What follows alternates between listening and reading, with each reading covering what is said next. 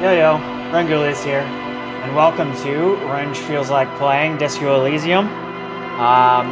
We're just gonna continue on playing the story here. I think we're on our third day, maybe our fourth. I think probably just our third day. Last session, we really didn't find out a whole lot. We ended up taking the body down from the tree. I guess we did find out a decent amount last session. I guess we figured out her name. We also figured out a little bit more about how the victim died. Found out it was a gunshot to the head. It wasn't the hanging. And then all the union workers are still kind of lying about what was going on there. And they kind of just blew that off like nothing. But obviously something's up. They're also protecting a woman who I believe is the same woman we talked to at the beginning of the game, right outside of our hotel room there, where she kind of seems to have some sort of involvement in this in the case. So I ended up sending our partner away to kind of clear up the body. So at the end of last session, I kind of was like, not really finding anything and not really able to do anything. I kind of have to wait until my partner comes back. So there's a lot of stuff that we can end up doing today. So hopefully it should be pretty interesting. So we're going to just jump right into it and continue on here. Obviously, I'm going to try and go to my partner, talk to the partner for a little bit, and then we're going to probably just come back upstairs and try and talking to this lady. I kind of forget what her name is, but she was like an assault victim. Apparently, what the union workers were saying was that the guy that was hanged was harassing her and apparently raped her, but that's still to be proven or investigated. There is still a bunch of stuff that we can end up doing. I do believe it's now Wednesday. I don't know really where to see that, but I do believe it's the Wednesday now. So now we can go and go across the water. Apparently the bridge is going to be open now. So we're going to be able to walk across, and we have a bunch of stuff that we can do across the bridge. So let's just start off by going to our partner and chit-chatting with him and see what he has to say for the day.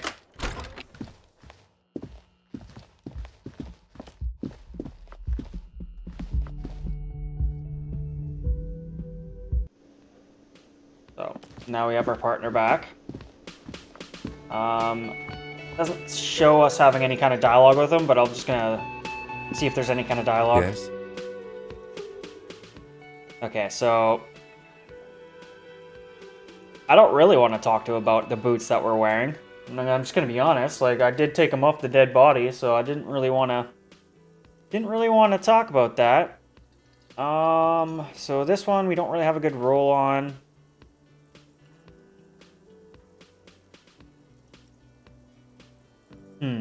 Okay, so there's nothing really to talk to him about right now.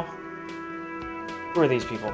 This is new. A couple new people showed up, so let's maybe talk to them.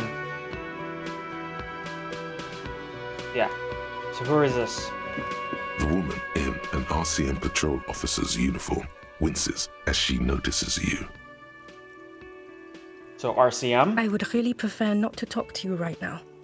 Okay. A patrol officer is the lowest rank in the RCM, below lieutenant and sergeant.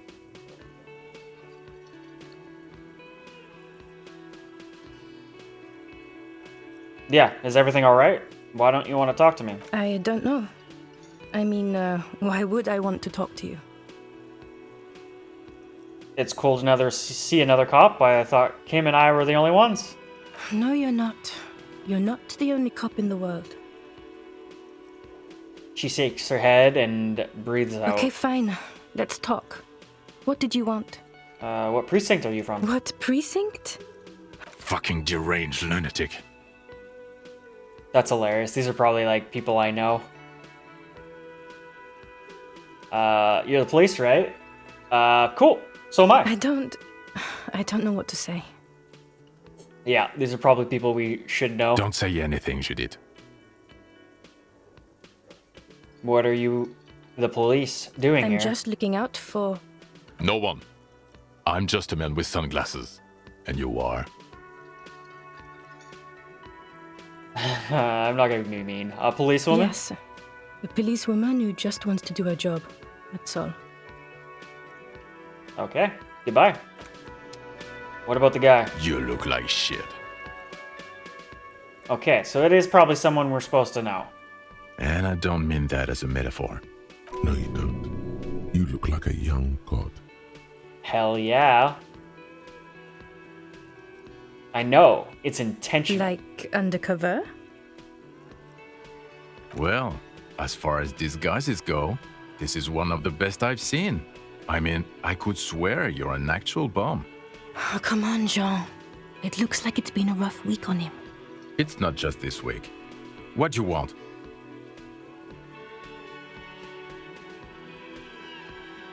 Okay, so that's not really a high roll. Okay, so I'm just gonna ask him who this is.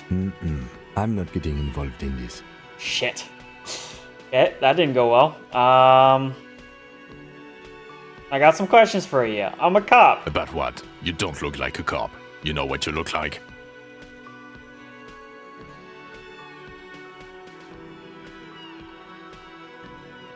A revolutionary? No, not like a revolutionary. He didn't answer your question. Who does this asshole think he is? A cop? Oh, man.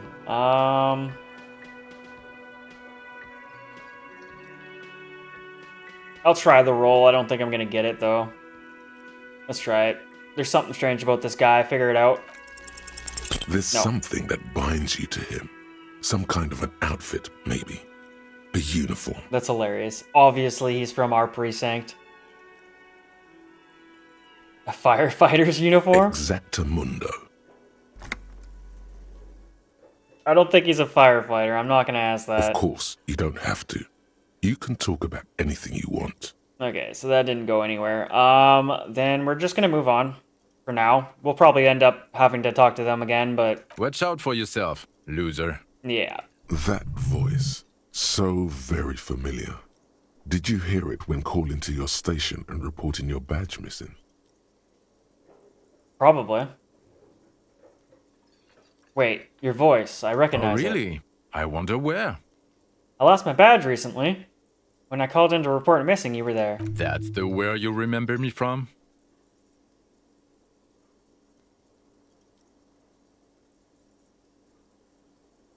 I'm just gonna be honest. I have a bit of memory trouble. You don't say. Goodbye then. The voice thing was a coincidence. Run along, asshole. Yeah, no, it's obvious that these guys are from our station. It's just kind of more or less, why are they here? But why are they here is probably not that strange of a question, seeing as how I've been acting like a complete fucking buffoon since I fucking woke up at the beginning of the game. Okay, what else do we have in here? So who is this? I don't think I've seen this guy either.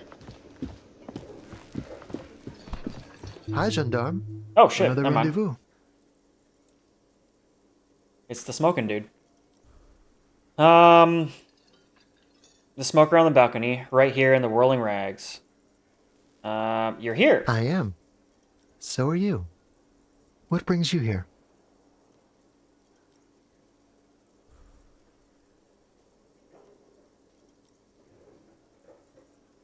What the hell does that mean? Tell me again about that muscular type who came to investigate the crime. I don't really remember. Why is that even a line of dialogue? Okay, I'm just gonna say I met your Sunday friend. You did. And how did you like him?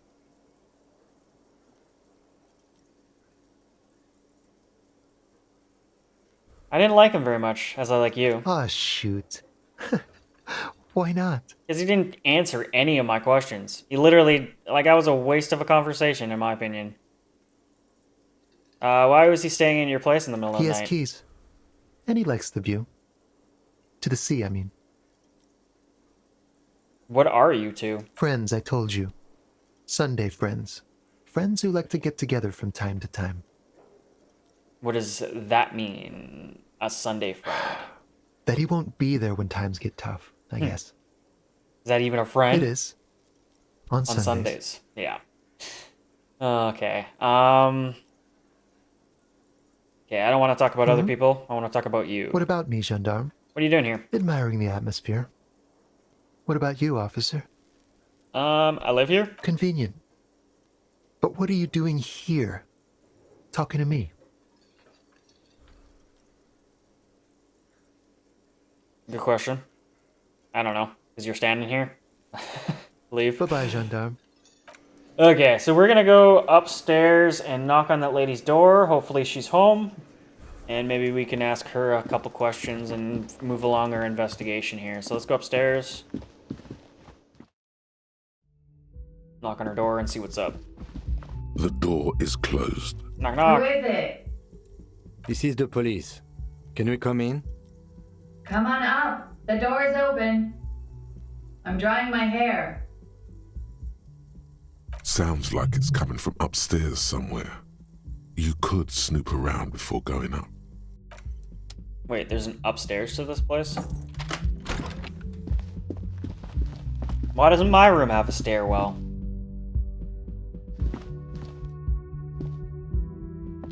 Okay, are we gonna... Come on. Hotel bill calculations. Looks like she's had an extended stay. Piles of dirty clothes. A woman's.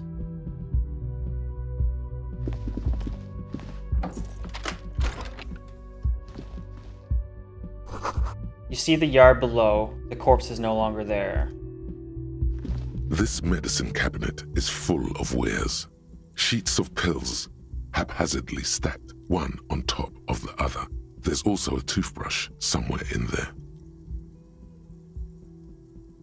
Look at the medication. Pharmaceuticals line the shelves.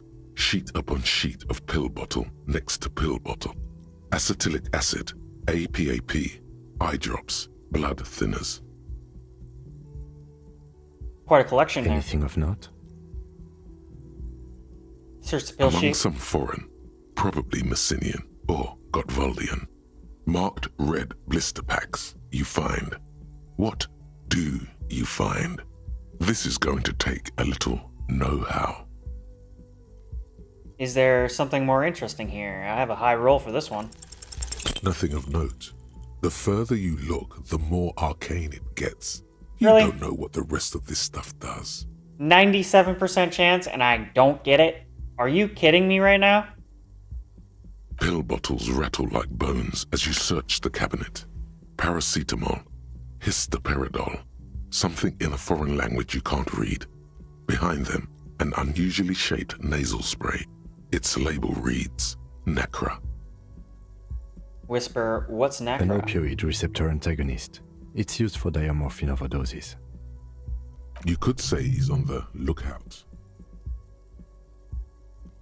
That really sucks. I can't believe I lost that. Like, how did I lose that? I literally had 97%. That's insane. So I would have to put a skill point into chemistry to check this again. I don't think I can level up, so I'm gonna... Well, I'll look at the toothbrush for... It's been just used 'cause. quite a lot, but not for scrubbing blood off towels or anything else interesting, it seems. It's clean of chemical odors too. Just some dried toothpaste on the handle. Okay. We're gonna move on. Actually, let's take a look. Yeah, I can't level up just yet. And then that would be where? That was electrochemistry. That sucks. I cannot believe I didn't get that. What the hell? Alright, let's go up.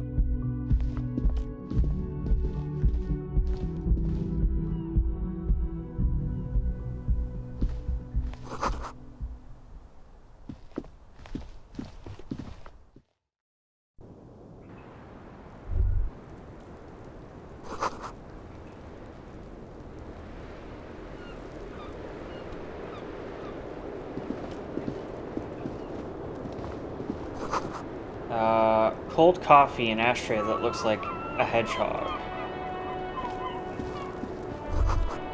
Handful of dried white flowers. Just as you look at the flowers, a gust of wind raises them from the roof, picking them up in the air. Move your hand fast. You catch a single white flower between your fingers. The rest fly off into the wind. It's a Maybell. Gain an item. The young woman looks at the Maybell in your hand. Just a glance. Then takes a drag of her cigarette. The lieutenant gives you an acknowledging little nod. Snap your finger pistols at him. Your 9mm semi-automatic finger pistols produce a satisfying snap. Strange for such a low-caliber finger gun to sound so chunky. The flower in your other hand is impressed. So is Kim. That's not entirely true. The lieutenant is looking at the door to the east and mostly misses them. Shit. So we got a new flower. 6 crumbling petals rest on your palm. They're white, a bell-shaped crown.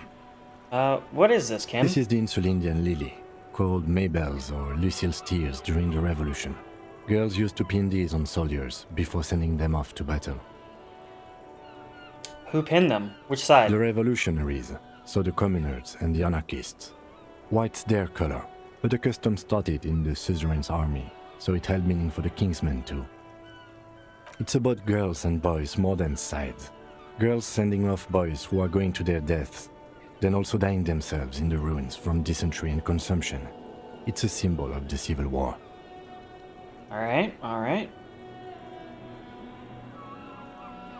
Does this flower blossom in early Yes, spring? but not this early. Not to my knowledge. It looks dried, preserved. Very well. The petals feel dry and fragile in your hand.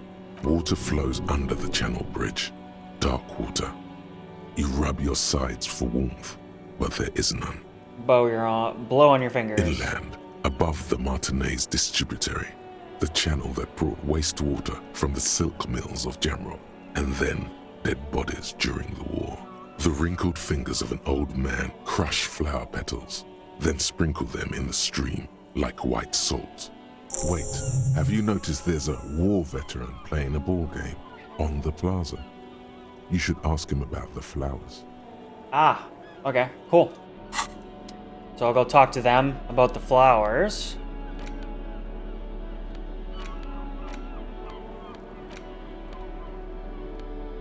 There's a couple things I actually haven't interacted with. These 2 books, for instance. Yeah, whatever, I'm not too worried about them right now. Let's go talk to the lady. See what she has to say. Welcome to the roof. The young woman has a cigarette in one hand and a cup of coffee in Her the other. hair is still slick from a shower. Below her silvery jumpsuit, an athletic young body, built long and lean, then toned over several years of self-defense training. You can sense it in the sharp pointing of her elbows. Self-defense. I guess the other dude was a mercenary. I was about to say, like, she has, like, self-defense training or apparent physical strengths. But she was an assault victim, but I guess the I'm sorry for the mess down there. assaultee was The cleaning lady hasn't come by in days. also a I'm military type beginning dude. to wonder if she ever will.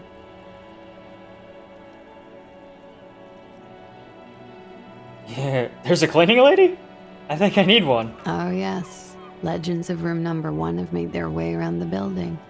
They say a portal to hell has opened in there. Disco Infernum. They also say that's why the cleaning lady quit.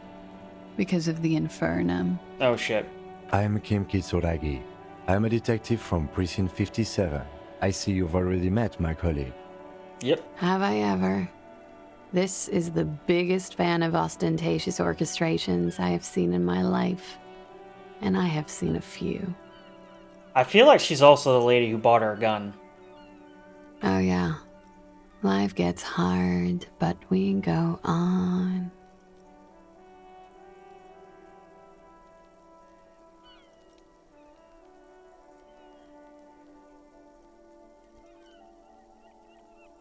How long do you think until the hard wears us down? Oh, I've got a couple of good years left on my warranty. She looks down at her body shimmering in the silver jumpsuit. Miss, We are investigating the murder of the man down there. The people who put him there have asked us to talk to you. Just make sure.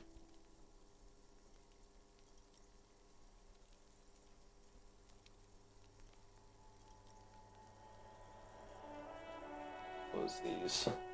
I'm actually kind of worried about my stream right now. Just give me a second. I just want to make sure that stuff is working properly.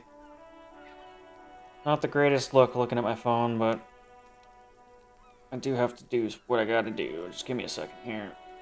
Kind of worried that my stream is really low quality right now. No, we're good. Alright. Okay, here we go. Huh. I see.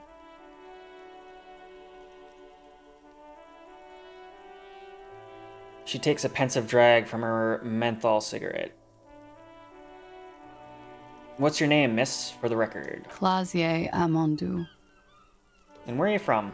Vredefort, Republic of Oranje. Republic of Oranje. What is Oranje? A bad memory, officer. Understood, miss. It's the past. People can't go back to the past. What do you do, miss? What's your specialization? Something stupid. What's that? Oranese lit. Like, literature? Oranese literature. It's what I studied at the university. And what's that about? Fear of failure, fear of death, how it sucks to be Oranese. All national literatures are. Only the name of the nation changes.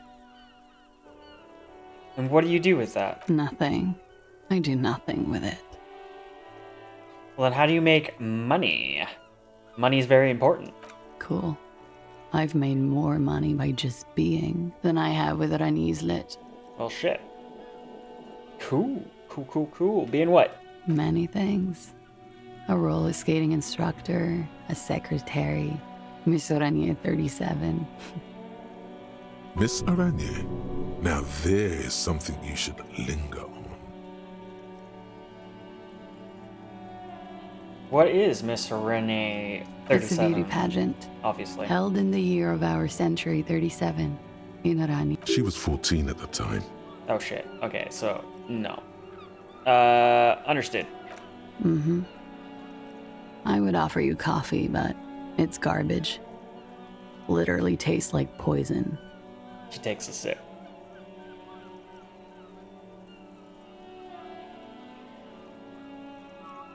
Why would I have to look at her password? I'm just gonna move on from these two, so thank you. That's all for the record. The record. So official. That's really forward of us to just come right out and say it. But that's one of the only options, so we're just gonna go. We're gonna go out there and say it. They tell us you were raped. It's a bit early in the morning for raped, isn't it? That's kind of what I was thinking. It's not that early. She looks around. The sun has risen over the sea. People are rushing to work below. It is. It's murderously early. I'm amazed I'm awake. Why am I even awake? So, were you? Yeah. I'm gonna go with not raped. I don't want to say that shit about him. By him, she must mean the victim.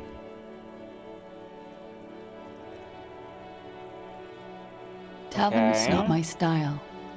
They'll have to, if they want to jazz up the charges, they'll have to get someone more, rapeable. Are you saying that you were asked to tell us you were assaulted? Not explicitly, but I understood what they meant. It wouldn't hurt to spice things up a bit. Some assault and battery. Sexual assault, maybe. It was clear the latter would be spicier. So then what did happen between you and the victim? We partied.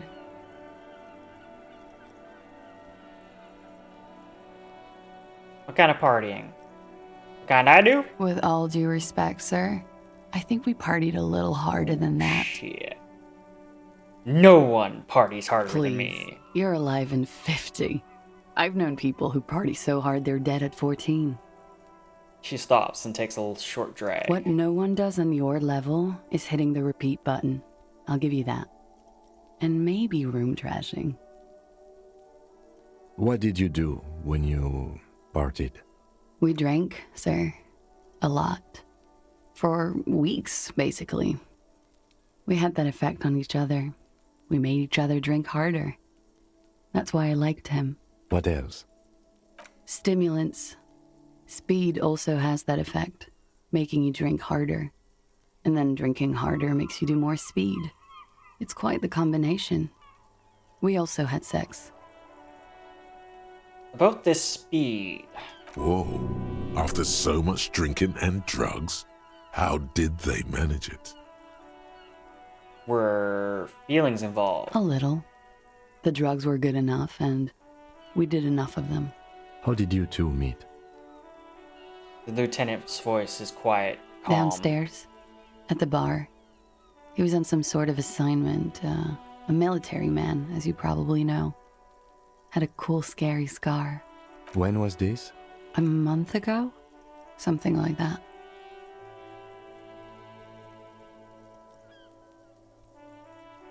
What can you tell me about him? Name, eyes, age? I'm sorry, I can't do it. Not right now. Later, maybe. I keep seeing him. Like he is now. I can't talk about his... I don't know. Hair.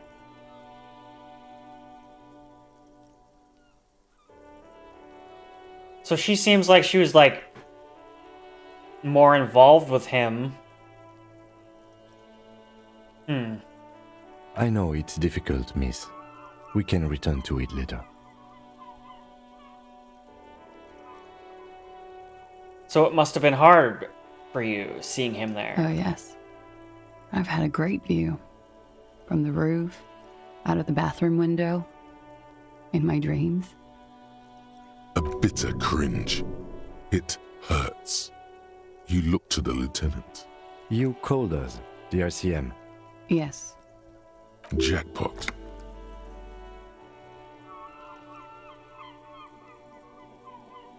The call, reporting the hanging, that was you? I made it. And I would appreciate it if you didn't tell everyone. In Martinez, they call it snitching. Because, yeah, she seems to be a little bit more involved with the hanged man. In terms of, like, relationship-wise than the guys downstairs. But the guys downstairs also seem to want to protect her in some sort of way as well. Reporting crimes is confidential in Revachol, miss.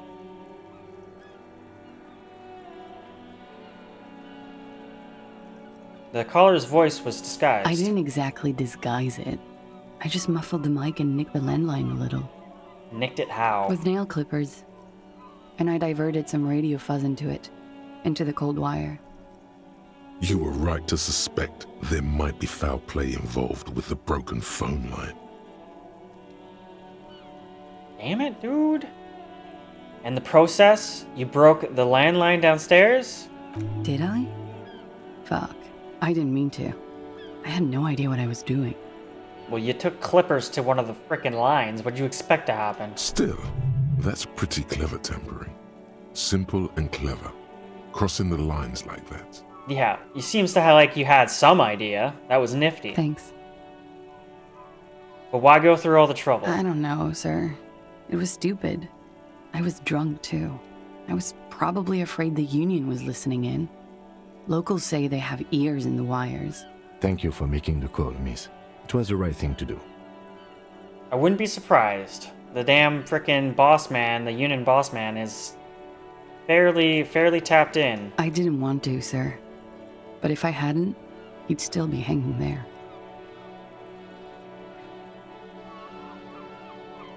So why did they hang him, if not for rape? He had something to do with the strike. One has been roiling since I got here. Rotten timing. But you probably know all about it. And his role in this strike was... I think he was in a security detail. He was ex-military, worked for Wild Pines, and against the Union. We didn't discuss work much, if you know what I mean. But I understood it was dangerous. And they lynched him for it? She nods. He wasn't lynched. Well, he was, but, like, that's not how he died. Why was there a bullet in his head? Bullet? They shot him too?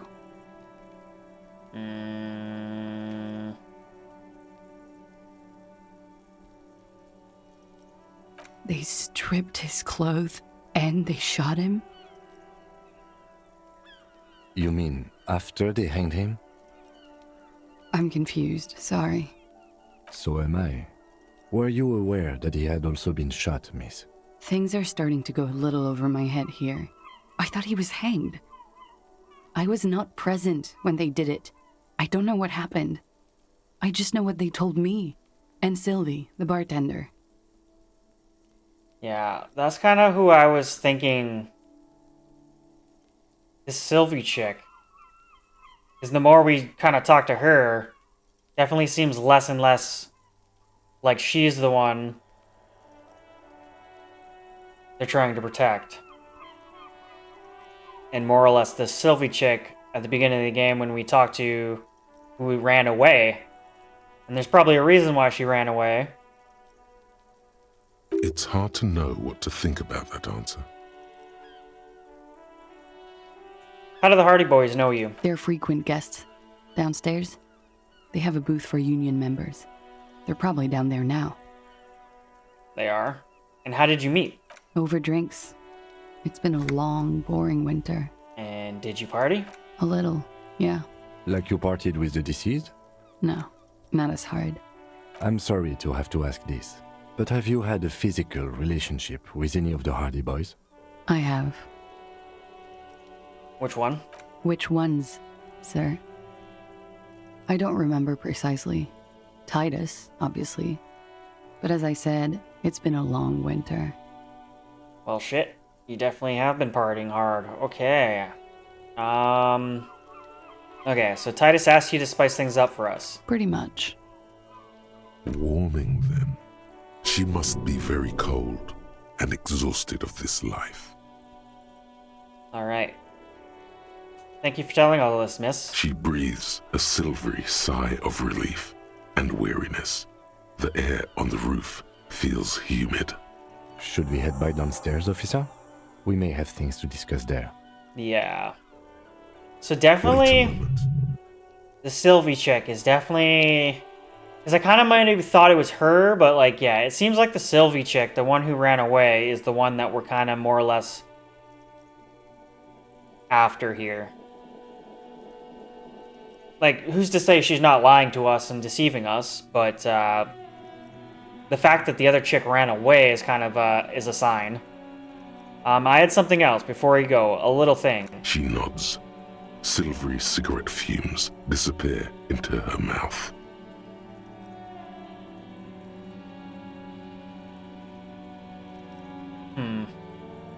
I guess I'll just keep going with the dialogue. Nice room you Yeah. got here. It's pretty deluxe. What are you doing here in the Rolling Ranks? I'm wintering. How long have you been staying here? About 4 months. I came in November. And why here? Here in the Whirling, here in Martinez, or here in Revachol? The Whirling. Because it's the funkiest building in Martinez. And because all the other buildings are bombed to hell.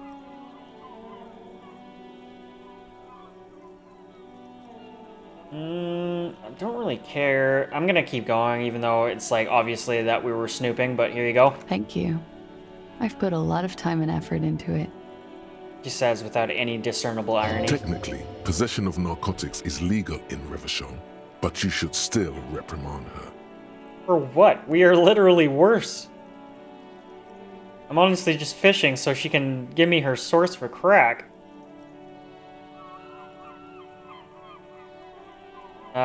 It was quite impressive. How did you amass such a With hoard? money, sir. It's not exactly the NT-star size caboodle I intend for it to be one day, but it's getting there. The collections include Nacra and an opioid Comes in antagonist. handy when you've done too many opioids. Is that something that happens to you often, miss? His tone isn't aggressive, it's inquisitive. Better safe than sorry. Yep, that's all. Very funky. I guess I have other Okay. questions. Watching herself reflected in the bedroom window, tall and sparkling and draped in smoke.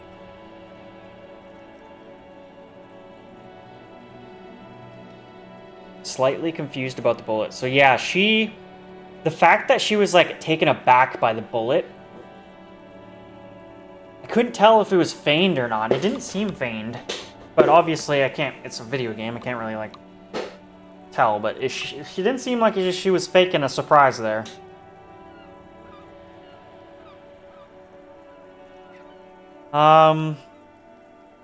What is it about this flower? She looks at the dried petals in your palm, then lightly touches one with her fingernail.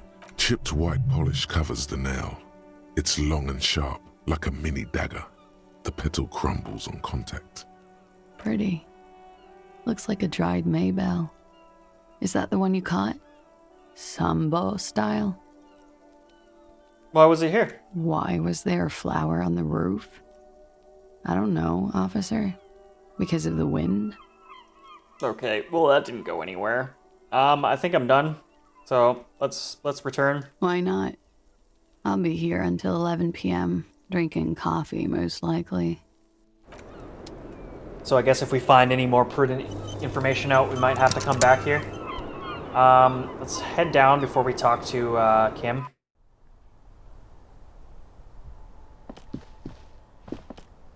This window is pristine on the inside, unlike the one next to it. Light from the desk lamp reflects off the glass in an untarnished golden halo. Run your fingers across the Smooth surface. as ice. There are spots of mud and rain on the outside, even smudges. But the surface of the window is clear from the inside. No chips, no hairline fractures. Following your lead, the lieutenant leans in closer to inspect the surface. Yeah, this window has been Looks recently like it, replaced. yes.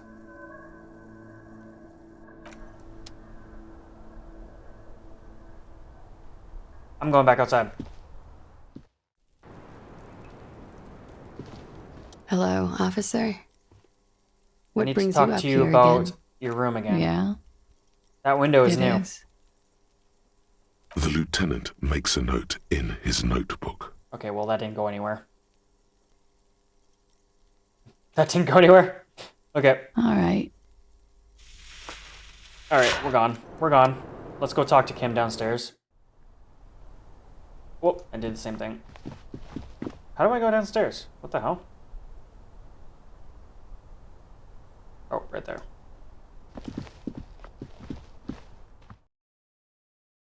Alright, let's just...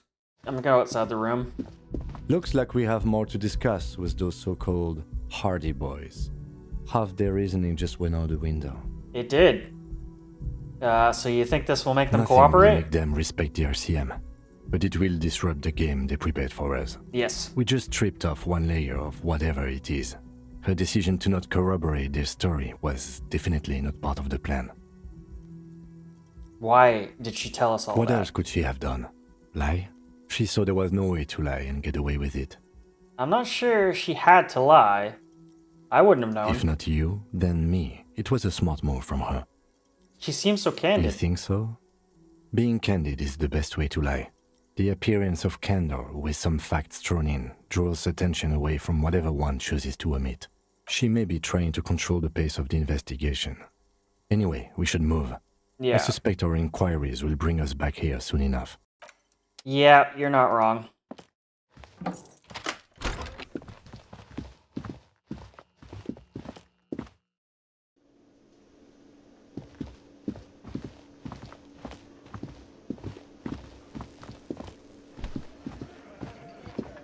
So do we talk to the boys, or do we go and do some other stuff? It is still pretty early in the day. Let's just talk to the guys. The clowns are still hanging around. What is it now? You lied.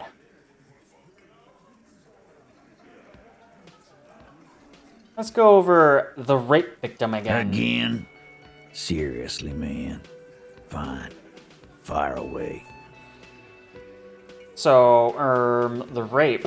When was that? We did it before we killed him. He's not gonna do it again. So what does it matter? It would help if we establish a timeline. All right. 2 weeks, maybe? I don't know. I need another beer. So this is Here you just go, boss. old dialogue, I guess. This isn't really new dialogue, so we're gonna just go and straight up tell him. Yeah, whatever. Fuck. I knew that fucking whore couldn't be trusted. Well, apparently you killed her boyfriend-ish person, her relationship For the guy. record, Titus Hardy did not explicitly specify the victim as a whore, nor did he say anything about trusting her. Oh, shut up and stay out of this, Liz. He raped her. He was out of his fucking mind. You have no idea. She's just in denial, asshole. You don't understand the traumatic experience. She's shutting down, and she doesn't fucking trust you. Yeah, she's crazy, you know. A crazy bitch. You know the type. She's fucked up.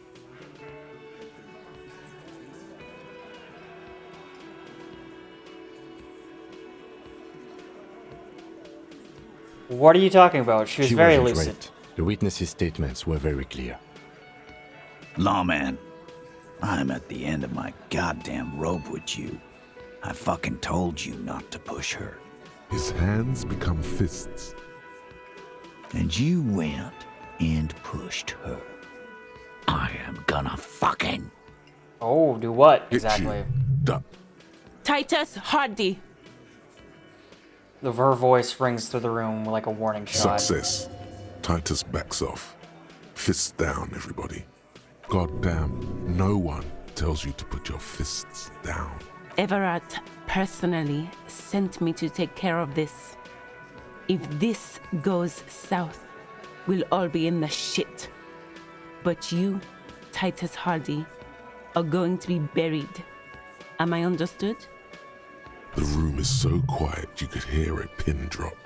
The rest of the cafeteria has gone quiet, too. Someone has to rush in to break the tension. The second in command. We still need to talk to Big Boy over here. I wonder, like, if they're gonna leave this area and we have the opportunity to talk to him Look, at some Papa, point. we know that that fuck was a rapist and a killer. We got him confessing to it on tape. Show it to him, T. What's the harm, right? Here, jerkwad, listen to this shit. And then come back and tell me the soldier of the apocalypse was an innocent man. Where did you get this tape? You think we go into this shit deaf and dumb? You RCM aren't the only ones who know how to bug people. There's no university degree for that. So you bugged him. How? We have machines. We're in logistics. How do you think a harbor works? It's advanced stuff. Oh, yeah. Understood? You've listened in on their communications. How long?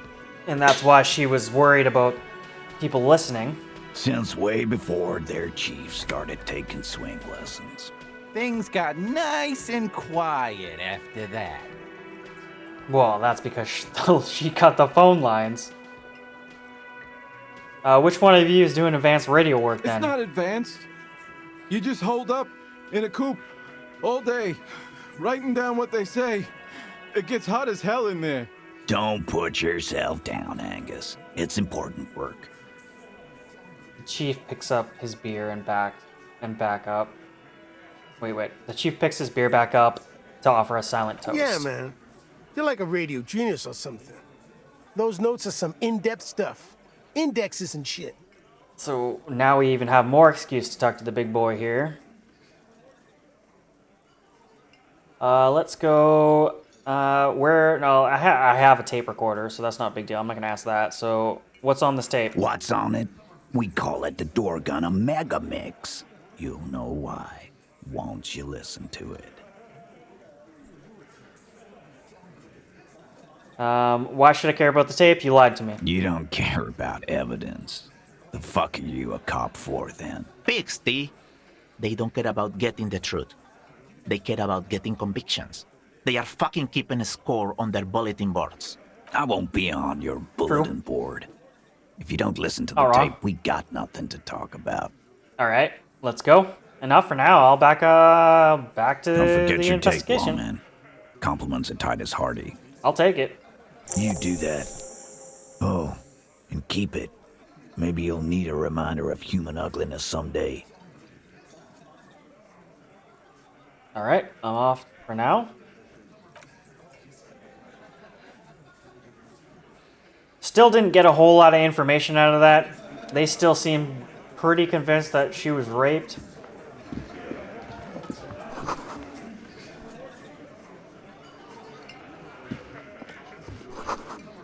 And who's to say that she didn't?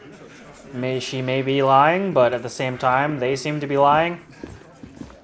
Alright, so let's go ahead and...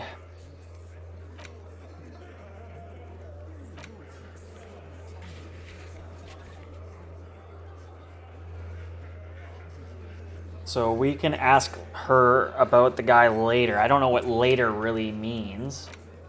The old guy in the uniform playing... Okay, so we can talk to the old guys in the yard playing with their balls. I can listen to the tape. I need to cross the bridge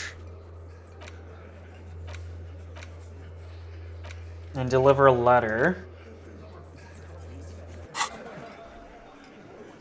Okay. So first off, we're going to listen to the tape right now.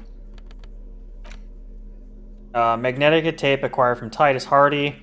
Supposedly holds records of mercenary task force radio communication record via a decryption station. Not a good omen. Requires a boombox to play. The portal reel is just what you needed. I have the a tape reels player. Attached to the apparatus with a satisfying click. The tape is rooted behind the magnetic reader. It's a good thing I bought the tape player. I knew I would need it. Play the tape. Push command set, and the tape starts spinning. Violent static and machine sounds fill the air. This isn't Revachol. This is a fucking village. I can almost see the elephants. Some kind of machinery. The harbor. That's the son of a Kvalson crane. He's right. When this shit is done, I'm gonna tear that place up. Soldier of the Apocalypse style. Kill shit. Dogs and chickens too. Gonna run a room, Cordy. A real nice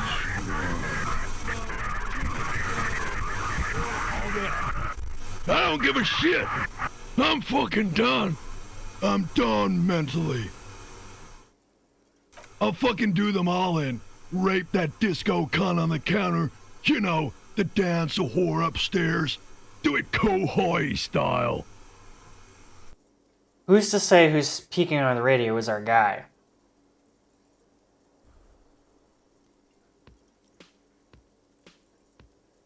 Because if they were in a relationship,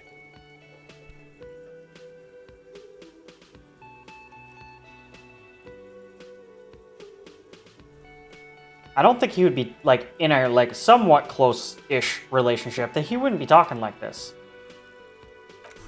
Never did get that taste out of my mouth.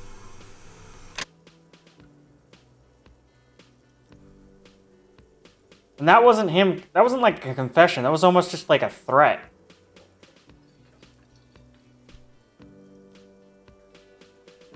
That wasn't like a, like I did it. That was more or less, I will do it.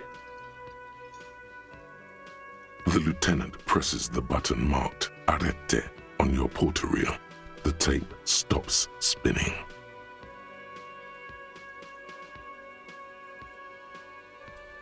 What was that at the end? Silence? End of recording.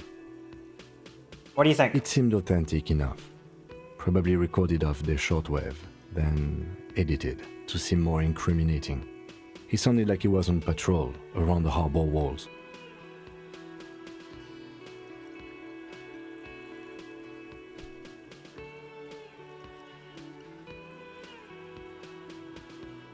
Yeah, I agree. He sounded a bit inebriated. Still.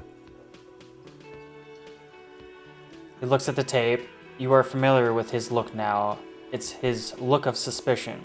Who's Cordy? One of the other mercenaries, I think. The one he was talking to. A friend of his?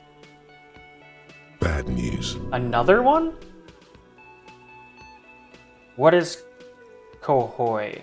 A village on the Samaran Isola, in South Safre. Grad committed war crimes there, the kind of thing he talks about. What do you think? You think he was there? Who knows?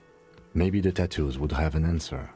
Or maybe Kohoi is just merc talk for atrocity, slaughter. Okay, what now? I think we've got a few more questions for class here, don't you? This seems to contradict her testimony, at least to some degree. Yeah, not really though. The only thing that, yeah, it would kind of contradict is the fact that he kind of sounds like he's talking about her in like a really bad light. Not necessarily some kind of like decent relationship or like any kind of relationship. It almost sounded like he had no idea who she really was.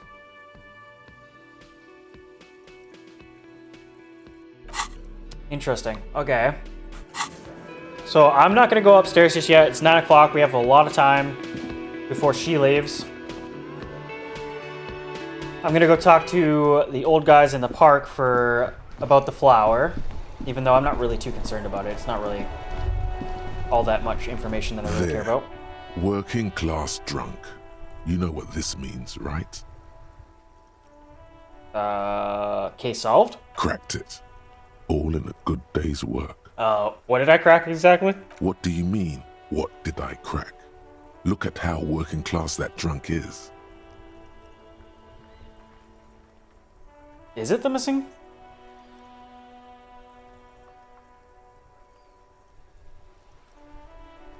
It's not the missing husband.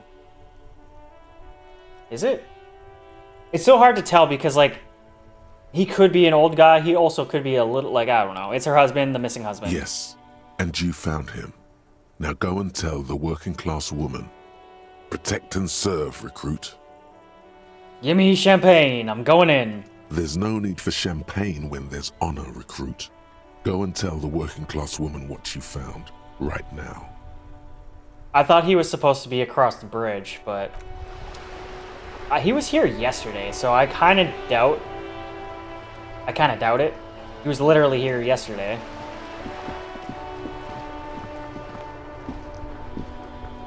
Okay, anyways, let's talk to these guys about the flower. The flower. Officer, God damn it. Pull yourself together, René. What do you want?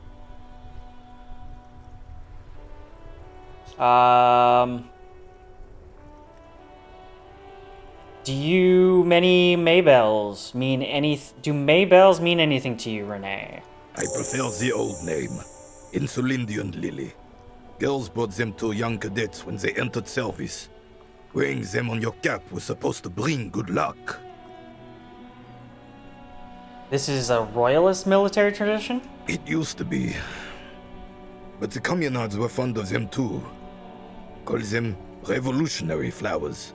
Bells of the revolution. Well, did they bring you good luck? You know what? No. They brought me misery. Oh shit. False hope. And disappointment. The revolutionaries sullied them. But it wasn't the revolutionaries that sullied the idea for you, was it?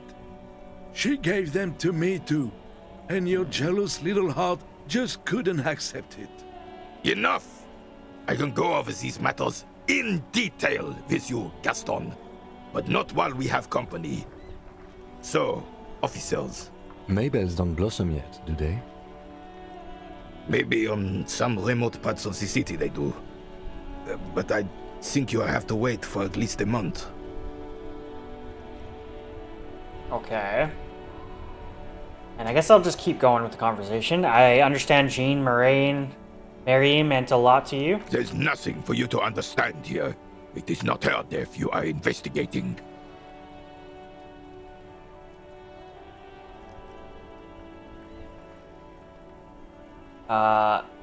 Were the circumstances of her death unusual? Absolutely not. She died of pneumonia in her bed at the age of 79. This is highly usual. Okay. What happened with you, Gaston and Jean-Marie? I was 22 when I returned from King Guillaume's Akira operation in the south and found my sweetheart in the arms of this wretch. I won her back. but while I was dealing with some issues. She kind of sounds like a thought. You were like a dark cloud sucking the joy out of every living thing around you. And you hurt her. I Looks down at his boots, lips moving, but the words are Those inaudible. days and memories are gone. He nods and looks at Renee with something resembling compassion. The old soldier says nothing, but when his glance quickly runs over Gaston's face, there's an odd look in his eyes. I really need to get another boule for these guys. I don't know where I would find one. Okay, so I talked to him about the flower. I gained a level out of it, so that's something. Does he have anything to say about the flower? It is such a pleasure to see you again, officer.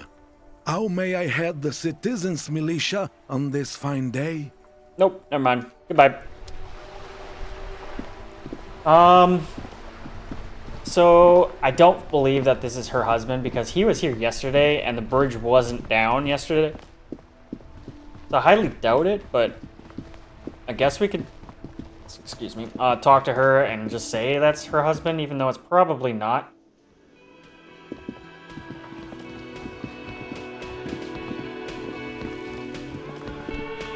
Let's see. Oh, hello, dear. There you are again.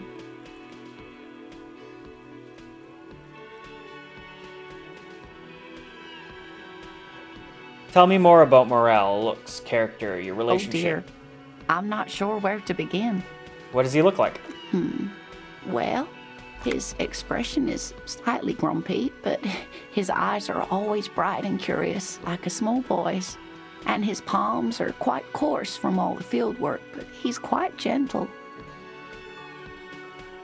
Let me try again. If I were to meet him on the streets, what would he look for? Well, he's a bit shorter than you, but with a larger frame, and he has longish white hair, usually a bit uncombed. You might say wild, even.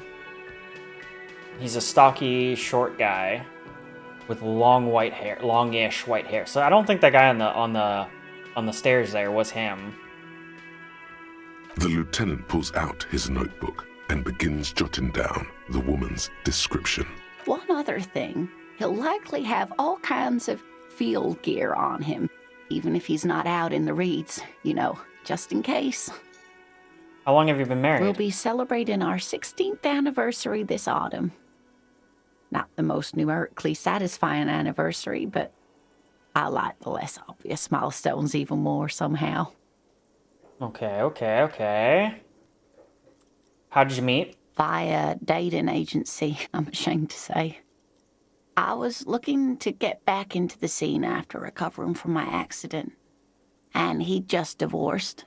Yeah, because 16 years doesn't actually seem that long for, like, what seems to be, she kind of seems like she's, like, upward 50 plus at least, right? So it's, like, probably even more than that, right? So it kind of seems odd that 16 years, it seemed really low, actually. We hit it off, and, well, here we are. She's skipping over some important parts. Perhaps you'll find out more later. All right, I think I have all the information I I need. hope I've been useful.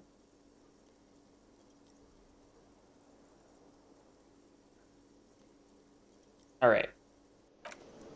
So now I'm confused.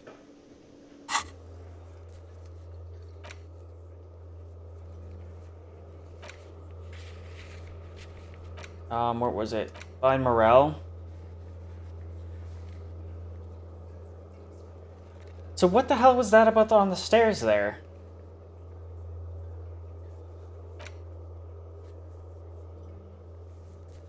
Weird. Because I had like a whole freaking self-dialogue thing on the stairs there saying I found the husband, but clearly that was just in my stupidity. Okay.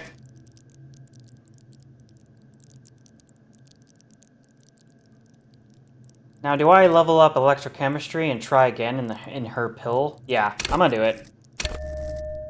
Oops, I don't think I actually... Wrong thing. I don't think I actually saved that. So let's go... Oh, no, I did. It did. Okay, never mind. Let's see if we can try that, the pillbox again. I don't know if it really matters. At this point, we've already talked to her about it, but let's try this again.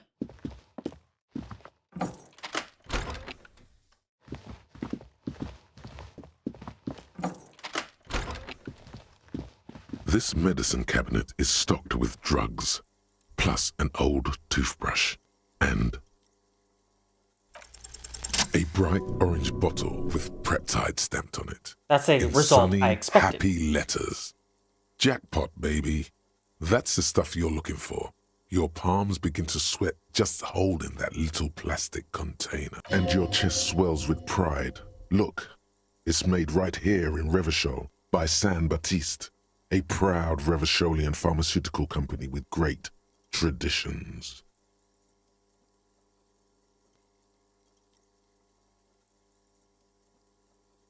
What's so exciting about this bottle? It's speed, man. I know. Just what you were looking for. They call it dextroamphetamine and talk about psychological disorders. But what we're seeing here is some scientifically advanced trucker speed. Okay, it's a good thing I'm good at interfacing. I feel like if we mention it to the officer, it's gonna probably lessen this role. I'm just gonna take it in secret. Silently, the bottle slides into your palm. Then, as you turn, into your pocket. Hell yeah, there we go. Feels so sleek and beautiful. You got it. Here comes the afterburner. Time to become a super detective again, Harry. Just put it in your sweaty little hand now. Close the cabinet. Hell yeah, there we go. And now the question is, should I just like start popping it right now or what? Oh man.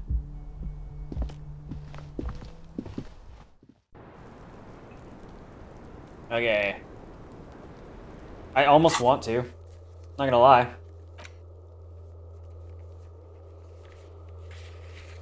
I just wonder how that's gonna affect...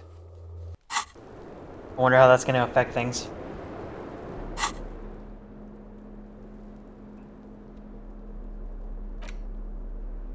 And I have 5 uses of it. Motorix, -1 morale. I'm just gonna pop in. I'm gonna pop one, just cuz. Now that you've acquired some stimulants, it's time for a little pick-me-up. Time to detect.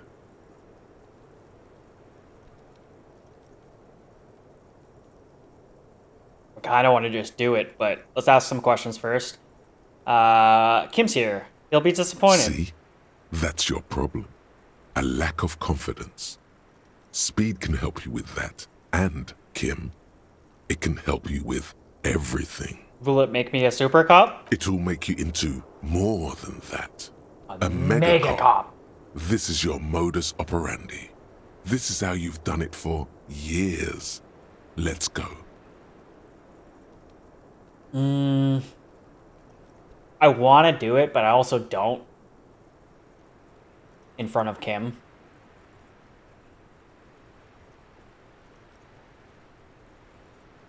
I feel like that's going to mess some things up. Who cares? We're doing it. You raise the Preptide bottle, press one nostril closed, and inhale furiously with the other. The rush is almost immediate. It tastes bitter and caustic, and stings a bit inside your nose. Substance use, speed, St. Baptiste Preptide. Mamma mia! Now the taste is slowly receding into your throat. The rush is growing in intensity, your little heart pounding like a bird in a cage. A sweat breaks out across your brow. Your jaw clenches. Whoa, this shit is strong. This shit is disco.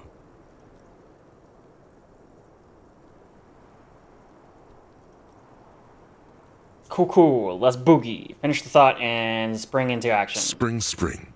Everything is clear around you. You're ready to concentrate on the next task in the task chain.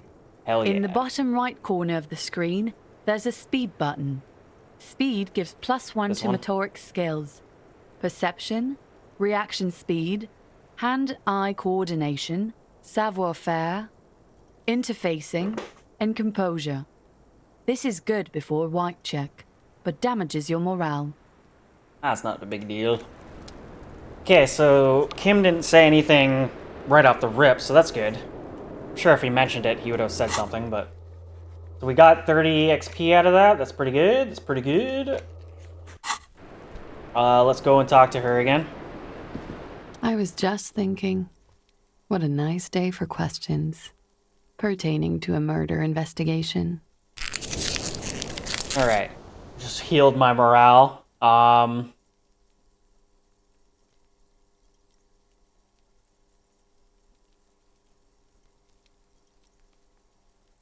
So, Titus Hardy gave us a recording where the deceased states his intention to commit She rape. puts her coffee cup down with a soft ring as the porcelain meets the metal table. Did he? I never said he was a good man, or that he had good intentions. Only that he was never bad to me. On this tape, he specifically identifies you as the target. Where did they get this recording exactly? It's intercepted radio chatter of the deceased, recorded via a de-encryption station. It's authentic enough. Does he say he's gonna do it Soldier of the Apocalypse style? Something to that effect, yes? The phrase was used. The lieutenant checks his notes and nods. That was practically his pickup line. She picks up her cup back A up. memory surfaces in her tired neocortex. It's not entirely unpleasant. Did he say whores a lot? Was he pretty much on the verge of doing it Kohoi style? Yes. Yes. Yes He and liked yes. the way it sounded when he said it. As to Kohoi, The young woman lights a new cigarette with her butt of her old one. he wasn't actually there. He didn't do a tour, or at least didn't tell me he did. Would have been overkill anyway. He lived his own little Kohoi. It wasn't his everything.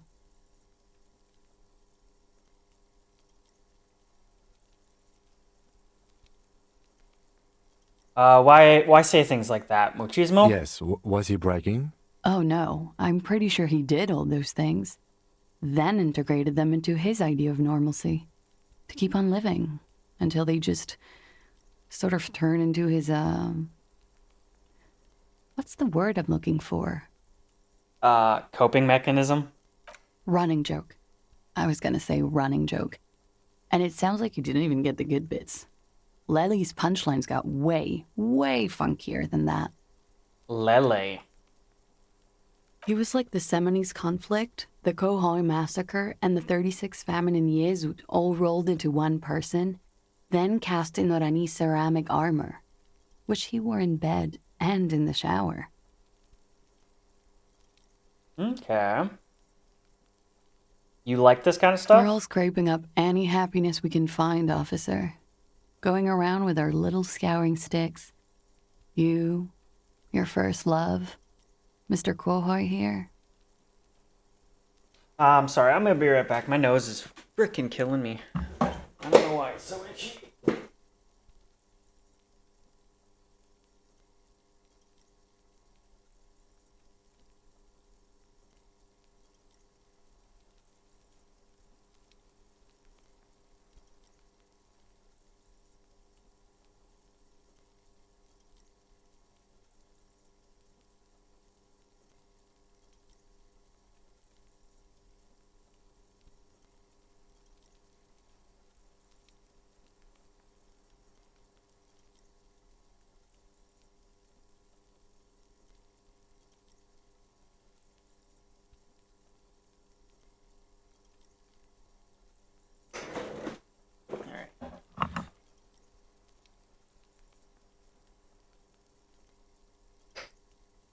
Did he tell you he had actually done any of those things? He and Martinez, I mean?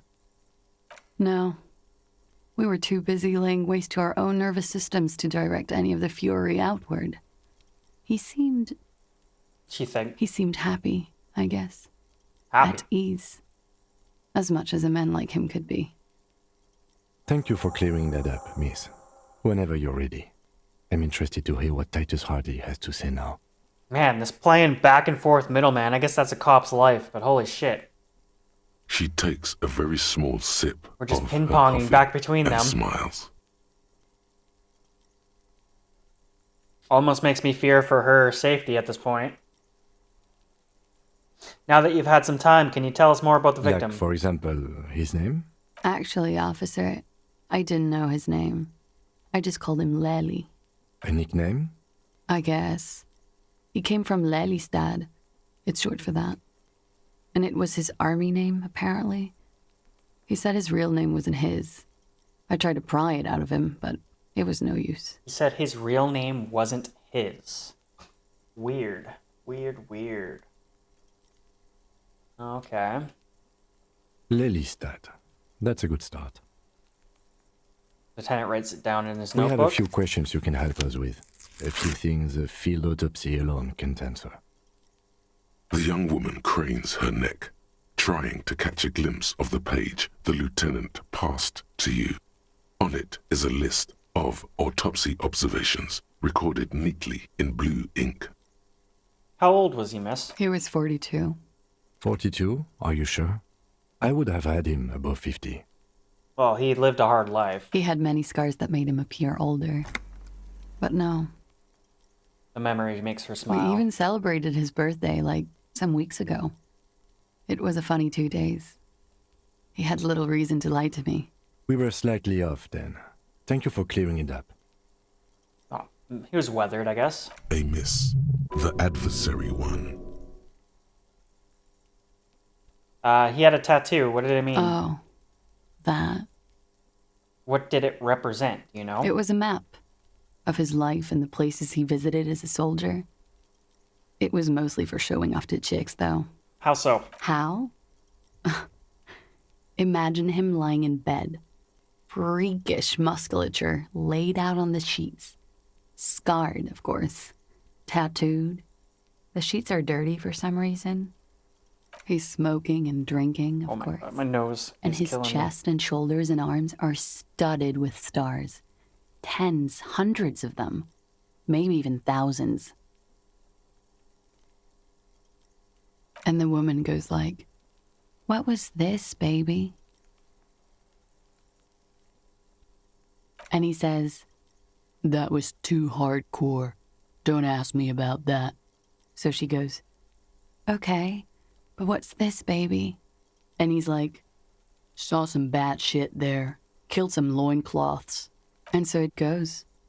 Star after star, port after port, third world country after third world country. And he's done horrible things in every single one of them. Well, shit. And you were the woman in this. Oh, yeah. Can you tell us precisely what these mean? No, thank you. I've seen enough of him dead. I can tell you what they meant without looking at them. She pours herself some more coffee. Go on. He was a blue-eyed boy with thick arms, from a small town. He was also poor, and the government of Oranje needed some people killed, so they turned him into a grotesque killer. For money. He went to Killer Academy in Vredefort. Then he killed some people on the Seminine Islands, and on other islands too. All of the islands. After this, he came to Revachol and got killed himself. Not a very fun story. It is when you're high. It can be very exciting then. You have the tools to deal with it. It's not a very nice story to remember when you're sober. A change of topic? His eyes were blue? Yes. Light blue. They were like little blue galaxies. It was strange, seeing those eyes in his fucked up face. Pardon the swearing. I do him an injustice. He wasn't ugly. And he had a beautiful, soft voice. Very surprising, what with all the scarring. Soft voice? It was quite something, watching him speak. Didn't sound soft on the recording. He had a combat wound on his chin and mouth? Yes. Severe. It made him look like half his face was cracking away in some strange smile. That and those eyes. It's clear she was very much attracted to him, and still is. You found him attractive? Of course. He was the most strangely beautiful man I've ever been with. And I mean that. And now, he's dead. A pity. Ah, yes. His hair, if you can remember? It was light brown, almost blonde. He darkened it with brilliantine. Okay, Made I was oily. like, he had dark Not hair. nice to stroke. I couldn't convince him to leave it alone. Where is Lelystad, the place I mean? In Oranje, officer. It's, I think municipality is the term. A nowhere town there. Oranje? Oranje's map of waterways? This fits with his tattoo. You were almost right, officer. That means his race was occidental, not mondial. I'll update the form. Okay. You were both from Oranje? Yes. We were compatriots. Okay. Did that bring you together? No. He was too old for that. And from another part of Oranjenrijk. I didn't even understand his accent. What brought us together wasn't Oranje. It was bad habits. Sex, alcohol, speed, probably also sildenafil, and violence. No love for Muta Oranje? Wasn't he a soldier? A military man, but not... Well, he was like... Well, I guess we're being told he was a mercenary by other people, but... No. He left the National Service after they taught him to do what he did on Seminine. He wasn't the flag-waving kind. He was the making money, killing people kind. Yeah. He was by no means a stupid man. A people person. A small platoon leader. Certainly not a patriot. A flash of rage comes over you. The words have already left your mouth. A disgraceful mercenary. The Oranese state could have checked his breast for sublime patriotic rage before they trained him. Had he passed that test, we wouldn't have gotten along. Come to think of it, maybe it was our hate for Oranje that brought us together. I love Revachol, though. I hope she loves me, too. A column of air encircles her, brushing gently on the metallic silver fabric that covers her shoulders and her long, slender arms. Revachol chooses carefully. True. It did not love him. The feeling dissipates. The cold passes. All right. The woman's eyes follow yours to the piece of notebook paper. Okay. I think we're finished with the line of questioning. Hand the lieutenant back his notes. Lieutenant puts the slip back in his notes and observes the young woman for a moment. Gracefully, she pours herself more coffee. Yeah, she seems very, very calm about the situation. Obviously, she's had some time to think. Okay. Let's return to this matter later. Interesting. I don't really know what I got out of that. Other than I should go back downstairs. Playing telephone here. Go and talk to the guy again. Saying, are you a liar? I almost want to listen to the recording again because I kind of like, what did she mean? Yeah, I'm going to just quickly do it. I probably won't listen to the whole thing, but...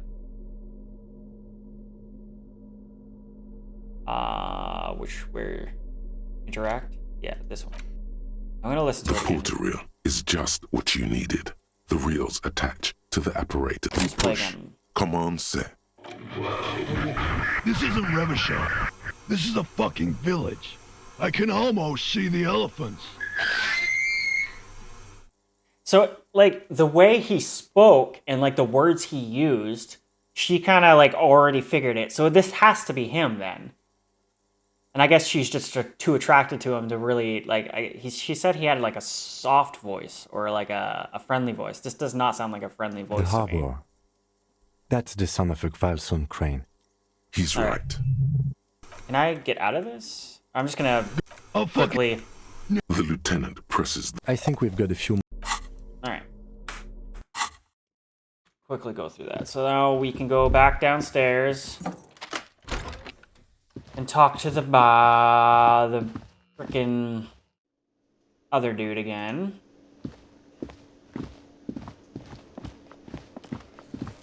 It's still 10 o'clock, so we have a bunch of time left in the day. We have a couple things we can do still, besides just talking are still to them. hanging around.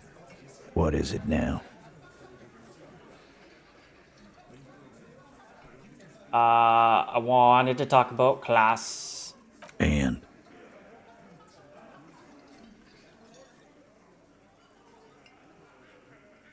She stands by what she said. I'm almost worried about her safety at this point. Fucking fucker. You're the worst cops in Revachol. I gave you gold on that tape. Gold? It sounds pretty doctored to me.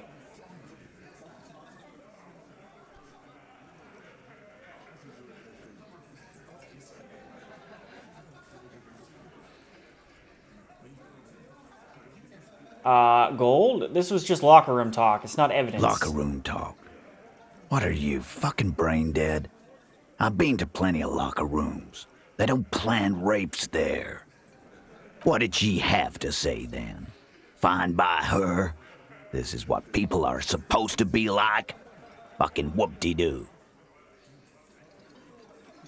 It did not come as a surprise to her, and she definitely wasn't scared. Yes.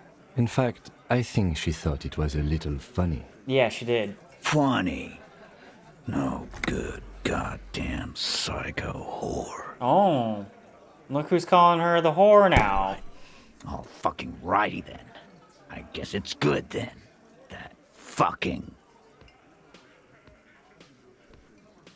Please try to control yourself in the presence of visitors, Titus.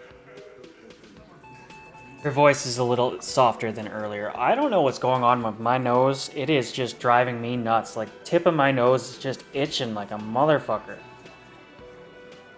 Sorry if it's distracting, because it's frickin' distracting the hell out of me. This is just perfect. Just fucking perfect. Any thoughts on this, lawmen?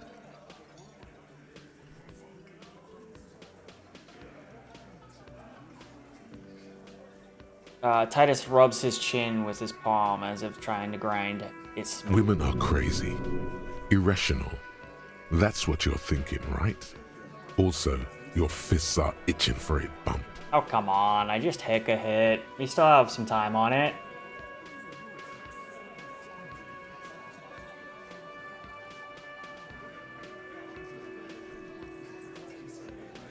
Maybe she isn't who you thought she was. Yeah, I know her. She's just a girl. In over her head.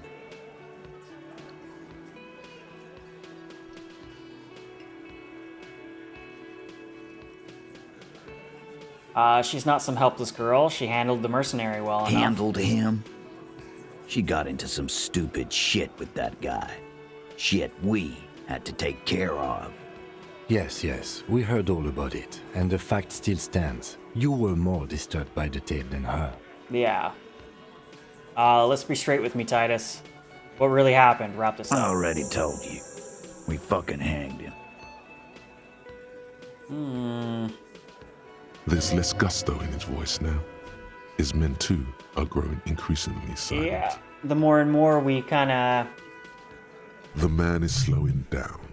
Looks like a Question bad this. blood sugar crash. He can't keep track of all the variables anymore. Come on, Titus. We know you didn't hang him. He was shot. I know you're tired. So am I. Why don't you just... You know what? I am tired. I'm tired of you and the whore Yeah, upstairs. I'm a little worried about her safety. Next time you see her, tell her Titus said, "Fuck on!" Oh. This is the petulant rage of someone who's at the end of their wits. That lying, scamming. We're done. This is over. You understand? Your little investigation is over. Yeah. There's silence in the room. Alain starts saying something, then thinks best not to. On the floor, beer drips out of the can into a small puddle. No one does anything about it. What is this quiet funeral shit? All we need is some beers in us. Bartender, 20 beers for the Dock Workers Union. Why do we make it 40, huh? Why do we make it 100 beers? You're not loud enough. 100 beers? Now we're talking. Now we're talking. Hoppity hop over here, cafeteria manager. The window might be closing. The more beers they get in them, the less cooperative they will be. Yeah, I don't have much in the way of intelligence here. This is not gonna go well.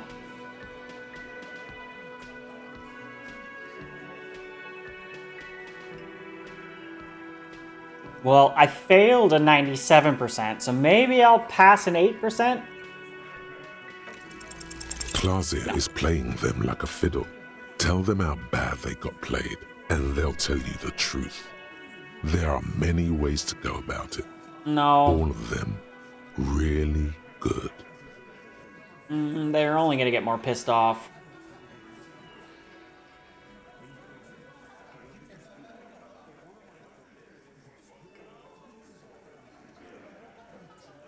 Yeah, I don't really think antagonizing them is gonna really help.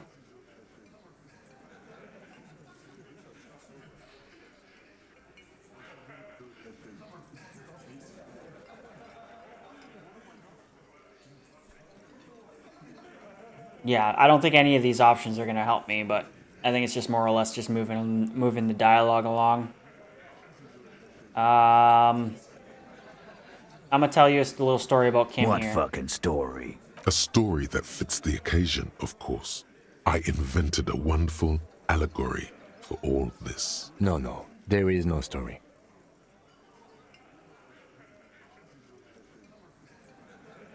Okay, you see Timothy over here? He got himself into a jam. Let's not do stories. Let's do questions. Oh, come on. No. Don't listen to him. This is gold stuff. Now let's get didactic. Kimmo got to thinking he could just trust this bad chick because she was hot. So he asked her to lie for him. She promised she would, then rattled him out. Almost cost him his job. So you got played, huh? Good. You got his attention. Now rewarded with a metaphor. Like a damn deck of cards. Yes, like a deck of cards. The point is, this allegorical Kim should have just told the truth. You need to man up and take charge, little guy. Shit's gotta be equal in a couple. Listen to your buddy Titus here. Nothing like this would ever happen to a hardy boy. Thank you. I'll try. Please understand that Kim in this story was an allegory for you. You shouldn't try to hide the truth. Sure. Benaclard. Allegory. You didn't get played. Titus did. I'm gonna do you a solid and change the subject. I didn't think this was gonna go anywhere. We failed A man the check. like Titus is way too confident to get that analogy. This man would rather live in a fantasy world where he isn't a complete loser. You need to be more forceful the next time. Alright. Let's take off. Rhetoric is not our strong suit. Like, if I look at my skills right now, where is that? That's in intelligence. I have 0. It's like my least valuable skill right now. So, that's not good. I definitely regret picking a physical character the more I play this game. Maybe it'll come into handy later on, but damn. I'm sure I'm missing out on a lot because I picked a stupid character.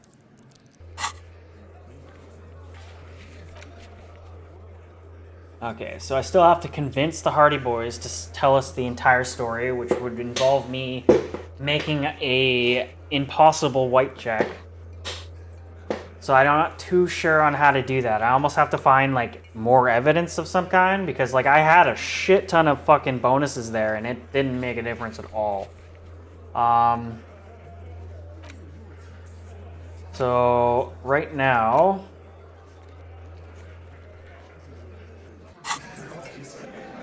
what can we do? I'm gonna steal this money if it's available. 50 cents. 50 cents is 50 cents.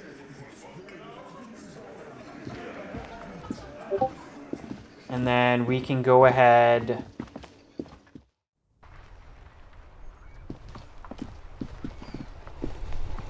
So I have some tasks that I need to do.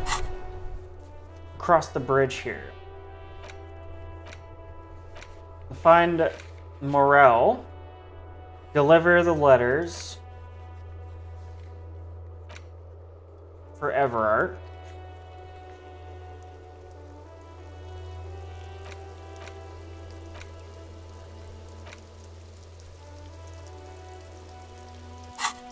And you know what? I'm actually... No. We're gonna go across the bridge. I was gonna... Droplets of rain fall on the white on blue police livery of the motor carriage. I was gonna... I'm thinking about calling that, the old cafeteria lady back. Because we should be able to still call her if she's gonna answer at this point. But I feel like she has a lot more to do with this than we were initially led to believe. Do something important? Something murder-related? There's always something important. Doesn't mean you can't take a moment to admire this piece of machinery. Even at a standstill, the unibody Caprice Kanema looks sleek and dynamic. The cabin is tilted frontward to give it a more aggressive, hunched look. Someone has waxed it recently.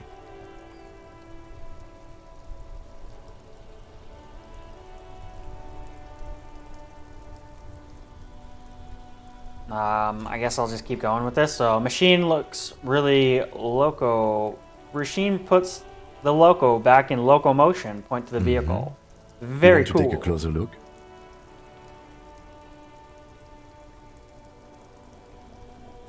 Fine machine. Run your hand over the smooth metal surface. An extraordinary machine. It's nice and all, but why so modest? Put some zing into it. Flare it up. Slam it down. It's literally it's a bit police car. girly right now. Fit it with some proper off-road components. You need to slam it, Kim. Make it more imposing. Sorry, I'm not following you. Lingo it up. Drop the ride. 200 mil.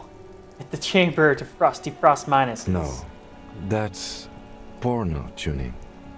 Use bigger words. It needs a massive aero kit and gargantuan rooftop mounted. Porno. That's short for pornography. Oh, man. What's wrong with pornography? That's a negative on the porno. Thank you, though. Alright, let's get a move on.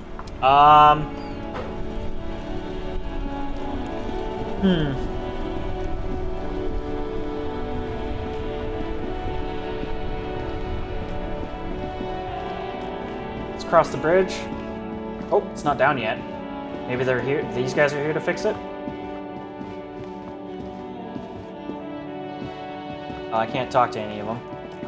Let's see if I can press the button. The sign's gone now, so that's good. A rusting control panel with loose wires dangling out from the hole where an indicator light used to be, and a mechanical lever sitting in the middle. Pull the lever again. You grab the handle and pull the lever up. As soon as the metal connects against the contact pins, you hear a loud clunk. Then the water lock starts moving. Hell yeah.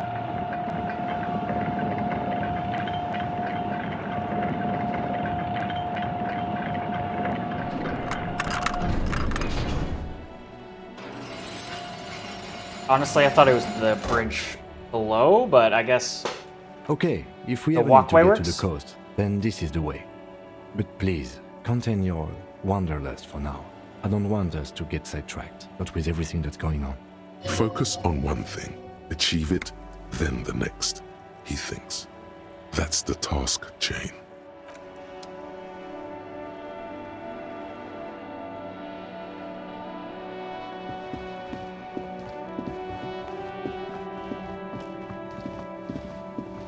Don't know what we're gonna find over here, but let's see. Radio relay hums with electricity. Pretty much just like interact with anything. Anything and everything.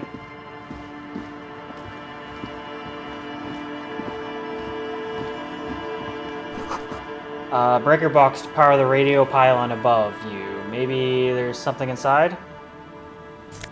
Ooh, 90 cents. 90 whole cents. Oh, and I missed money over here. Let's go over there. Pick up those cents over there. 55 cents. I got a whole dollar here. Just by picking up, you know, loose change. What's this?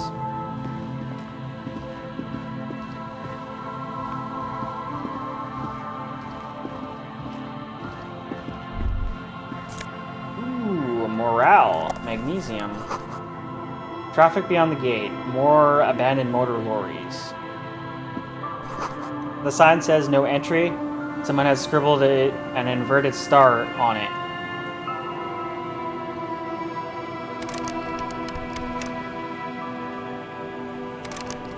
Okay, so there's nothing to do in there. Okay.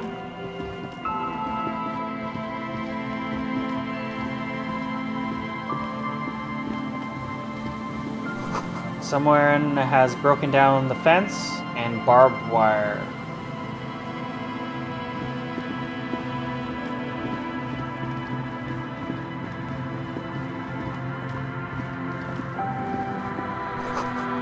The swing is missing. No one's been here for a long time.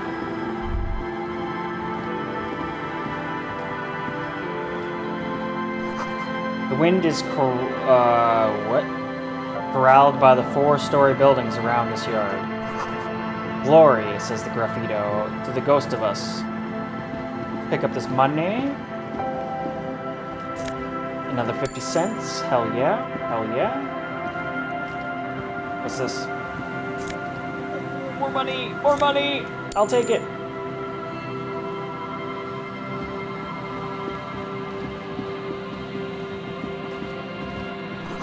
Someone has left their music collection beneath the tarpaulin. The smallest church in the Saint Sains. Or Saint Sain. I don't know. I'm not French. I can't pronounce that. Okay, what's in the barrel? Plastic tear, I'll take that. That's cents. More cents for me.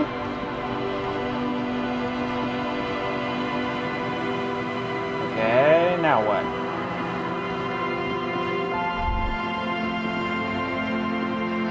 Rust peels off the bent iron posts of the swing. The wind whistles through the skeleton of the small house behind you. There's desolation everywhere. What happened in this yard? The lieutenant looks at the small building. A flock of gray swallows takes off in the distance. Someone thought they could have a summer house in a bloc obscure for cheap. It didn't work out. They abandoned it about a decade ago. What's the bloc obscure? A black bloc. A part of the city left unrenovated after the war. Or one that has fallen to gang violence. Or has become inhospitable in some other way. So the core of the coast is the bloc obscure? Practically, it's not an official term in any way, but look around. No sewage, broken power lines, crime, drunks. Life is tough in the blocks. It's no place to build a summer house. It's no place. Let's go.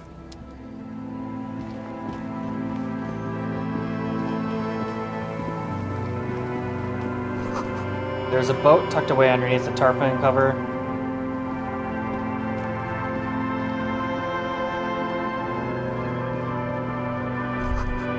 Footprints in the snow. They had led away from the accident. Seems the walker has either very confused or drunk out of his mind.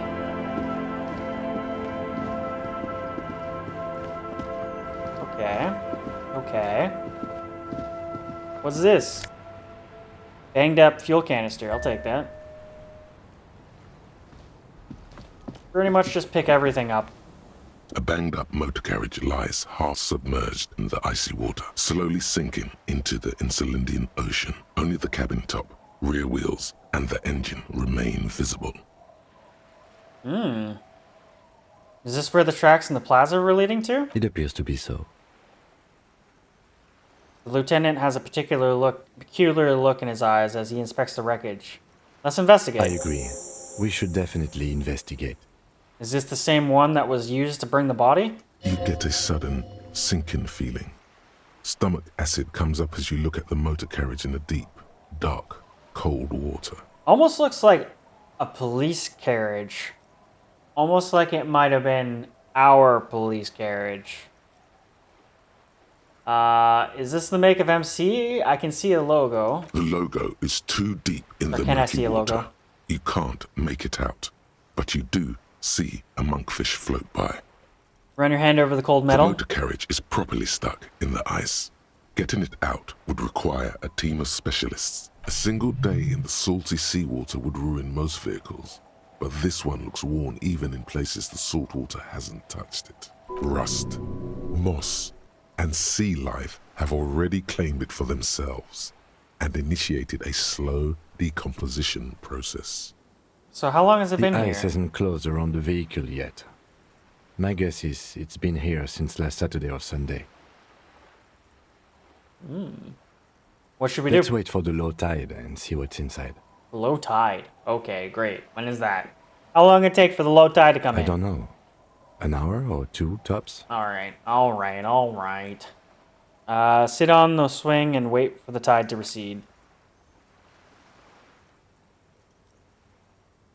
As you sit down in the old, rusty playground, the world around you becomes very silent. The hinges creak under your weight, dangerously so. Nothing but the sound of seagulls high above in the sky, echoing like distant laughter. Ice cracks around the blue motor carriage in the sea. Yeah. Hold on. It looks very blue. Yes, it does. What's your favorite blue thing? Let me think about it.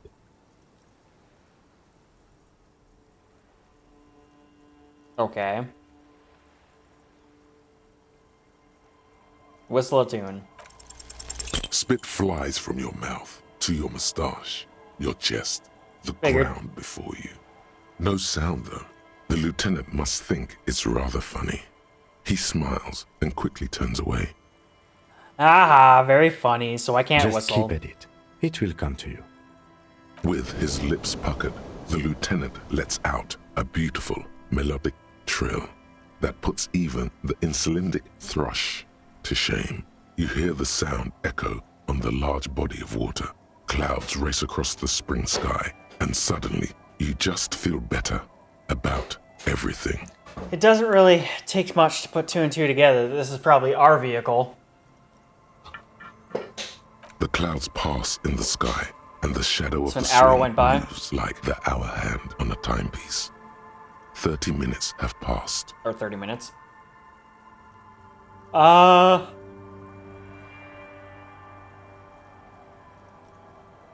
Tide is sure taking its sweet I time. believe it's following a pattern set millions of years ago by cosmic forces. But I suppose it could move quicker, yes? Clouds on the horizon grow darker, and the Okay. shadow of the swing set keeps climbing. You hear the distant rumble of the city. 30 minutes pass. Damn, I really hope that we're not going to lose out on too much time. If you have to side with either the strikers or the shipping company, who would you choose? Luckily, I am already a member of an independent organization, and therefore do not have to choose between a rock and a hard place. I guess that's just your way of saying you'd side with the company? Your voice echoes on the water, strange and out of place in the environment. Okay, here we go. 30 more minutes pass. Can you make out the marquee now? Detective, I've been able to make out the mark ever since we arrived. I find it odd that you haven't. It's a Coupri, Model 40. His eyes turn to you. Yes. Why haven't you? It is a simple and rugged machine, favored by working men, government offices, firefighters, animal control people, you know, those kinds of people. Okay, so maybe it isn't our vehicle. It kind of seems like it would be. Say that's a number on the side. Yes, 41. What do you think it stands for? The 41st precinct?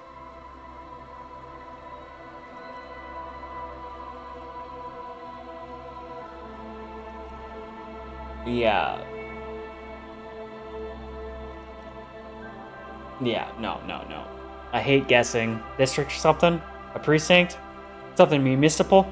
Rub your temples. And then, okay, so oh god, no. That's the realization one. Okay, I'm just gonna go with oh god, no, because it's kind of freaking obvious. I'm sorry, Harry. I'm so sorry. 41. Precinct 41. A massive pit opens up in your stomach, and the most terrible feeling comes over you. You feel like you're about to faint and fall off the swing. Your hands get clammy, and the air tastes sour to breathe. Oh God, Harry. Oh God, Harry. What did you do? Drove under the influence? No. Just nope. Say no to this, Harry. No. Yes, your car is on the sea. Face it, so we can start dealing with this. Oh my god! It's mine! I drove my car into the sea! I'm afraid so, yes. It looks like you drove your police motor carriage into the sea after you jumped across a canal. Oh my god. I have a sneaking suspicion that, like, I don't know. I'm the one who killed the dude. I don't know. Obviously, it's just one of those things, you know, where it just comes back around. Maybe I was in the pursuit of someone. Of whom? I don't think so. Yeah, I know. If I was anything, probably just drunk. You were probably drunk. Yeah, my thoughts too. Probably. Try definitely. The badge, the gun, and now this? The lieutenant adjusts his glasses and doesn't say anything. Well, at least I can see what's in there now. There's nothing I can really do. Like, clearly I was, like, under the influence and frickin' crashed it. Let's go take a look. Alright.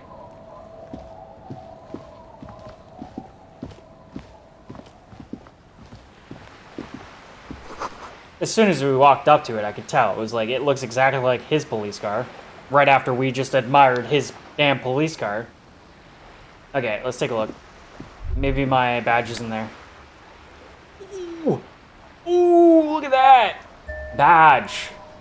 Badge can and a jacket. RCM Commander's jacket. Gives us a decent amount of stats. Just the ice off the coast crackles shifting. Okay, let's take a look. I found my badge finally. Or maybe not. Maybe not. RCM badge LTN 2JFR Dubois. Okay, so it is my badge. Thick blue piece of acrylic covering a thin leaf of paper with an officer's name and rank on it. Next to the writing, you see a man staring back at you, a younger version of you, already disintegrating inside, but still presentable on the outside. A police badge on which you see the photo of a man. You. Some seaweed is stuck to the back. I found my badge! At least something good came out of all this.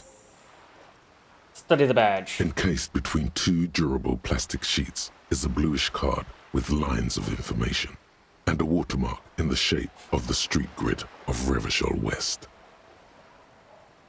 Alright.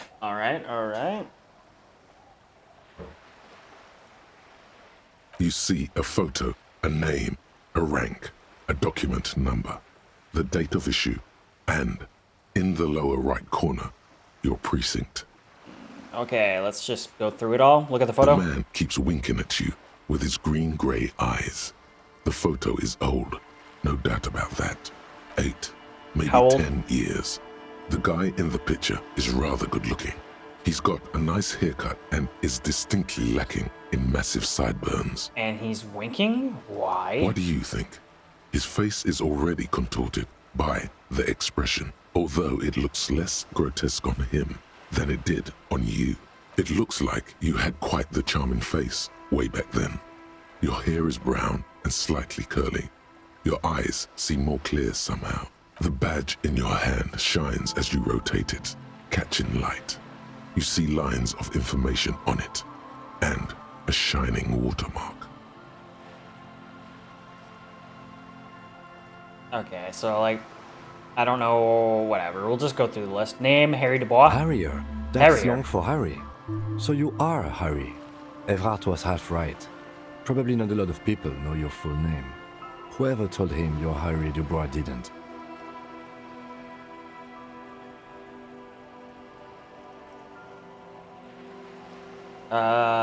Harry Dubois it is then. Pleased to make your acquaintance, Harrier Dubois. The badge in your hands shines as you rotate it, catching light. You see lines of information. Rank? Lieutenant W. Freighter. Okay. What is a double Euphrator? The lieutenant is a rank above sergeant and below captain. It's the highest rank in the RCM that still does field work. I am a lieutenant. And double whatever the fuck? The title of Euphrator is added to your rank when you decline a promotion to a higher rank. In your case, captain. You have declined twice, thus you're double Euphrator. Declined. I guess I don't like there are many reasons office one work. would do this. The rank above you in your precinct's décomptage might be taken, or sometimes promoted officers do not want to replace their superiors out of respect. And sometimes they just prefer the type of police work available to their current rank, in your case, lieutenant. What is décomptage? Décomptage is the hierarchical system employed by the Revachol Citizens Militia. It means counting down to twos. Oh, okay. The lowest rank is junior officer, usually teenagers. Then there are the patrol officers, then sergeants, lieutenants, and then a captain. That's basically it, except for a few kings. What kings? Kings like satellite officers and the additionally a freighter rank I already explained. The long and short of it is, you're his superior. So you've been putting all my bullshit because I'm your superior? No, I've been putting up with you because despite an unconventional approach, you are doing good police work. Oh, thanks. It matters more than driving your motor carriage into the sea. And now we've even found your badge. He trusts you, for now. Try not to spoil it. Okay, so now we can go talk to the, I forget her name. The lady on the boat. Because we have our badge now, so she can, confirm who we are. Okay, so I thought my rank... Okay, we're good. Turn back to the document. Such a small yet precious thing.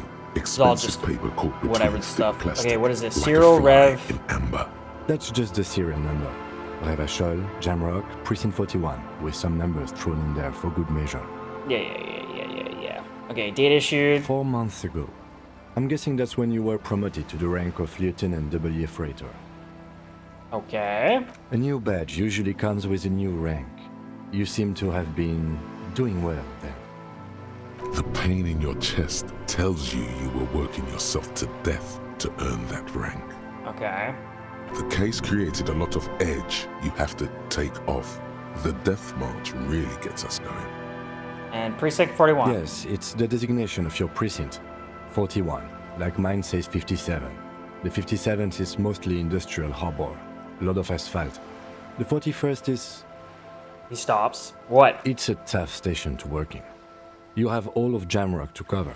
That district should have 3 precincts, but money is what it is.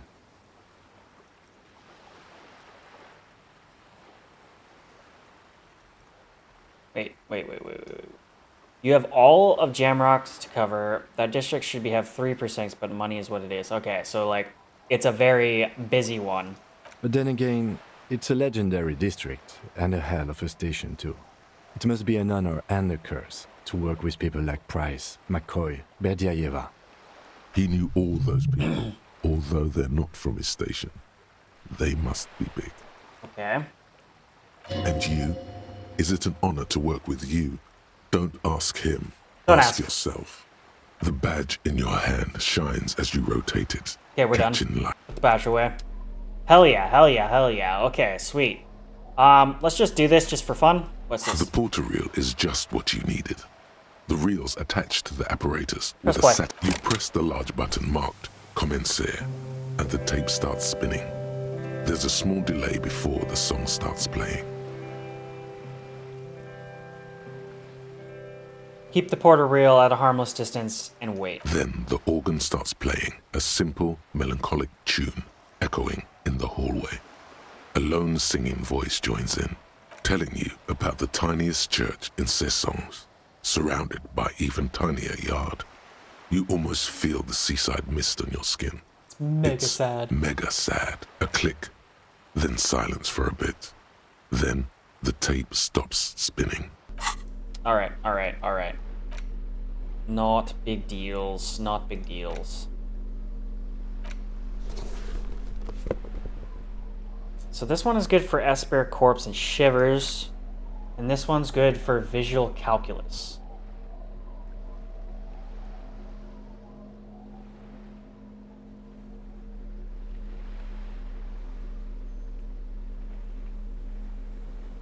I guess with some of the white checks, I should be looking at... What the hell? I should be looking at maybe some of my items before I, like, fully commit to a white check.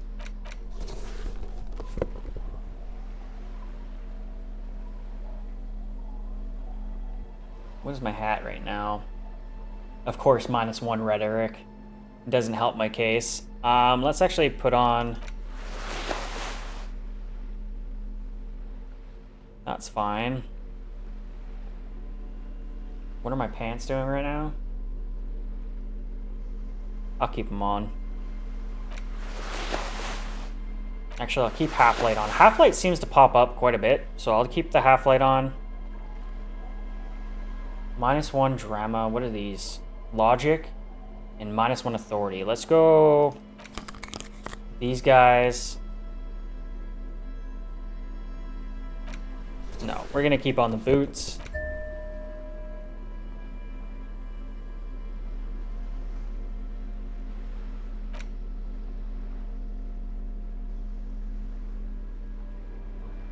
So we have a Psyche booster, we have a Physique booster, and we also have a Motorix booster. Psych, Physics, and Motorist. We don't have an Intelligent booster. Oh, yes, we do. The Smokes. Smokes are Intelligence booster. So I could have a Smoke before I talk to... What's his nuts? About the case. I still don't think that's going to really help us that much. Okay, let's go back down. We could also level up. I almost kind of want to level up Rhetoric just to kind of move along the case here. I don't think this is going to really help all that much, though, because my intellect is so low.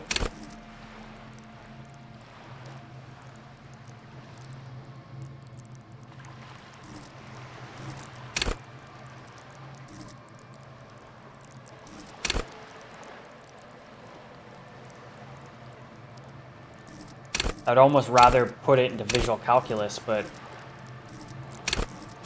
it's hard to really know what to level up. There is so much, and it's like everything kind of seems to get used. But it does almost seem like I should go Rhetoric to retry that white check. I'm gonna go lever. I'm just gonna do it.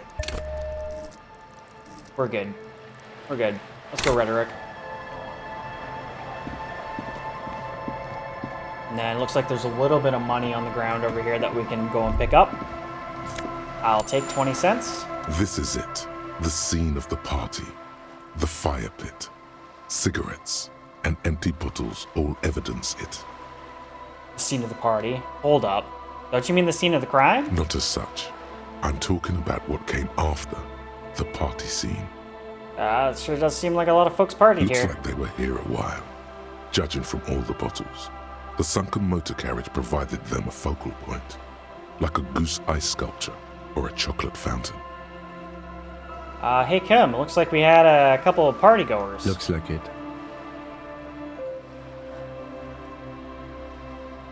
Was the party against the law on the ice like this? No. Looks like they had a great time Hey, laughing let's here. keep moving, detective. Ah, shit. Okay. Fine. Ooh, more money. More money. I'll take it. I was hoping to find, like, whatever the kid kicked into the river. Apparently he tossed something into the river from the Hanged Man. Underside of the boat has recently been tarred.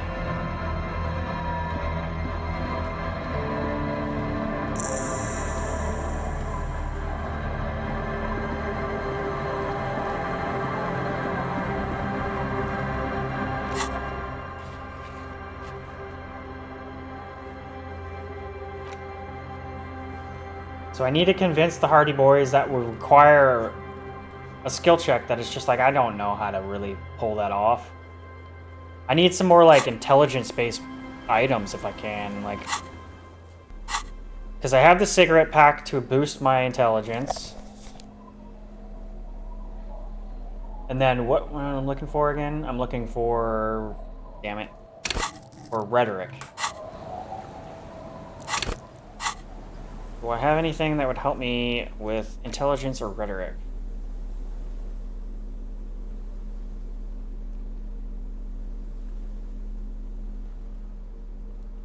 No, no, no. -1 rhetoric, so that actually was a negative, having that cap on. So that is a no. That's a no-go. Okay, whatever then. Maybe we can find something that might help with intelligence or rhetoric later on. A whetstone, well-worn and covered in rust. White curtains have been drawn shut. No looking in.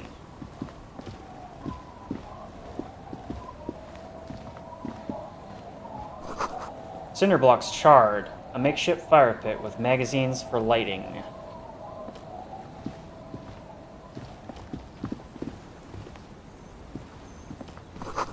You see dust-covered linens, dried tulips on a bed. Kingdom of Conscience. I will take the pants. See, I don't know what this actually means, though. +1 to Kingdom of Consciousness. Conscience. That's Kingdom of Conscience. And then, like, the shoes here. +1 to indirect modes of taxation. Like, what does that even mean? Is that a thought?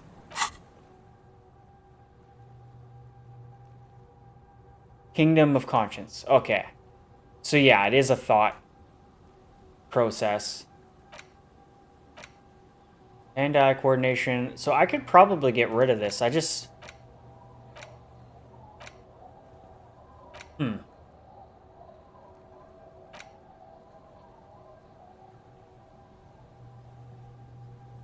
I'm not entirely sure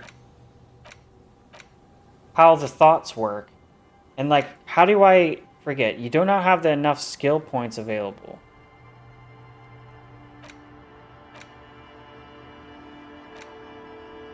Oh, no, you still can't tell what the solution would be.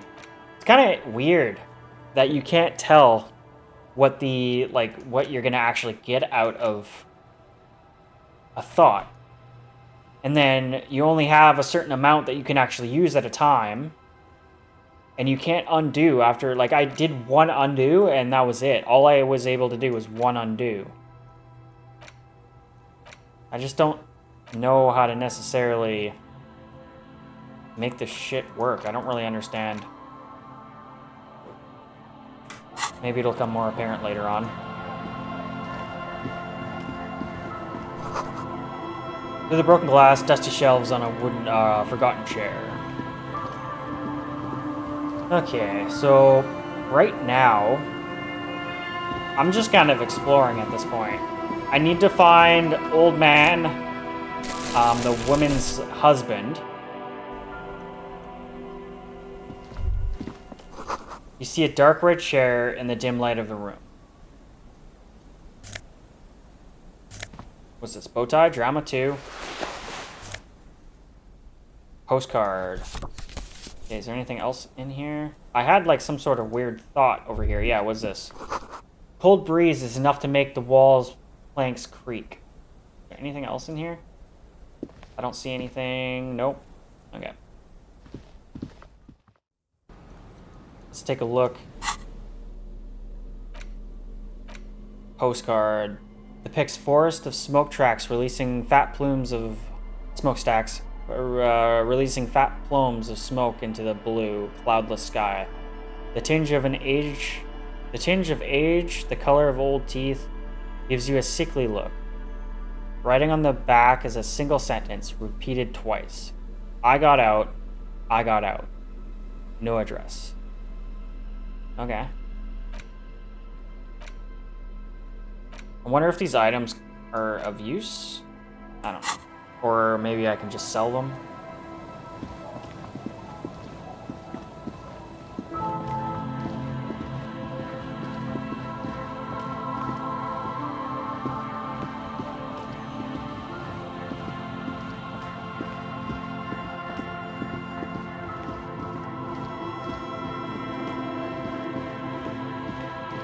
So how would I get... I think I have to like go a long way around in order to get to the street again.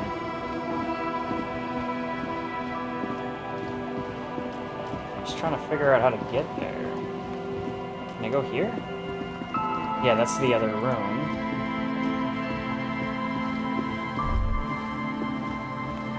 Sounds of life in the north. A washboard scrubs filth from fabric.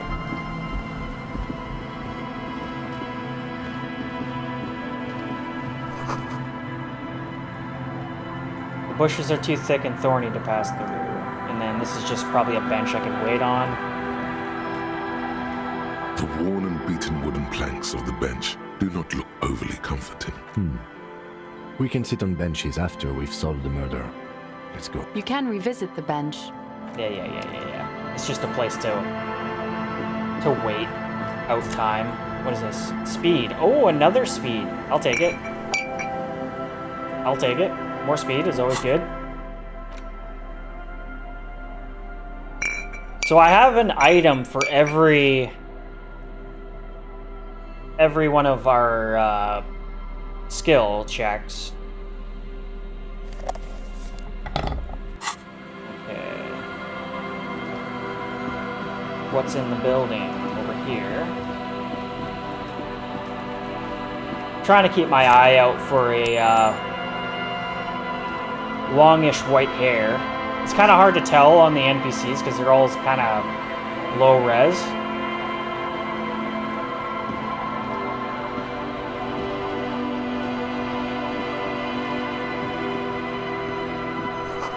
Street sign is intelligible below the graffito. Ineligible. Whatever. Illegible. The scruffy-haired whatever the little fuck. boy However you kicks say the that word. stone. He can't be more than 5 years old. The other one looks indistinguishable from him. He watches his brother kick the stone with his tongue lolling out of his mouth. Hey, you guys look The identical. stone-kicking one becomes frantic all of a sudden, as if that's something to be scared of. The obvious fact that you just stated. More or less just because I smoked He him. looks just like me. Yeah, I said that. The boy doesn't answer. His brother throws another rock. Both of their hair is covered in some kind of dirt. You're bad with kids. The lieutenant remarks with an evident glee. And what are you, Kidmaster General? Maybe I am. Now, how about some actual police work? We are not getting anything here. Where's your mom? The kids don't reply, absorbed in their little game. Fine. Bye, kids. Take care. Honestly, I'm not too sure. Other than looking for... Yeah, what is the other task? I have to deliver...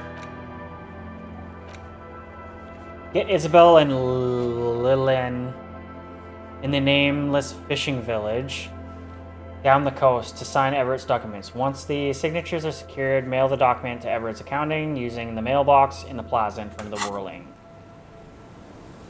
So let's talk to some people and figure out who and where. Wait, where are you going?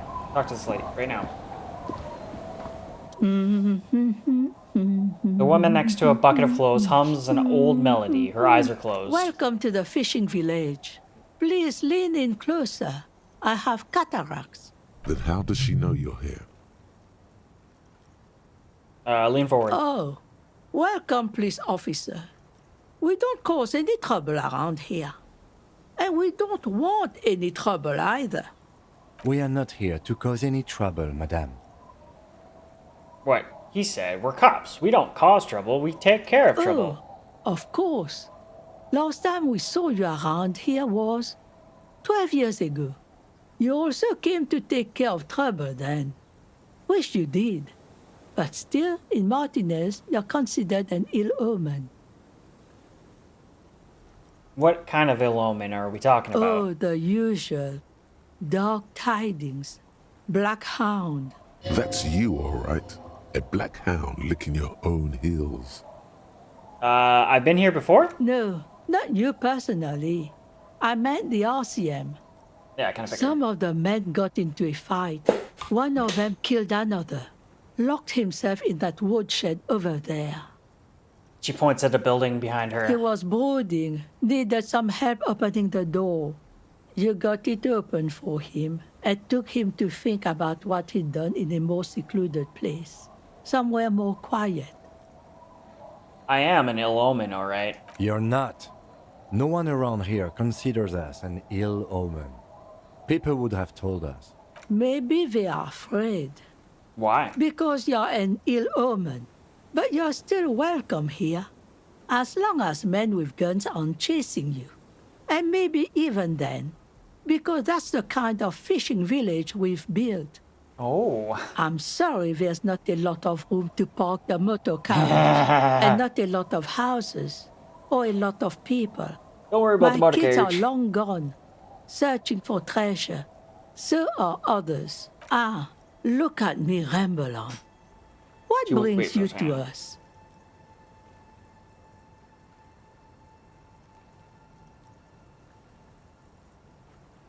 What's further down the coast? Not much. There's the abandoned church, the DeLorean Church of Humanity. It's been there since before my time, even. Why is it abandoned? Some things just don't fly, officer. Look around. Who'd go to church here? They built it 300 years ago. Must have been nicer then. Yo, what's going on? So, they don't hold services there anymore? The Ecclesiastes? Don't hold services here. No, we've tried, but things just keep happening. Crime, accidents, other things. The place Sweet. never stays open. It's a pity. It used to be such a nice church. I'm good. A little confused. This game is a bit of a mystery. For sure. Okay. What else is down the coast? Before you get to the church, there's some ruins. An apartment complex or some kind of electrical plant. Run-down bunch of houses. Empty. Which is it then? Apartments or electrical plant? I don't know exactly. A pre-war place. It used to be something. Before the war. I wasn't here then, you know. Was born in Samara. I don't think she's really giving us any information. Okay, thanks. I've She heard enough. nods, rinsing another piece of cloth. I don't really care where to stay. What is in this fishing village? Just us. It's barely a village anymore. We almost don't exist. What do you mean? This is pretty much a non-place. A gap. A blank spot on the map. Just a cluster of nameless shacks on a nameless street. I stream full-time. I just started last week, so kind of just trying to get myself established, and this is kind of one of those games I've always heard about this game, and I never really checked it out. Completely was not expecting this at all, to be honest. I was expecting some sort of, I thought it was like a turn-based type game, but it's not at all. This is more of a mystery, solve what the hell is going on type thing, which is actually, I've actually never played a game like this before, so it's kind of interesting to pick apart and figure out what the hell's going on. But yeah, I stream every day pretty much. Who else is living in the village? Well, there's Lillian and her kids. A few new folks Yeah. live in the house to the east, but they are away right now.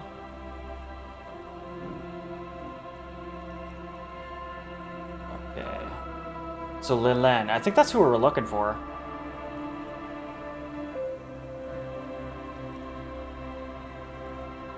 Across the courtyard, but they're away right now. And Okay. then there's the drunks. Not a pretty sight, but there's little we can do about it. Home is home, even for them. Who? What drunks? Sooner or later, you'll see for yourself. Don't have to look long to find these guys. Experience is going okay. I'm struggling a little bit with my stream. My stream, like, every now and then, like, cuts out. I don't know if it's my computer or just maybe my internet connection or something, but other than that, it's not too bad. Haven't really done enough to really experience a whole lot just yet. Still kind of interesting though. It's still nice to, like, every now and then, like, people come in and chat and start chatting and like to enjoy the stream, which is kind of nice to hang out with some people.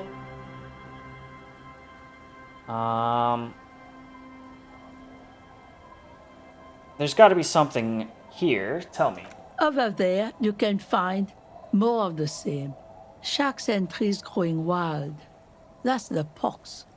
Yeah, that's kind of what I was thinking too. Like, I think my internet is fairly high standard, but I just don't know if it might be my computer. Honestly, I have a new computer coming on Monday, so I was kind of hoping to do like a two PC setup and kind of use my older one as just like the stream one and my new one as a gaming one. Hopefully that'll help smooth things out a little bit better.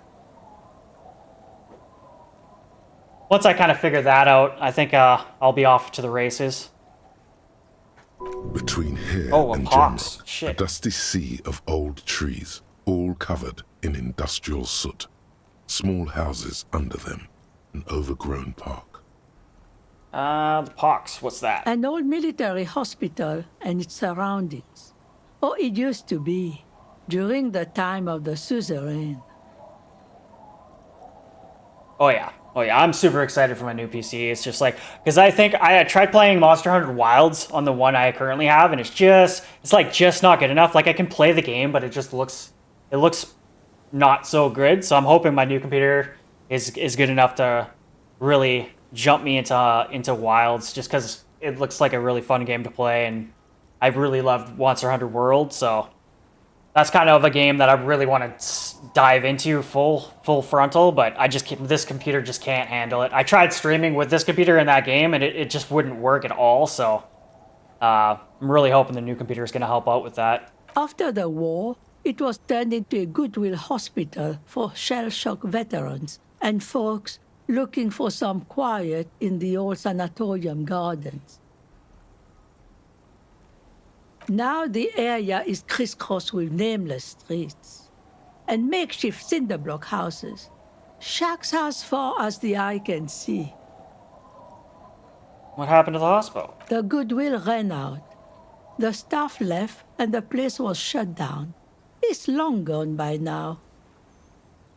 Yeah, I custom for gaming. Like, what did I get? I got like a Ryzen, what is it? I forget. I'm so bad with numbers and stuff like that. It's like a 90 something. But one of the good ones. I tried to make sure that it was like higher standard, because I honestly thought the computer that I'm using right now was pretty high end, but then I recently reviewed my stats and I realized I have a really mid computer. So the one I got is actually a lot more beefier than the one I have currently. But yeah, it's definitely focused on gaming.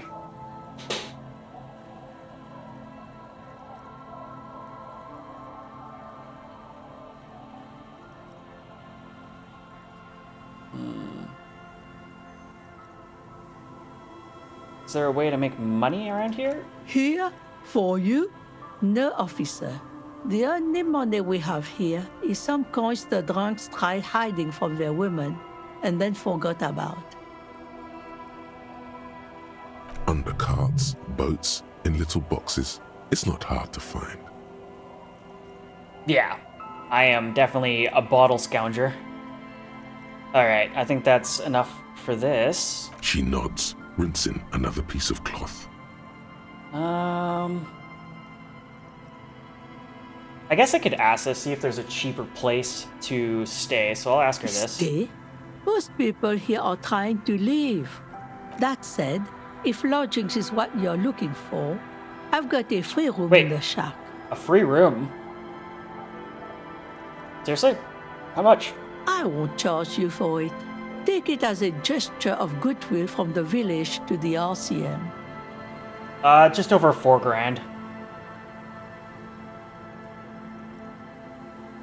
It was mainly the graphics card. I got like a 5080 Ti or something like that. So, I think it was like the graphics card itself cost like $1 grand.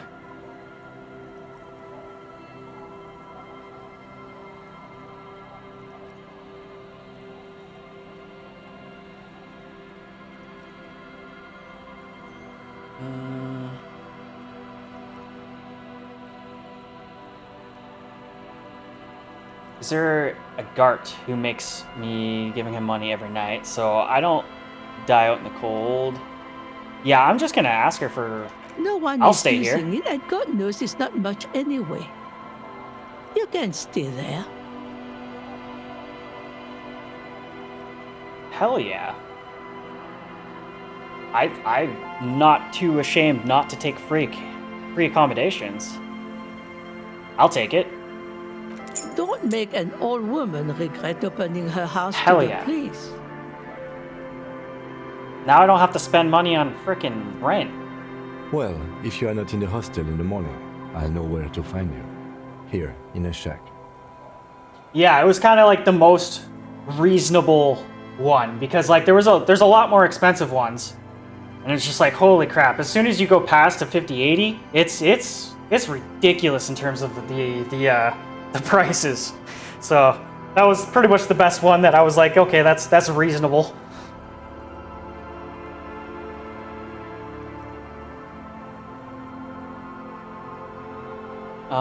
Tell me about yourself. Who exactly are you? Me? No one. Just an old washerwoman. Mother called me Isabel, if that's what you're asking. And my married name is Sadie. Isabel, is that another person we're trying Now to find? it's your turn, Mr. Lieutenant Double... I love how he goes by his rank. Harry Dubois. Quite a handle you got there. So many titles. One of them double. Yep. She's got a couple of ranks herself. Honored chief and so on. Yeah, so this was one of the people I needed the signature from. So she's probably... I almost don't want to do this for... Because I already got the free house. I don't know if this is going to piss her off. I'm going to say it, though. I asked to get your signature. Eh? What's this about? Come now. I can't read all this scribble. Tell me what it says. Okay, I see what's going on here. He's trying to get them to, like, sign over... Probably just their rights. I don't know. We'll see. See what she has to say. Everett wants to turn the part of the village into a youth center. Huh. I might be half blind, but it looks like part of the village is gonna be a street. The best part. The part we need to get out of our houses. Have you asked Lillian about this?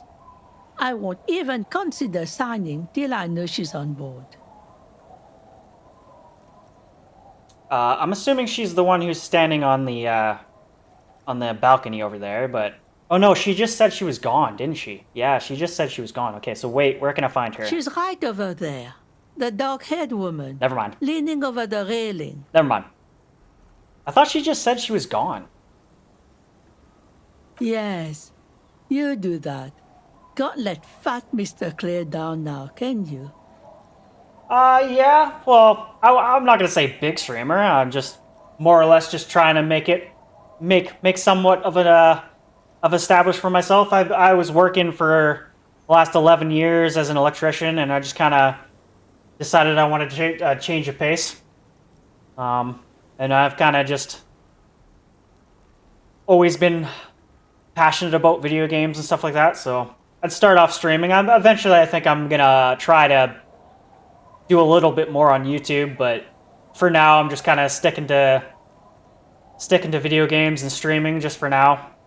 Might do some like reviews or something like that on in the future. Maybe after I kind of do a bit more playthroughs and stuff like that.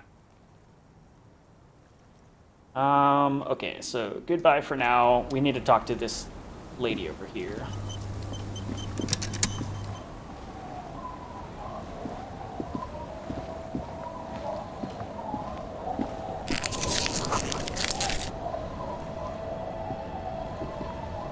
Hi, officer. A woman in the raincoat stands on the quay, considering an overturned boat. A sword in her scab. Oh, she's carrying a sword. Anything I can help you with?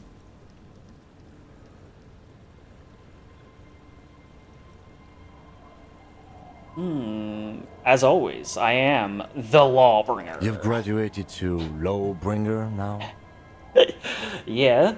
What of it? Men with authority have their quirks. Comes with never being second-guessed about anything. She waves you off. Okay, yeah, I guess that was a little... So what brings you here, Lawbringer? A little pretentious. Okay, I have some questions. The first is, what's your name? Like, kind of a little weird. She has, like, no obligation to talk to us. The name is Lillian. People call me Netpicker. I think I have time for questions. What are the other ones? Perfect. Okay, I'm not going to start off with the signature.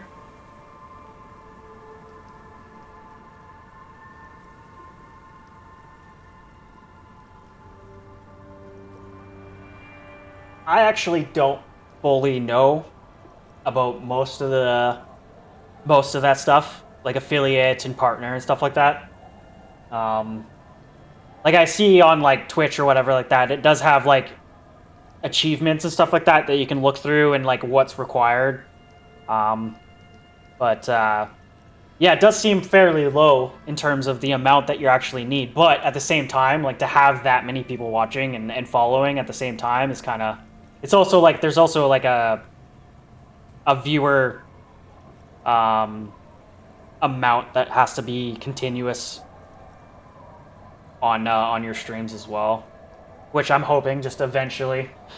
I'm just more or less learning the ropes and stuff, and I'm hoping eventually there, over some time, I'm sure I will build some sort of following. That's kind of why I was thinking of making other videos on YouTube and stuff like that, just to kind of get my name out there a little bit more. Not everyone is super interested in playthroughs and stuff like that, so eventually I'll put a little bit more effort into it, and hopefully that'll accumulate people and followers. What do you do around here? Like I said, fish mostly. Sail the waves, take care of the kids, pick nets. Right now I'm tarring a little skiff. What else? I sell the fish to people in the Delta to serve at their fancy restaurants. Authentic insular Indian cuisine. Sometimes I also walk to the beach to see what the sea has given up. The sea is full of surprises. Oh shit, she might have found some good shit. What have you found? Wood, pieces of glass. Every once in a while we see dead bodies.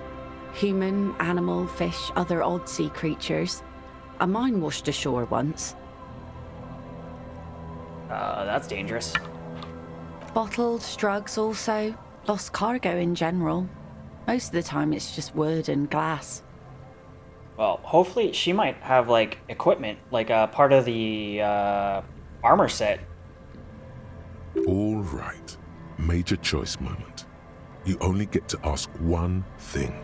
It would be weird to say them all. Choose wisely. I know he wants to ask for drugs.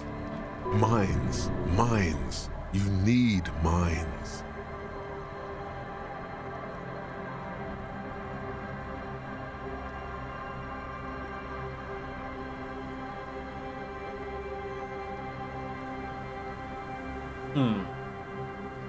My physical instrument seems to be wanting mines.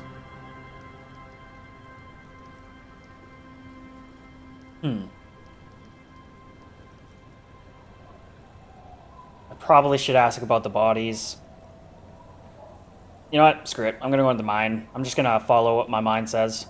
Well, the RCM has to wait for another one, because some army folks came by, took it in the middle of the bay, and blew it up. The blast was surprisingly timid for such a huge spiky thing. Damn it. Spiky. Must have been a naval contact mine. Would have been a sea mine. Yeah, nice sword. Point at the scabbard or the saber on her hip. Does it come with a story? Unfortunately, the factory sold this one with a 3-year warranty instead of story. It's to intimidate folks, mostly. I do appreciate that. It's good to know. Do you know how to use it? Not really.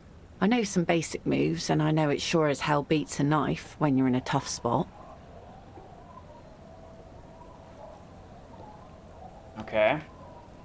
But not when you're in a tight spot. It is imposing. It's a regular mass-produced sword, like a shovel or an axe. Nothing fancy, just for intimidation. Why do you need intimidation tactics? From time to time, people need a lesson in respect. That's just the way it is. Back in the day, I caught the eyes of many men. And believe me, men need a lesson in manners from time to time. Yeah, in this world, I could totally see carrying a sword being a very smart thing to do. I'm not going to borrow the sword. Yeah, why don't more women arm themselves? It's so effective. What makes you think we haven't? The truth is that almost everyone in this life is scared and tired and stupid and too dull for that. That goes for men too. But they put on an act for us. Pretend like everything's good and living in shit doesn't bother them. Like anyone falls for that. That does not go for real men. It does not go for you. Show her. Show her the wonder. Uh-oh, what do I gotta say now? What am I gonna say now? Coach means the expression. Yes, yes. Behold! Point the expression on your face.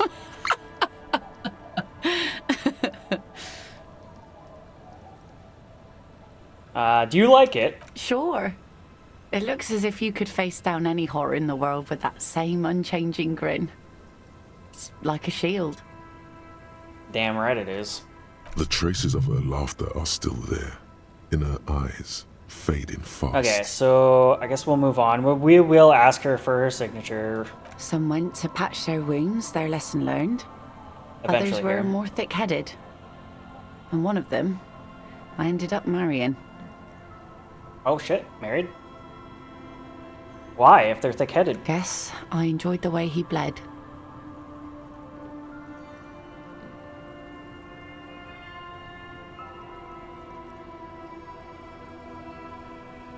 That's a weird way to compliment someone. Guess I enjoy the way he bled. If it is, then why the melancholy? Where's your husband now? Gone. Oh crap.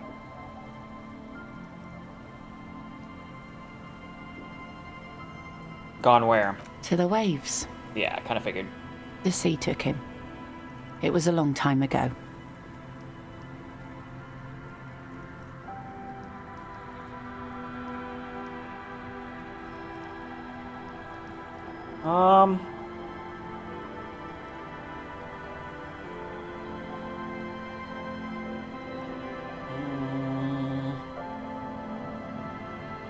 Yeah, I'm probably just... Oh. He didn't respect the sea.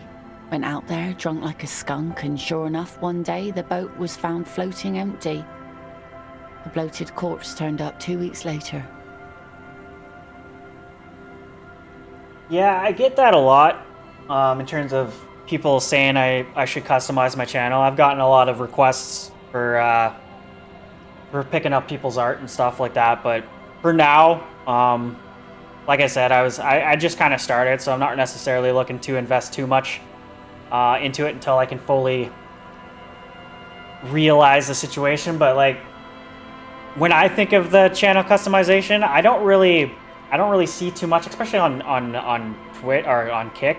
On Twitch, maybe a little bit more customization would help, but in reality, the way I see it, most people aren't really looking at your channel though. Like, they're searching terms and kind of just looking for a specific stream or a specific streamer. And when they're looking for that, they're not necessarily looking at channels. They're looking at the videos that are currently up and available. So, in my estimate, customization is a little low priority on my end. I'm more or less just looking to establish myself and more or less practice, essentially, and make sure that I can actually handle full schedule, which I'm trying my best to do. So it looks like he got drunk and fell off his boat. That's not good. Now, before you tell me how sorry you are for my loss, know that it was 4 years ago, and I've moved on. There's only so much mourning you can do for a drunk with sinewy muscles. Okay. She really likes those muscles, though. It's in the way she pronounces sinewy.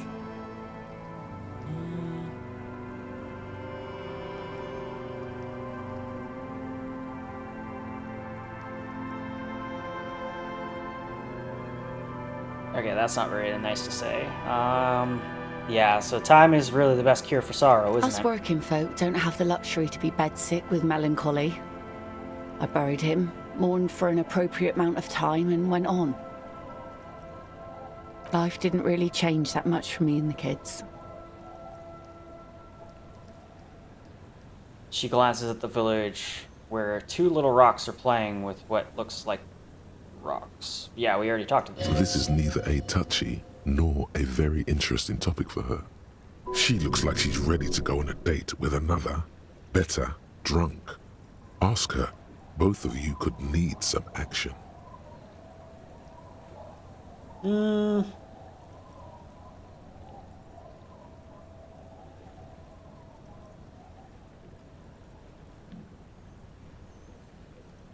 So I take it that's your skiff? Point at the overturned boat? Sure is. The Sun, I call her, coated with a fresh layer of tar just yesterday. It'll take some time for it to dry, assuming the sunny days continue. Sunny days. Catch a snowflake in Aye. the palm. Sunny days. You got a problem with that? No, ma'am. We have no quarrel with sunny days. Good. It would have been bad news had it turned out it wasn't a sunny day. Bad news for the skiff, bad news for the nets, bad news for the kids. True, true.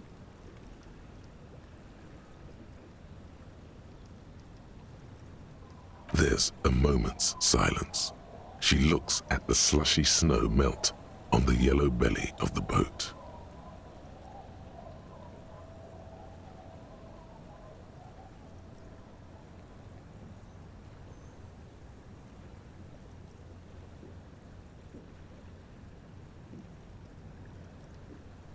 When do you think the boat will be ready? In time, when the sea turns and the winds settle, she will be ready.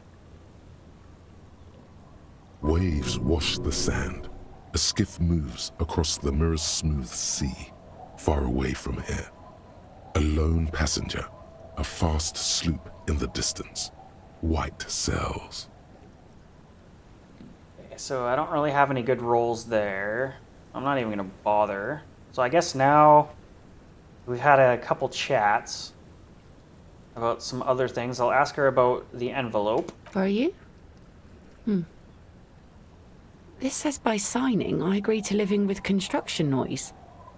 What exactly is the Union building? Well, at least it's not like they're like signing away like you can't, they like want them to leave or anything. It's just more or less letting them build. Okay, so Everett's planning to turn some of the village into a youth What center. a nice idea. Wouldn't have thought that. Her voice trails off. Yeah, I kind of like, it just seems a youth center. It doesn't seem like something Everett would want to do, but seemingly he is. Okay, so what exactly? That Everard and the Union have nice plans for anything. I thought they only cared about themselves. Well, I guess Union members have children too. True.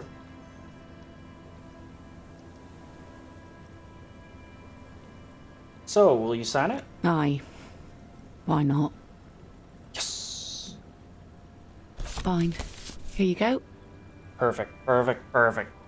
Let's go talk to the old lady and see if she will... Oh, okay. Maybe I should ask her why she signed it. I shouldn't have. No, it's a youth center. Why shouldn't you? That's what I asked you. It's a youth center, and I have children. Got to give them something else to do. Okay. They're cute and small now, but they're growing up fast. I had my first drink when I was 11 because I was so bored. That's not good. Anyhow, you also need Isabel's signature. If it's a bad idea, she won't sign. You'll find she's a tougher nut to crack than me. I think she will. She was kind of waiting for your opinion. I'll be seeing you. This boat is floating freely in the water, unmoored. Okay.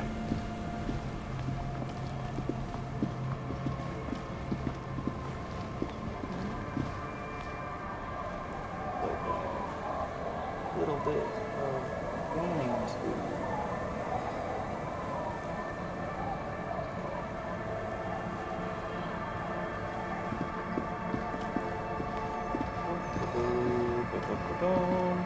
Okay. Now let's talk to the older lady again. Our tenant, the policeman. I hope the waves don't keep you up at night. What can I help you with?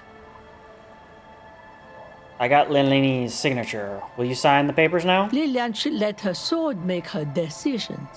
The girl just doesn't have the head for it. Either way, I won't sign. What the hell, lady? You literally, like, told me to go talk to her. You promised. You need to check your facts, officer. I said no such thing. So it was a test. Lillian's not the only one who's too thirsty. What do you have against the Union? I've seen it all before. You think they've got our interests at heart? Rich men are always selling poor men promises we never planned to keep.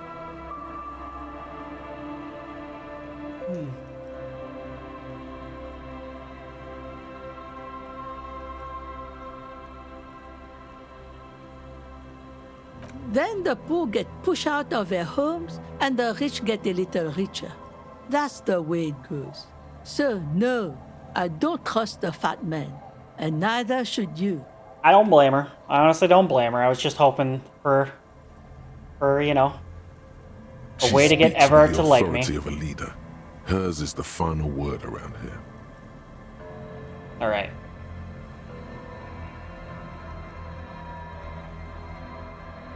Well, hopefully the house is still free for me. I got a key, I think, so. This is a really low roll. What happens? So this is suggestion. So what is this actually? Suggestion is psyche. I am really low at suggestion.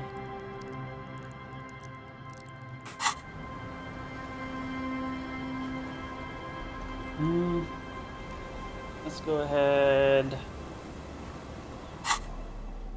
What did I get? Damn it.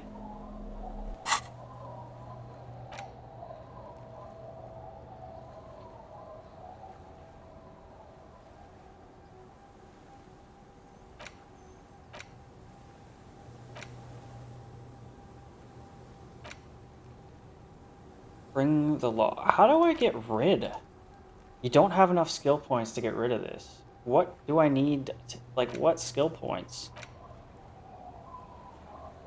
Weird.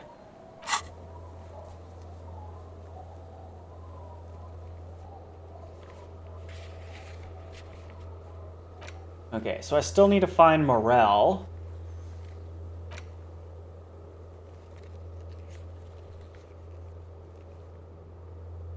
So what is going to convince her? I think I'm literally just Our this tenant, one the skill check policeman. right here. I hope the waves don't keep you up at night. What can I help you with? Suggestion. Do I have any clothing? I probably don't have anything that's like worth... Suggestion. Let's go to clothes.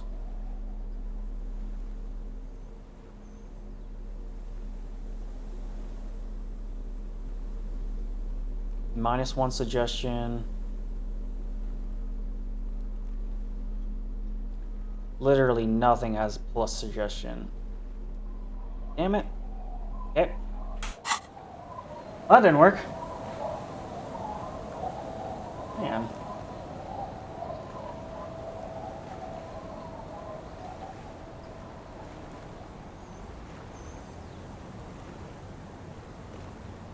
Okay, so we got another one of these spam attacks for some reason. Kind of frustrating, but that's just how it is.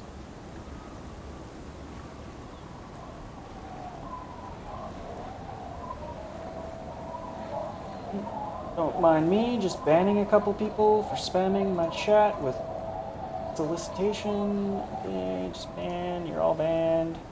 Come in my chat and start talking shit, you're gonna get banned. Just saying.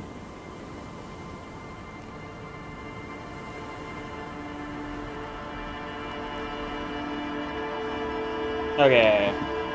Damn. I have no way of convincing her. I almost need to like level up.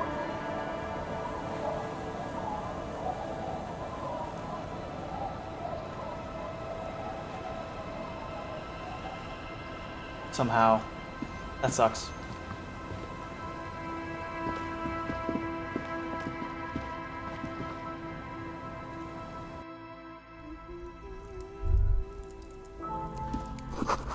Feels safe and warm in here, not like outside. Burn with Orphanage Blow. Oh, look, another person that I need to ban. Okay, well.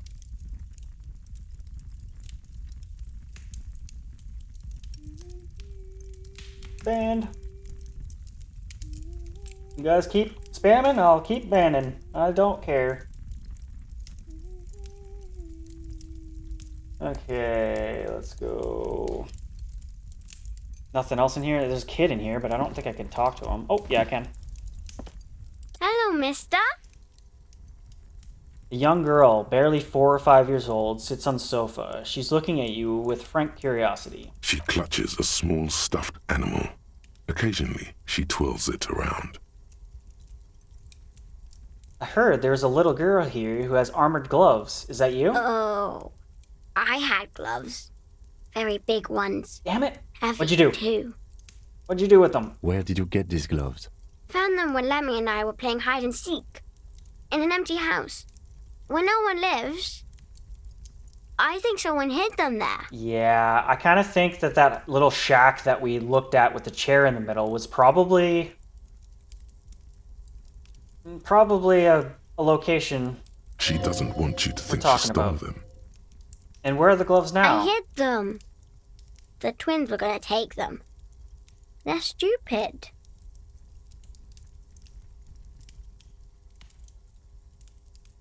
We are going to need those gloves. It's for important police business. Oh. She doesn't seem to understand, but the lieutenant's tone has conveyed to her it's important. They're in my sandcastle. Behind our house. Under the sand. You can break the castle. It's not very good.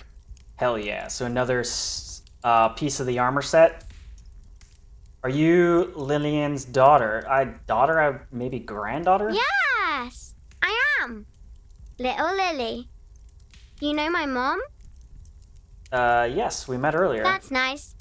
My mom is great. She's never angry or anything. Are the twins outside your brothers? Yes. They don't want to play with me. They're older and play outside. They look the same. Sometimes I can't tell them apart. My goodness. I got the same bot yesterday. This is really frustrating. Whatever. I'll just keep banning everyone who's doing this, so it's not a big deal. Banned.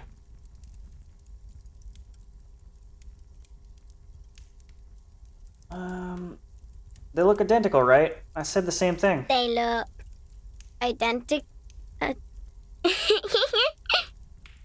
She doesn't understand the word. What's that? She points at the stuffed bird hanging from the ceiling. It's a grouse. Wasn't Garth, the cafeteria manager, trying to repair a piece of taxidermy? It was. What was it for? I don't know. Can I have it? Sure. Just go and get it. I don't like it anyways. It looks angry. All right. You just need to grab it from the ceiling and go. I'll take it. What's the thing you're holding? It's Lammy. He's my friend. Sort of. Like...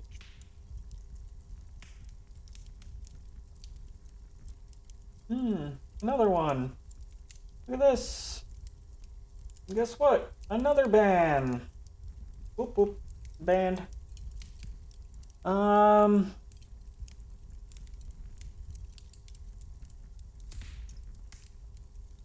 just so you know, like, if you keep doing this, I will report you to Steam, or, to Kick. I did this yesterday. I already dealt with this yesterday. I'll do it again today. It's not a big deal. It sucks, but whatever. Lambie is a stuffed lamb that, admittedly, has seen better days. One of the eye buttons is missing, and the fur is tattered in several parts. Okay. Well, it's pleased to meet you, Lammy. Lammy usually doesn't like strangers. But you're also fuzzy, like Lammy. Fuzzy. I like that rather than scruffy. I guess that's it for her, so goodbye. Bye! I'll take the bird, and maybe I'll make friends with the store clerk there. Okay, so I got that. And it looks like that's pretty much everything in the house.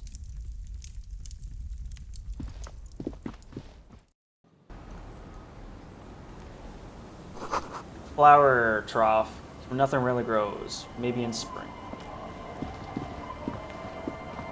So is that the house we're staying in?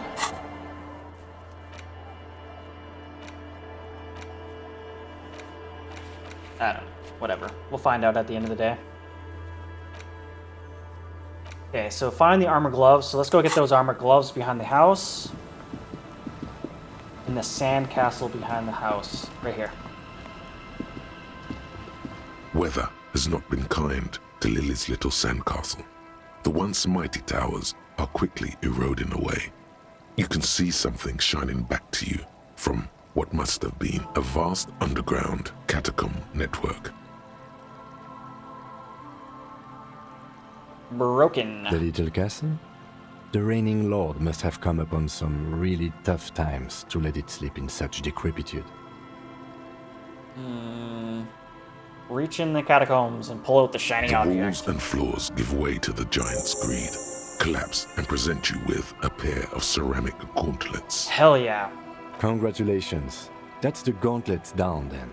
We're doing good on the armor collection front. Can I put them on now? Probably not. We'll see. Oh, I can't. Interfacing 2? I won't use them just yet because I don't need to interface right now, but I'll keep that in mind when I need to interface. Meaning I probably can get rid of these yellow gloves then.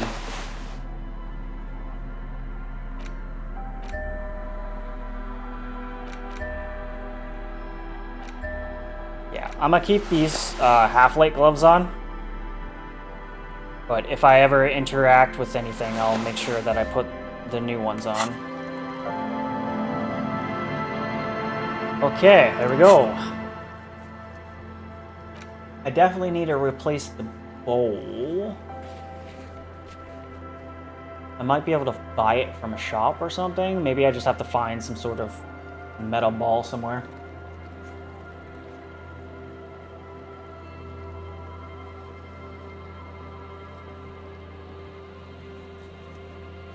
Yeah, okay, then another band. Interesting. I wonder where these bots, like, why they target... I guess I'm just an easy target? I don't know what it is. Banned again. I don't know, I've already banned like fucking 5-6 people on this freaking chat. That's crazy. Was not expecting to have to ban a bunch of people already. Okay, okay, what else?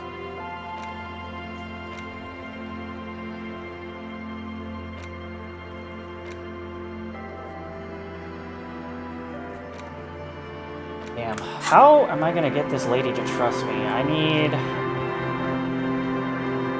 something. What's this? Can I already interact with this? I feel like I already interacted with this.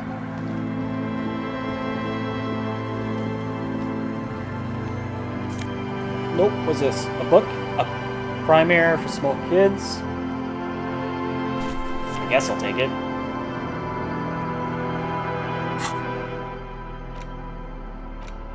Textbook for first grade and primary school. On the cover, a humanoid teddy bear pushes the wheelbarrow full of letters. He's not doing a good job. The letter S is dangerously dangling from the cart, while E fell off a long time ago. Children should pay more attention. Interact. You hold in your hand the colorful primer. The title reads, A Primer for Small Kids. There's a bear involved.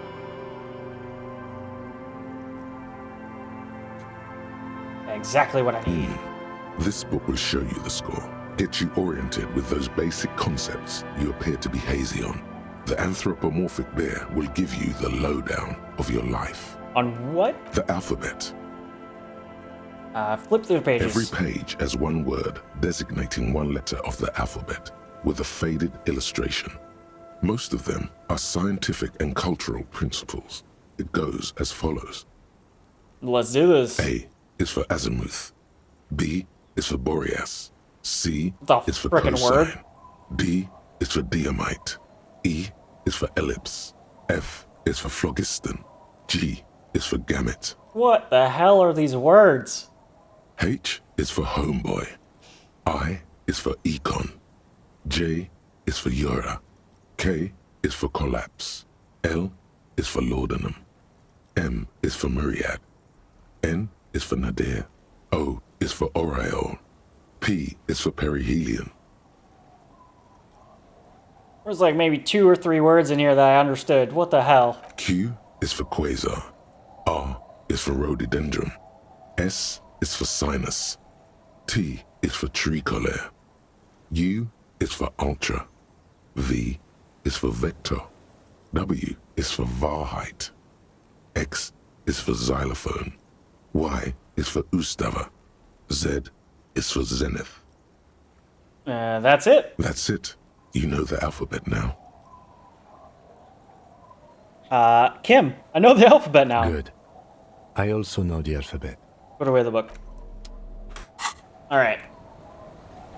What else can I do here? Damn it. So I need to convince her. No, let's just try it. I kind of didn't want to try it, but... Our tenant, the policeman. Suggestions. Give me a sec. Or shit. Let's go back. Oops. Suggestion is intelligence, right? Or is it... No, it's psyche. So if we have a psyche... I'm pretty sure I don't have any clothes. I know I already checked this, but I'm going to just double check.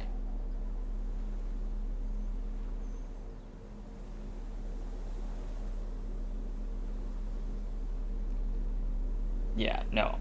I already know I don't have what I need. No. Okay. So then if I go ahead and just use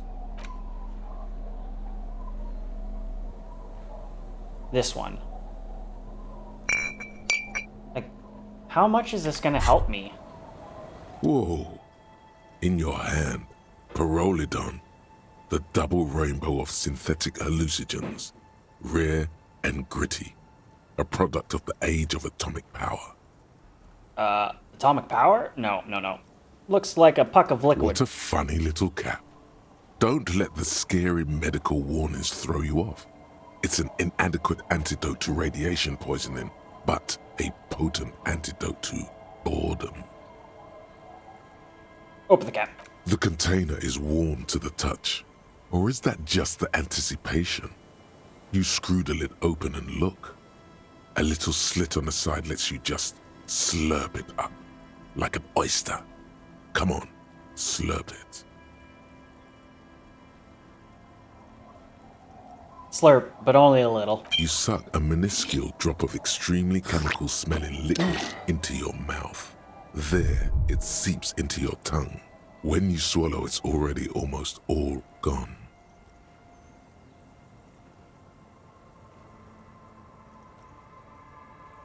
Tastes like fire. It tastes like many things, all melting into one conflagration in the back of your throat.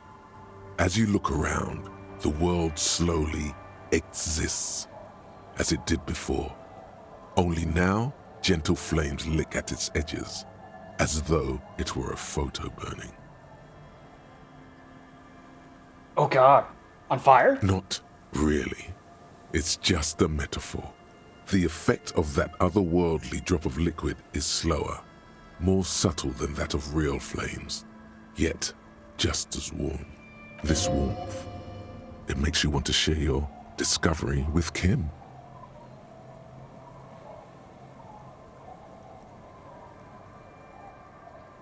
Will I be able to stand straight and walk? Why not?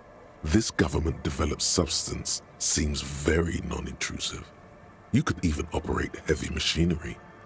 Fire machinery. Please don't actually operate any fire machines. Okay, so this is going to be useful in my line of work. Already you can tell you're going to be slurping a lot more Pyrrolidon. This stuff is going to give you insight into that little flickering light hidden in all human beings. If you can keep the vomit in. Oh shit. Because it sort of also makes you want to throw up. In the bottom right corner of the screen, there's a Pyrrolidon button. It gives +1 to psyche skills. Empathy, suggestion, authority, inland empire, esprit de corps, and volition. This is good before rolling a white check. Alright. I am gonna make sure my clothing doesn't hinder my suggestion. Let's just make sure none of my clothing hinders suggestion. Because I know I don't have any that promote it. Yeah, so my hat. Let's take out the hat. And I'm just gonna go without a hat and talk to the lady again. Our tenant, the policeman. I hope the 28%. waves All don't that. keep you up at night. What All can I that. help you with? To get 28%. I guess it's better than 8. We're gonna try it. I failed a 97% chance, so maybe I'll pass a 28. Let's go for it. Logic illusion won't work on this old bat. Better go for shameless emotional manipulation. What's the grandmother's deepest vulnerability? Her grandchildren. Come on. The grandmother card will do the trick. Last chance to turn back. What's going to happen to Luann's kids, the twins and little Lily? What do you mean? What's going to happen? We are gonna grow up, of course. I raised my own kids in this village and they are doing fine for themselves.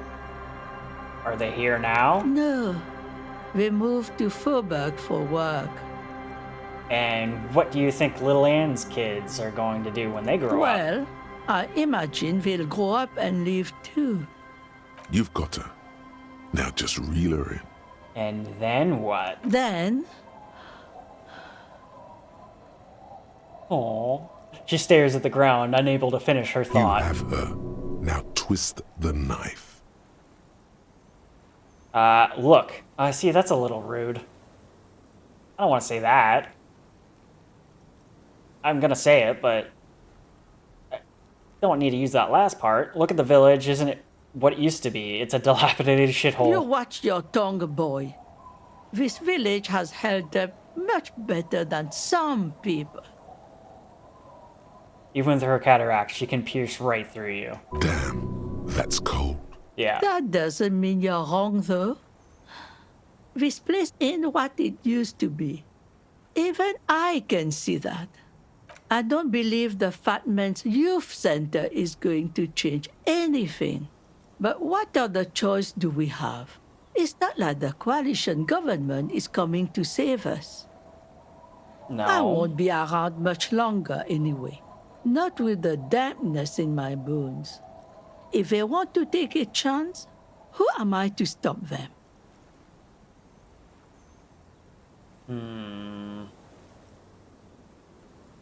You've got to put the kids first. Aye, we do. We do. But how do we do that? Will you sign the papers for the children? Fine. I feel like this is probably not... This is probably not going to be a youth center for kids. I'm just going to put that out there. This is probably just what he wants us to tell them. Grabbing a pen from inside her apron pocket, she scribbles her name in the dotted line and hands the document back to you. See that you didn't just get us all screwed. I might be half blind, but I have a good memory for treachery. Let's go mail it. Man, this seems so dirty. Like, I don't want to help out this Everett guy, but, like, I don't think I have a choice.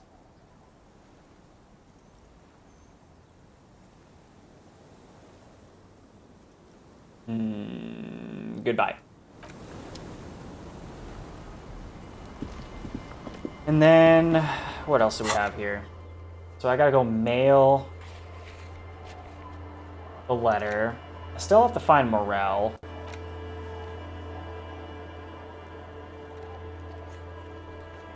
Something tells you, find some time, you'll start identifying the bullet, you know the weapon, and shot it after your eyes open, be patient. Perform an advanced analytics using HE coordination. I don't know what that means.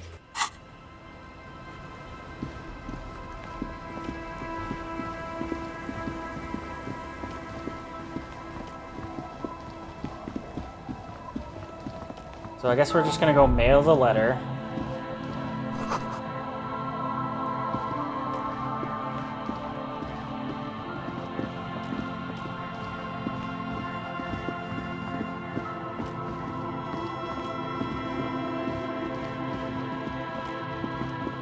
I think the mailbox is like right by the hotel thing there.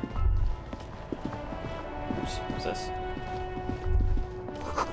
Sewer grate, gateway to the river of filth. Okay, cool, cool.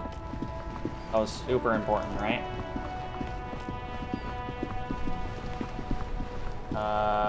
Wait a minute. Where is it? It's right here. This is it, right?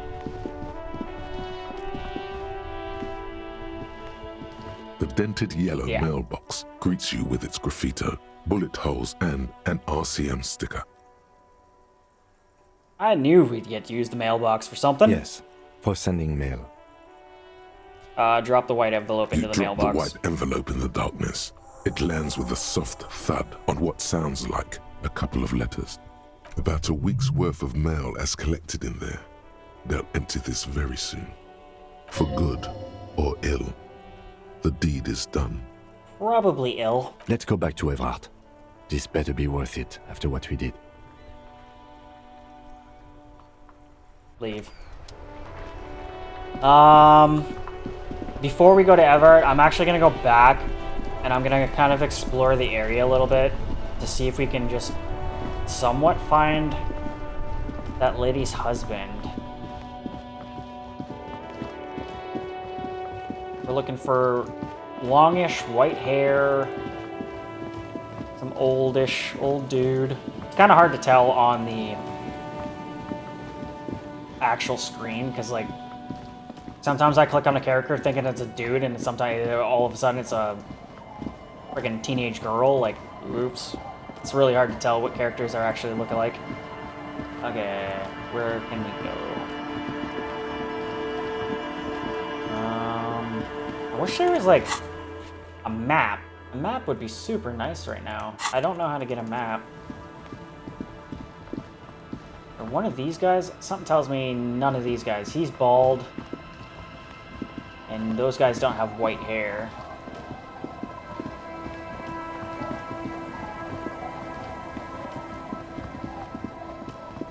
So it's maybe further in. Okay, let's grab the monies. 65 cents. I'll take that shit for sure. Oh, what's this? A drop in temperature, an easy flow of air, an empty street. Before you, a thoroughfare unjammed with lorries. No more drivers smoking on hitch steps. Just silence. What did the smoke smell like? Chemically sweetened. Across the road, a forgotten bus stop. Corrosion has opened a hole in its roof. An elm tree watches over the building. Its branches are dripping with rain and snow. The road is smooth and motley. Craters filled with a black asphalt.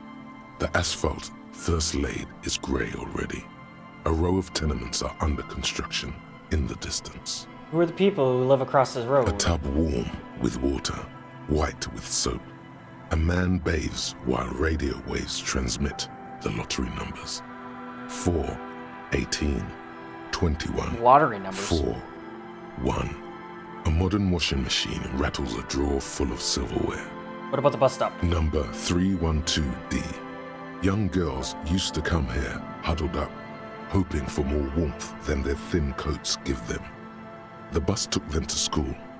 It has not run for 8 years.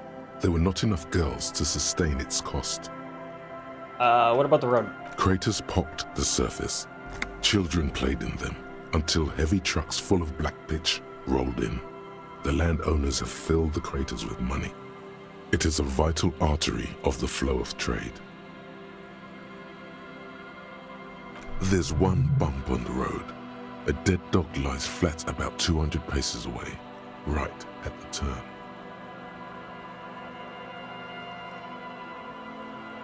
Dead dog? Tragedy comes from the wheels of a fast RCM vehicle, hurrying to work. Oops. The cold washes over you. The sound of the sea has grown distant. Is that me? The wind moves the aerosol. A detective stands behind the boom barrier. A breeze moves a curl of his hair.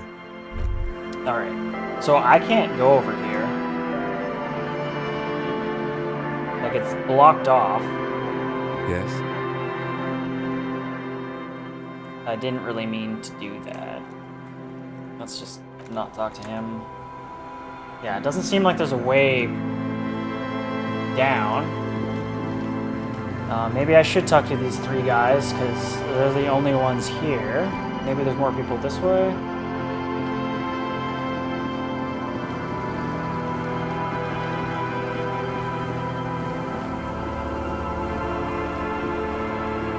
Oh, I can't go that way either. Church.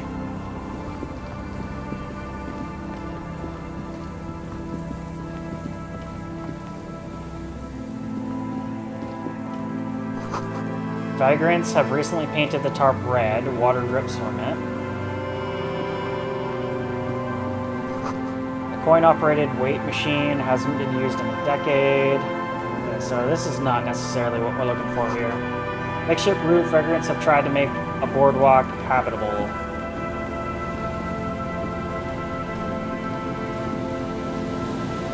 Oh, who's this?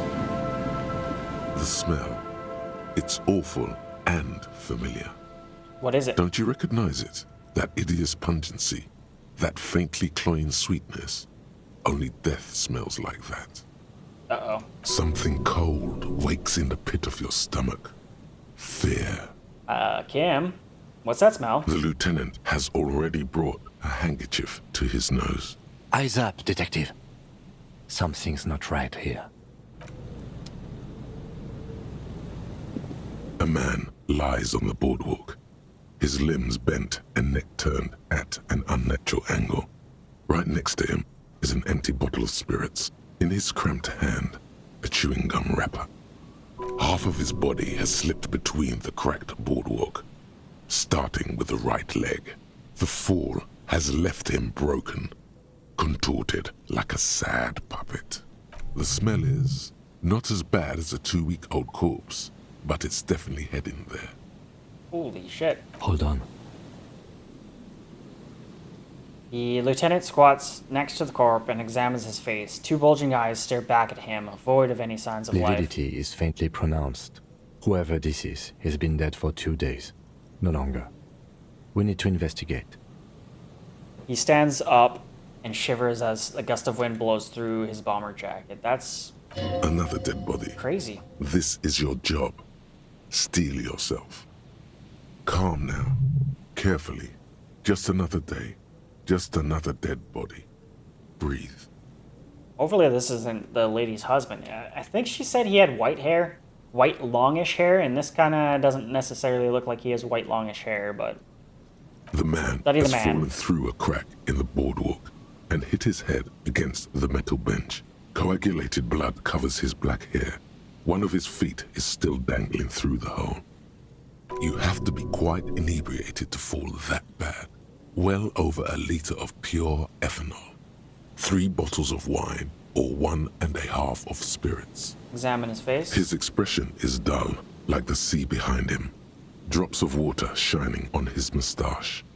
His eyes, empty and wide, honestly, look frightening in their frozen gaze. Kind of like he was probably just drunk, stepped on a weak board, fell through, and snapped his neck on the damn bench. That's what it looks like to me. Height, 170 to 175 centimeters. Curly hair, stout build. Age, approximately 50 to 60 years. This might be our guy. This might be our guy. That's not good. Study the man's He's clothes. Wearing mud-caked boots, beige trousers, and an old brown leather jacket with a bright blue lining. There are traces of kebab sauce on his chest. Okay, search his pockets. You find some sunflower seeds and a rain-soaked library card folded into 2. His jacket feels sodden and heavy under your hand. Good. We should take a look at that library card after this is done. Study the There's surroundings. some dried blood on the metal bench, right where the corpse's head rests. The floorboards are rotten and slippery wet around the hole. An empty bottle lies nearby. A chewing gum wrapper is clutched in his fist.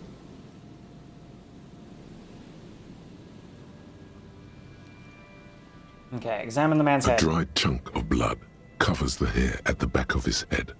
An open wound. It's sticky and cold to your touch. I don't see any other major wounds, do you? It's hard to say. Seems like the head wound was fatal. It's exactly the shape of the bench. Okay. That's kind of, yeah, this kind of seems like he just was drunk, slipped and fell, or at least that's what they want you to think this was, but I don't know. Kind of just seems like this might have just been an accident. Examine the bottle. 0.75 liter Tallulah vodka with its cap missing. There's hardly anything left inside. It's mid-market spirits with a slight touch of menthol. The man meant to enjoy himself, have a good time. Tear all around us.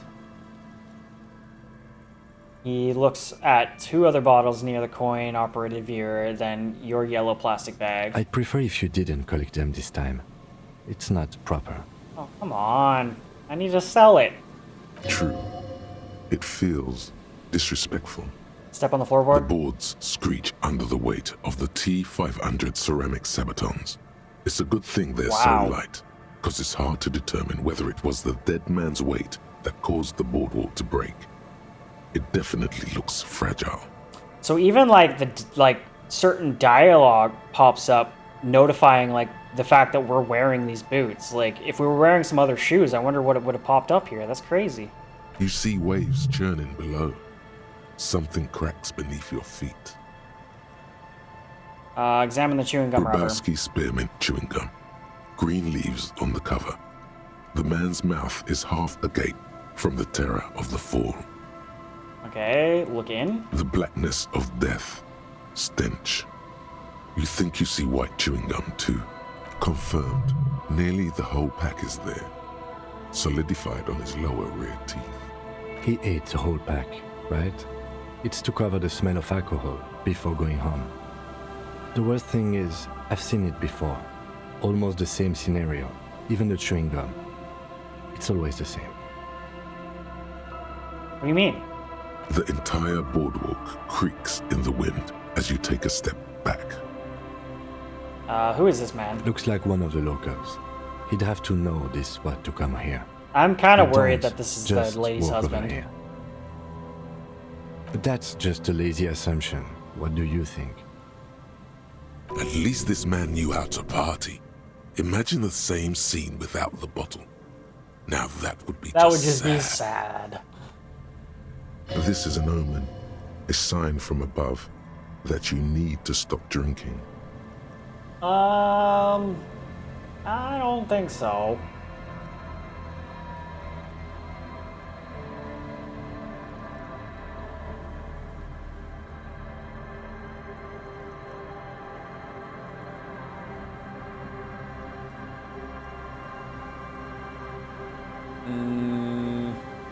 What we're witnessing here is the demise of a great party beast. That leather jacket, an empty vodka bottle, kiss your fingers. The wedding ring.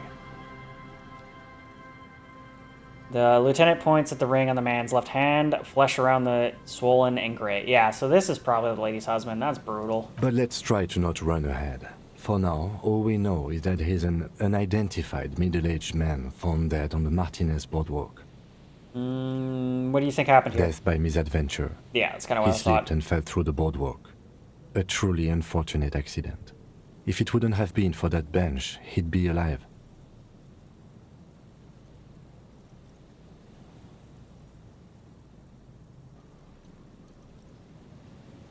The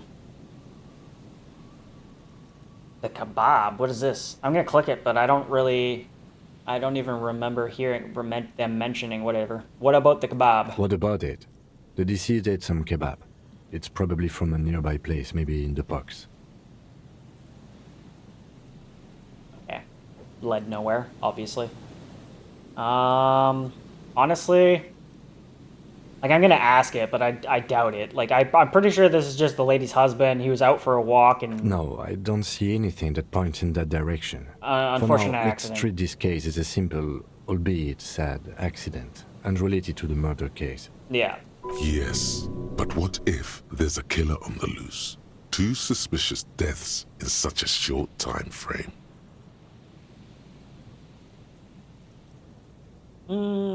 It's a bit of a reach. Yeah, you're right. Connecting with the lynching is a stretch. Without any further evidence, yes. I think I'm done here. Someone should be held, like, who cares? Like, this whole town is run down. And of course he was drunk. It does seem to be a pretty straightforward misadventure. That's what I'm thinking. Although there's still a question of identifying the body. What should we do with him? From where I stand, I can see 2 options. We either take the case and follow the leads to identify the body on our own, or we report back to the station and leave this for our colleagues to handle. We found him. We should finish this. Alright. We should first examine the library card you found. Then we can call the station from my kinema. Let them know we are taking the case. True. Okay, let's take a look at the card. I'm assuming it's the lady's husband. I just... folded library card. Interact. The library card is folded into 2 and still slightly wet to the touch. The front side reads, Central Jamrock Public Library Card, issued to Billy Mejean, expires July 53. Look inside. Whoever owns this card is an avid reader. You find a list of books written in blue pencil. Radio thriller. Stand a little less between me and the sun. The last one in the list is The Glinton Curve by M. Theobald. A library stamp indicates that the book has been returned. Most of these titles seem to be in the sci-fi genre. Some thrillers too. Look at the backside. If lost, please return the card to the library. Dial 005 02 55211 or visit us at Moreau Street, 78, Jamrock. Good. We should give them a call from my kinema. See if we can learn anything about Billy Mejean. Good idea. There was plenty of information here to go by. Okay. Well, let's just hope it's not the lady's husband, because that'd just suck. That would be sad.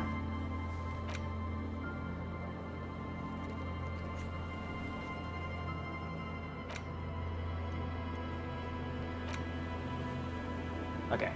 So we can let Everard know that we... Oh, what's this? Careful, these floorboards look rotten and weak. Yeah, you don't say. Big wine canister is open and empty.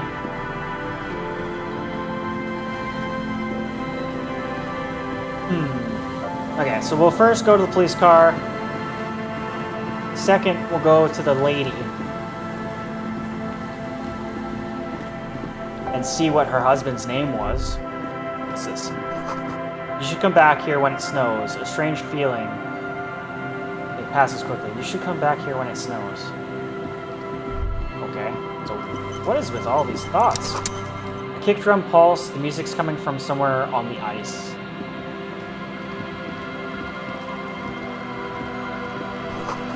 Full of holes. Could this post hide treasure? Look inside.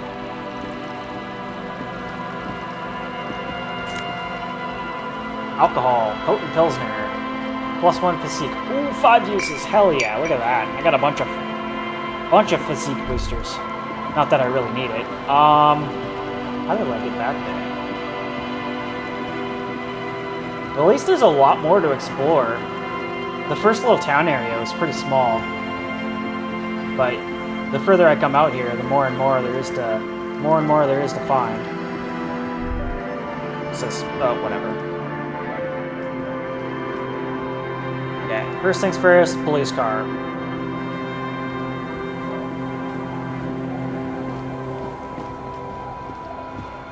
It's way too easy to get sidetracked in this damn game.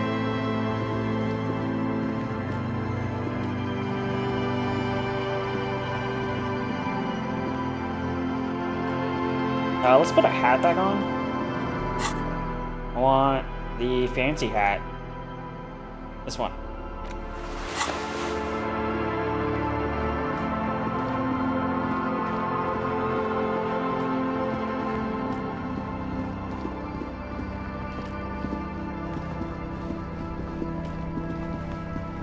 Okay, here we go. We can probably also call the other lady. The only thing is they haven't come up with any kind of radio microphone, connection to her just yet. And the soft glow of the fuel preheater gauge. Pick up the radio. This is Precinct 57. How may I assist you? Yeah, Sylvie. That's who I'm talking about. There's definitely a lot to do with Sylvie. Sylvie has a lot to do with this, I think. Connect me to Jamrock Public Library. Hold on, officer. I've got Central Jamrock Public Library on the line, and I've already introduced you to the librarian. Connecting the call in 2. 1. Sweet. Yes, this is Central Jamrock Public Library here. How can I help you, officer? I'm looking for any information you can provide on... Like, why would a library know anything about him? But okay. That you can provide on Billy Majan, a reader. Billy Majan, you said. Give me a moment. I'll have to check our database. He puts down the receiver. On Moreau Drive in central Jamrock, in a darkened hall lit by orange desk lamps far away from the noise outside, a middle-aged man taps commands into an old radio computer. A printout falls on the desk. Behind him, a lonely reader scours some dusty bookshelves. Look. Yes, hello. Are you still there? I found Billy Majan's home address. Is that all right? No phone number, unfortunately. Yeah, his address is fine. Here we go, sir. Rue de Saint-Ghislain, 33B, apartment number 20. It's in Martinez, I believe. Capeside Apartments, it says. That's all. I know the place. That's where the smoker on the balcony lives, isn't it? Yep. He just said that he didn't, but I'll ask anyways. Do you have any other information on Billy? It says here that they returned their last book just a few days ago, but I wasn't at work that day. Do you know someone who was? Marie? Marie? Do you remember a reader named Billy Majan? They returned a Tybalt book the other day. you hear someone else answer from afar. Maurice, what? A woman yells. Then, yes, okay, if it was the police, she starts explaining something. Yes, it was my colleague Marie. She said that it was Billy's husband who returned the book. He also asked for this new sci-fi release, Lowe's Radio City 87, but we don't have it yet. Oh. So Billy Magine is a woman, not a man? How did your colleague know that it was her husband? Marie knows Billy. She's been working here longer than me. Sometimes her husband returns some books for her. Do you know the husband's name? Sorry, no. Marie only knows him by sight. Can Marie describe what the husband looks like? Marie! She said it was an older man, and that she's pretty sure he'd had a drink or two the last time she saw him. Yeah, that was probably him. What is he wearing? 1 second. Can we just talk to her? Sorry, Marie wasn't really paying any attention to that. Okay. Thank you. That's all for me. I have no other questions. Happy we could help. Goodbye, officer. Anything else you need from me? Honestly, I'm gonna call Sylvie again. I don't think this is gonna go anywhere, but I'm gonna connect with Sylvie again. Officer. Sylvie Malaika on the line for you, officer. Yes. Hello? It's the police again. Oh, great. What else do you need, detective? Have you seen my gun? Because I think you're the one who bought it. Please, no. Not this again. Everyone saw your cool gun, detective. Beyond exasperated. I showed you my gun. When did this happen? You were trying to impress some people with it. Everyone was eating, and... She stops hesitantly, not sure if she should continue. Man, this is so confusing. It's either her or lady upstairs. Someone bought my gun, and it was a female. Sounds like it's going to be bad. Do you really want to know? I kind of do. What did I do? You were waving it around in everyone's face, begging them to describe it. You said it calms you, and then you started making suicide jokes. It got pretty graphic. Oh, yeah. People about right. tried to back away from you, or even slip out of the door, but you screamed, I am the goddamn law, and you have to listen to me. You are all suspects in a murder investigation.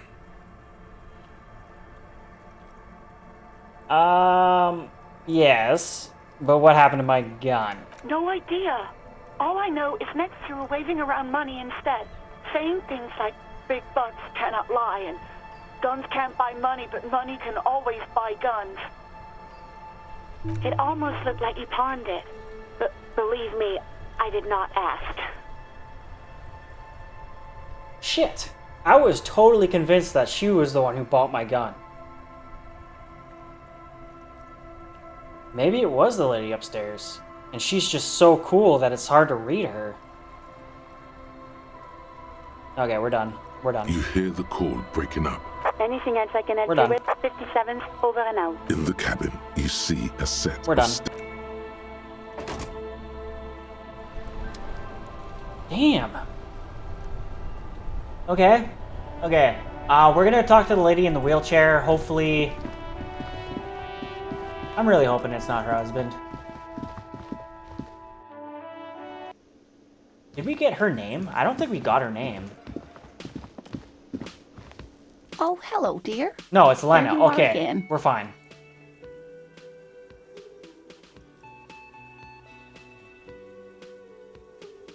Okay. Okay, we're fine. Her name is Lena. So it wasn't her husband. That's good. Still need to find him, but that's fine. Okay, so now we are gonna go talk to Boss Man Everard.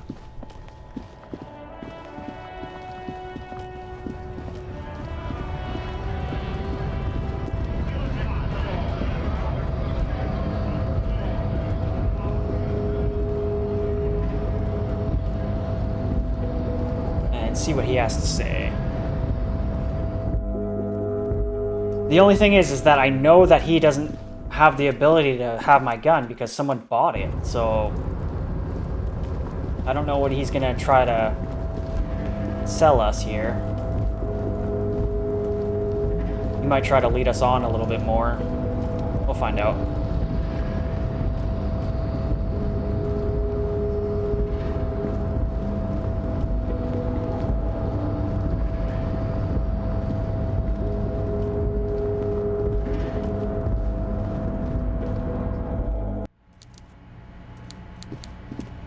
Alright. Let's see what he has to say. Mr. Dubois, a pleasure as always. You don't have to sit down this time, since you've already sat on that chair. I wasn't going to. Okay, so it's done. I mailed the signatures you asked me The to mail. Golden Boy returns once more. Wonderful. Simply wonderful, Harry. He claps his hands Of together. course. I already knew this. Oh, yeah. My friend, the mailman, confirms the letter is on its way. You've done That was a great fast. thing today. You've given the children of Martinez a bright future, and you've proven yourself someone I can trust. Someone I can really do business with. Alright, alright, alright. You're in my inner circle. You too, Mr. Kitsuragi. We can talk about anything. The I'm strike, sure. the murder, your lost gun, nothing is off the table. I'm sure. I don't know. Your dirty forgery fingers aren't sure if playing this one straight was the right thing to do. Yeah, I know. I don't feel good about the signatures and shit, but at the same time, like, I had to get to know this guy. Finally, answers. Ask away, son. I don't know if we're gonna get anything straight out of him, though. Did you order the hangman killed? I did not, Harry. Although I am very, very glad he's dead. Mm-hmm. What did you gain from him being dead? Why, a war, of course. And what do you have to gain from a war? Victory, Mr. Kitsuragi. I have victory to gain. We are going to start a war with the Wild Pines group and win before they even realize there is a war. They aren't trained. They're trained military people. Aren't you afraid of your Harry, men? we outnumber them 1,500 to 1. And that's just Martinez. With all the unions in Revachol, and with public opinion on our side, we can hold off 2 men, or 15 men, or even 50 men. The more they send, the worse it's going to look for them. They made a huge mistake hiring those guys. No one likes foreign mercenaries. The leftists hate them, the fascists hate them, even the moralists think they're in bad taste. How's this connected to the strike? Harry, there is no strike, only war. Class war. Or, in business terms, a dawn raid. Or wait. Is that when you still pay them something? Because we won't do that. We're not going to give nothing. We're going to take Terminal B away from them. The roads, the gates, the containers, that big crane, even the damn coffee maker. We're going to take all of it for the people, and fuck Wild Pines. Okay. The word fuck rings like a gunshot from his mouth. He doesn't swear often. So that's why you haven't let Joyce in? Yes. It's also why I let that midget Gaumont go. He's too nice. I can't put him through this. Plus, he knows how to get in here. That woman can't tell her tits from her arsehole. She has no chance.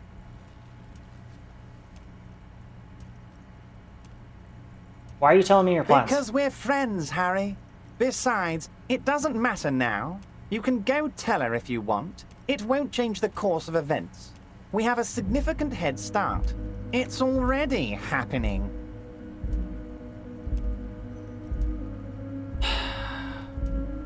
What was the fine print on the document I mailed?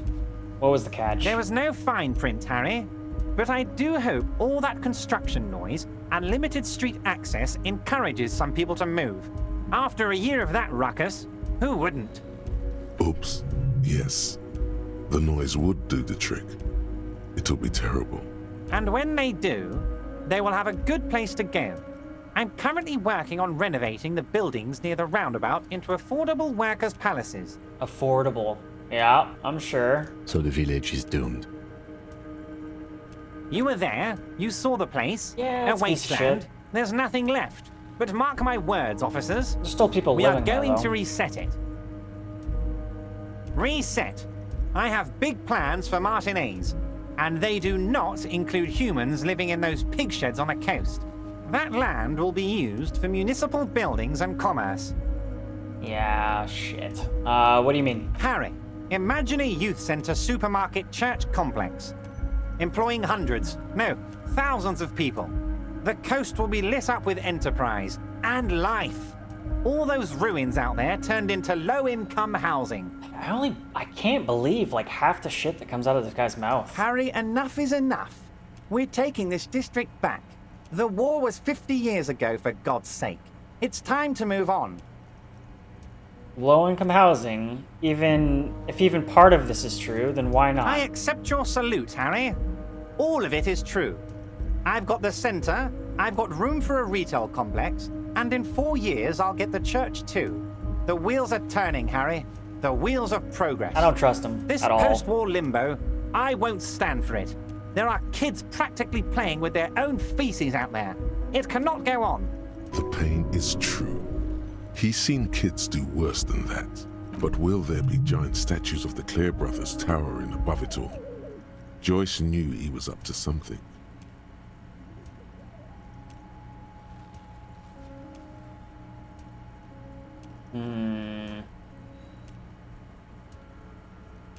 Wait, but will you erect a statue of yourself? I'm not a symbolist, Harry. I'm a realist. My statue will be Martinez rebuilt.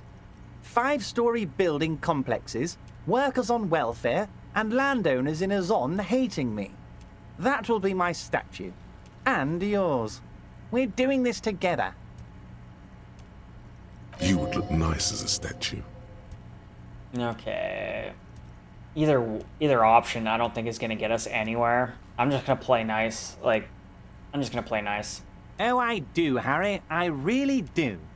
I'm gonna make the working man as rich as Joyce Messier with that vote of yours. That's my job. Just like yours is to keep the peace. A true flash of anger in him, as he thinks of her. Yeah, they are at war. They're at war, so like what else would he be thinking?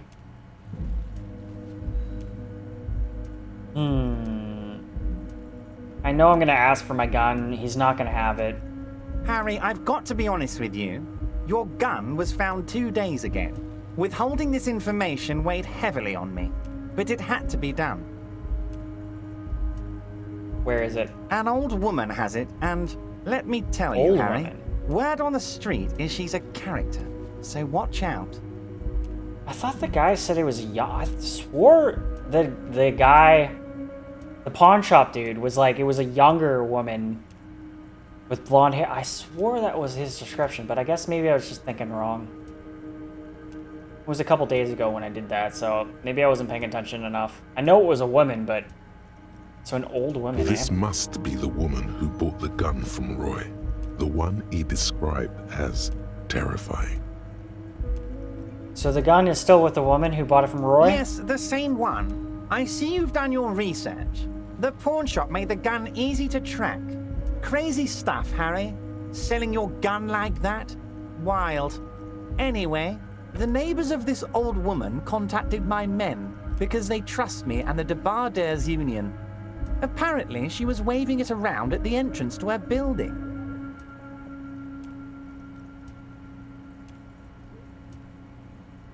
Waving the gun around doesn't sound good. Nope. None of this does. Who is this old woman? Unfortunately, I don't know anymore. You're gonna have to go in blind, Harry.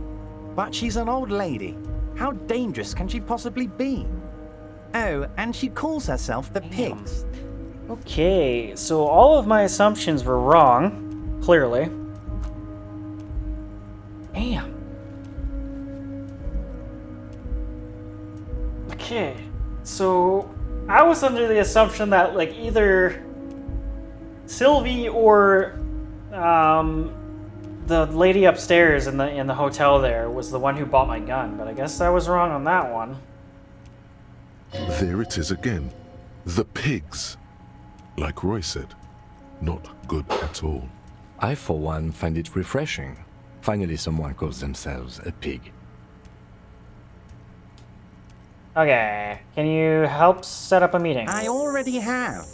Tonight, starting 10 o'clock, near the old fish market on the coast, the one on the boardwalk, a little past the fishing village. Be careful, Harry. I would never set you up for anything dangerous, but you did ask for this. Now, back to the fun stuff.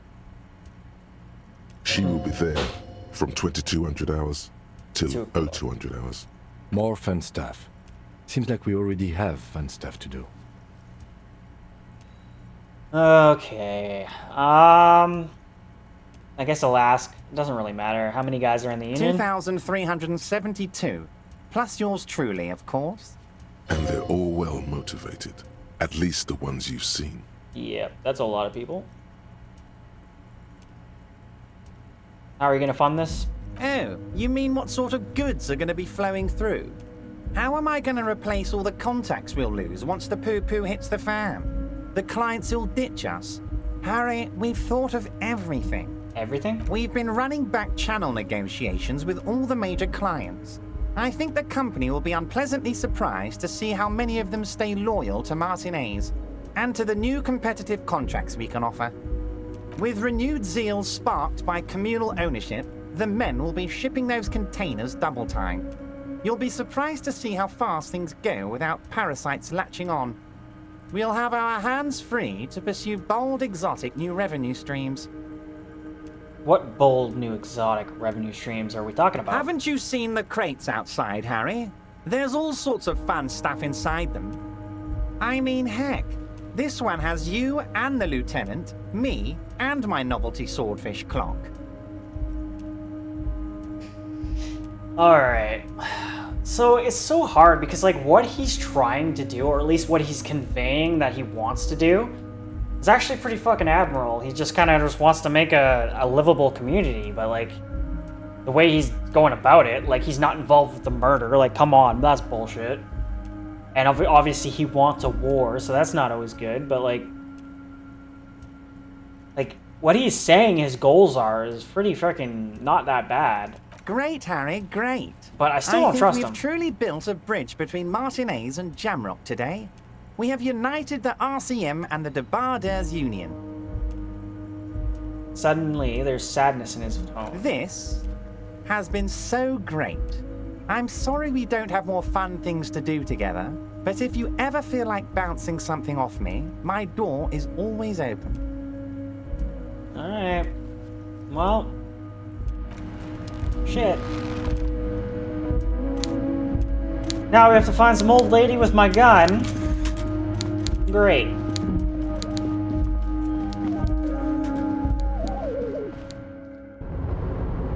Okay, let's take a look at some new pointers. So confront the pigs and get your gun back. So 2200. We still got a couple hours before that. Dead body on the boardwalk. Didn't we call the station? Shit, no, we didn't. I called the library. Oops. Yeah, we should go back and call the station. Oops. And then convince the Hardy Boys. I don't have enough intelligence for that. Perform an advanced analysis using HE coordination. I don't even know what that means. Find Morel.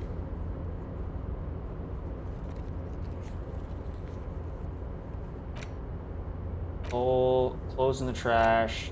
Joyce.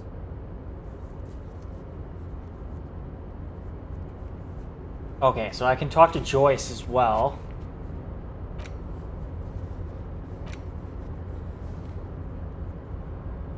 Explore the whirling the door that I can't seemingly open. I don't really... who cares about this? And then find the armor pieces, which we found 2 so far. Okay.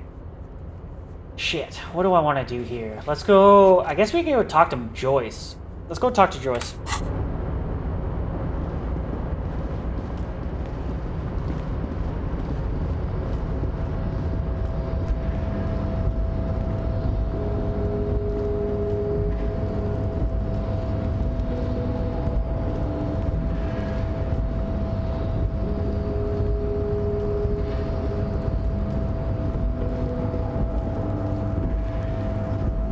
just so weird, like...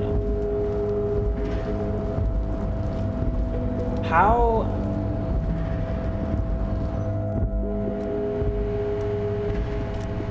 A lot of mystery. That's just mystery after mystery here. I guess that makes sense. It's just the name of the game. Okay.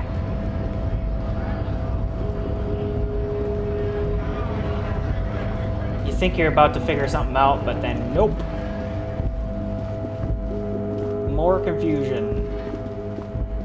Where do I have to go again? The docks, right? So that's over here, I believe.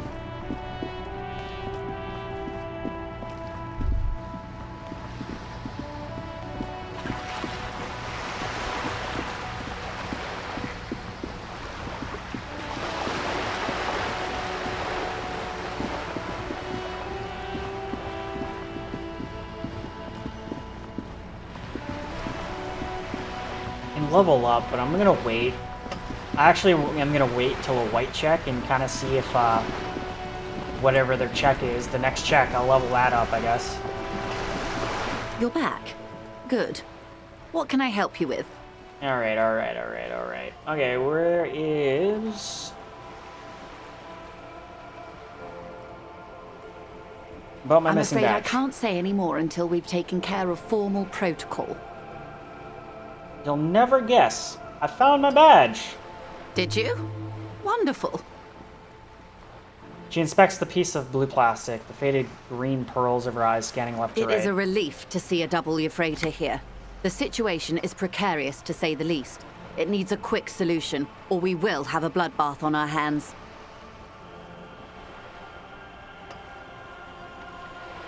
Tell me again, how are the lynching and the strike connected? I have an indirect role to play, I'm sad to say. My employer experienced a momentary lapse of faith in me. In that moment, they elected to deploy a private military contractor as an insurance measure. They called it my security detail. A momentary lapse of faith? They were dispatched after I relayed the union's initial offer. Hey, Sonny. How's it Every going? worker... A member of the board. I tried to convince my employer it was simply a piece of rhetoric, or a joke. They did not appreciate the humor. I'm good.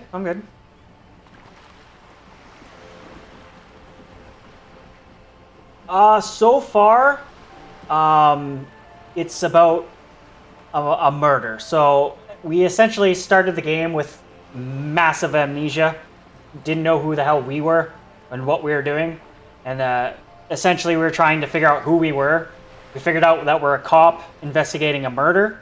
There's a hanged man in the back of the place that we were staying at. And essentially we're just trying to figure out who killed him. And then essentially that's the gist of it. We're just trying to figure out who murdered the guy, and then there appears to be obviously an overarching narrative of there seems to be a war brewing with two factions over I'm assuming just like rights to work in areas, because there's like a dock union that we are kind of who's like the ruling class of the town that we're staying in, and then there's another. I'm not too sure. It's called Wild Pines. It's probably some sort of other kind of docking union or some kind that this woman works for, who's also kind of at war with the dock workers union. So I'm still so confused as to really what's going on here, but it's essentially just a murder mystery type deal.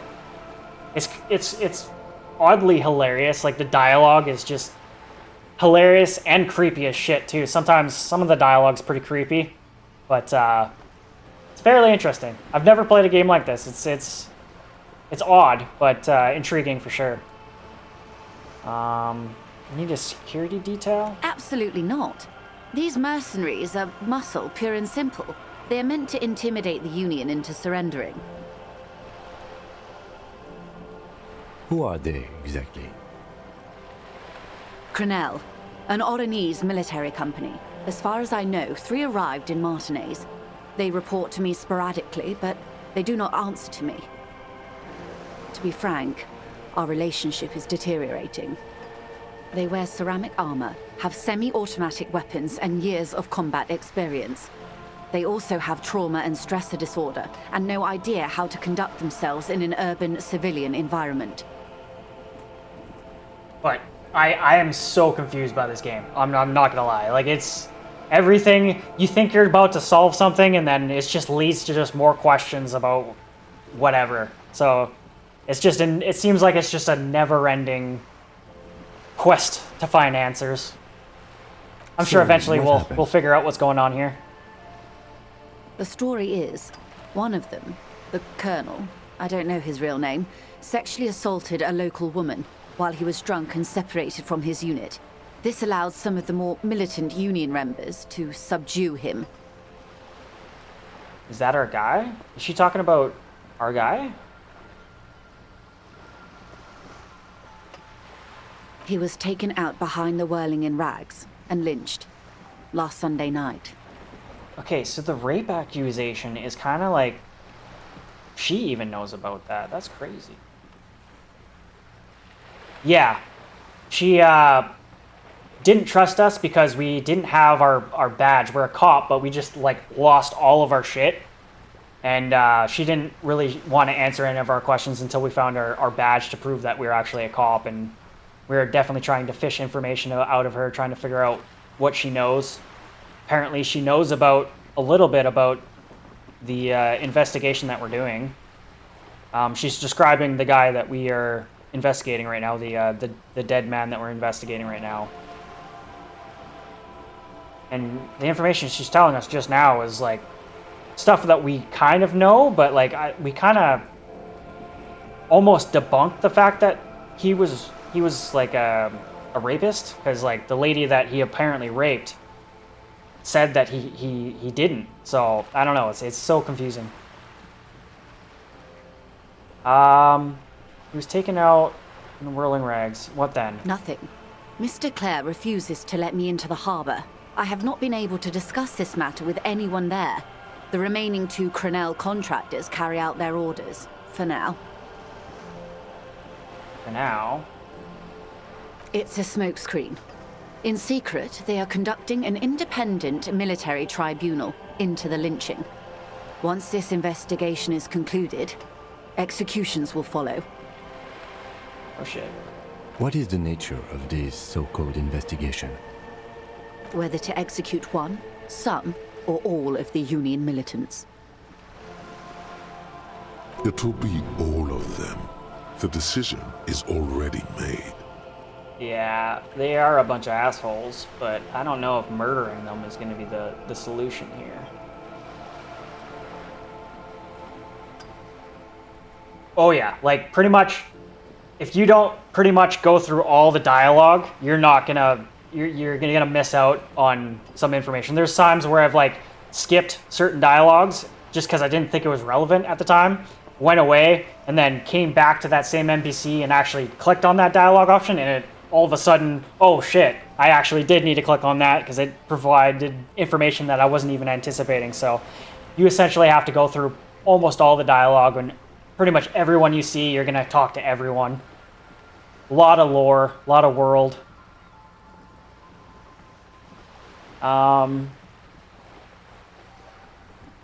Okay, so I have to say, this is not a disco. It is very far from disco. My only hope is that you provide a single, concrete suspect before the mercenaries indiscriminately pick theirs. Simply put,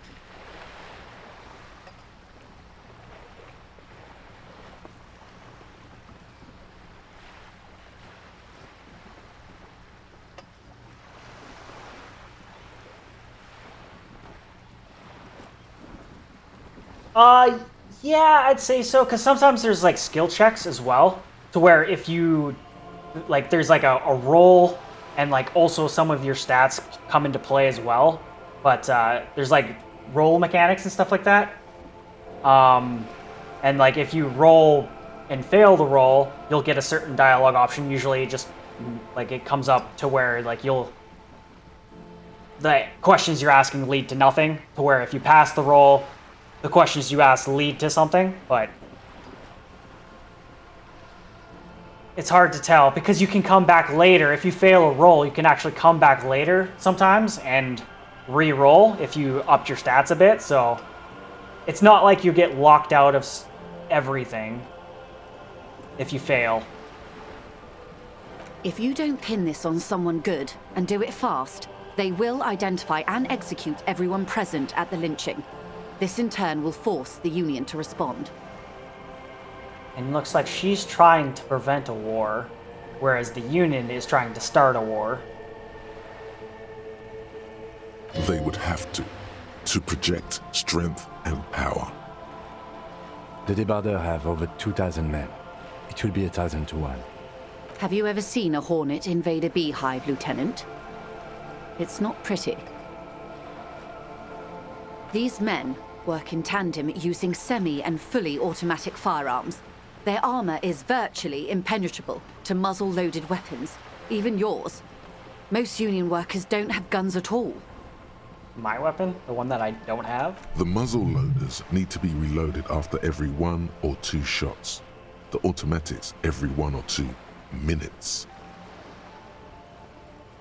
Oh yeah, this is like I think I mentioned that, but yeah, this is like the first time I've played a game. Like I've never played a game like this before. I wasn't even expecting this game like to be like this. I thought this was like more or less like a turn-based type game or some kind, because like there's like there are like a lot of skills and stuff like that. I thought this was like some sort of like turn-based combat game, but it ended up being like a murder mystery game. So, but yeah, I play all types of games. I'm obviously not every type of game, but I play a wide variety of games.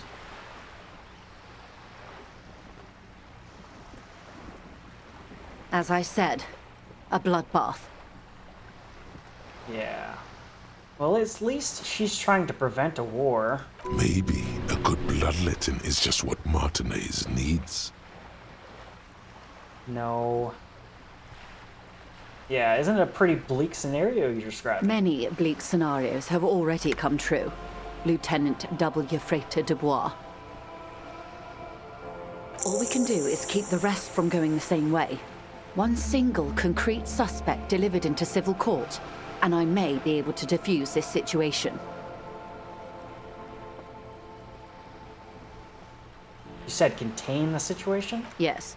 I'm afraid this strike may descend into a small-scale civil war, with possible consequences for all of Rivershoal West.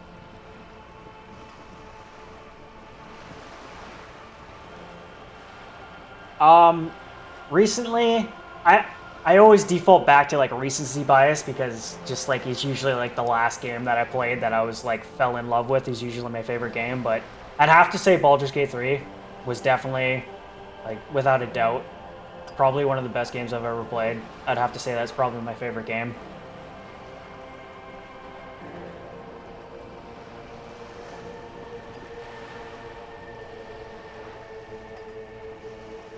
Since you are sharing, man, this is also the RCM's worst-case scenario.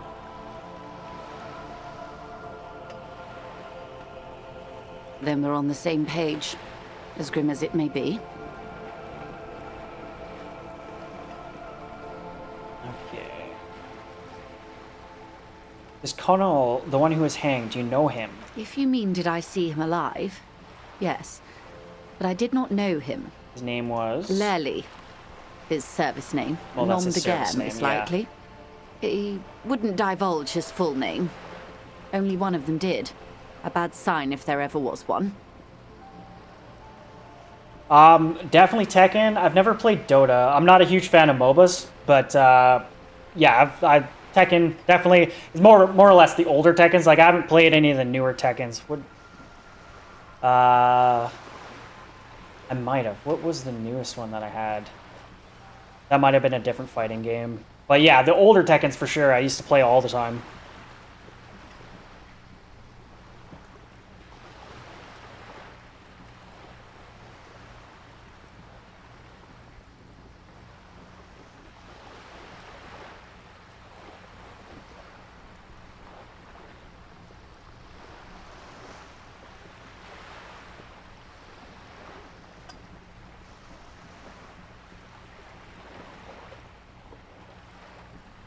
Yeah, I'm trying to think. I think it was Tekken 2 was the one I had as a kid. And then I think I might have had like a couple games after that. But yeah, it was definitely a huge part of my childhood. The fighting games.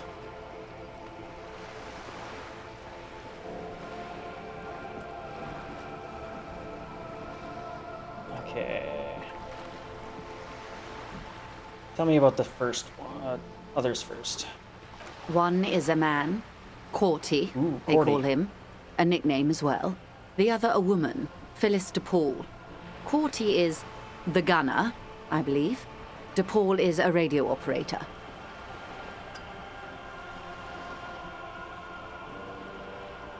What would you say was his eye color, the deceased? Was it blue? She closes her eyes, trying to picture the man's face, then shakes her head. I can't remember. That's all right, man. Anything else? Nationality? What would you say was his age? He was 40 or 50. It's hard to say which. He had a combat injury on his lower jaw. It made it difficult to estimate his age or gauge his facial expressions. Yeah, I don't think I've actually tried Dota before. I've like always like seen it and like just kind of, because it's a MOBA, I just kind of ignored it. But not to say that I've really played a whole lot of MOBAs, but it's just not usually something I was interested in. I might give it a go eventually here. This matches the dental reconstruction we saw on the body, and Classier also mentioned it, I believe. What else? Nationality? Accent?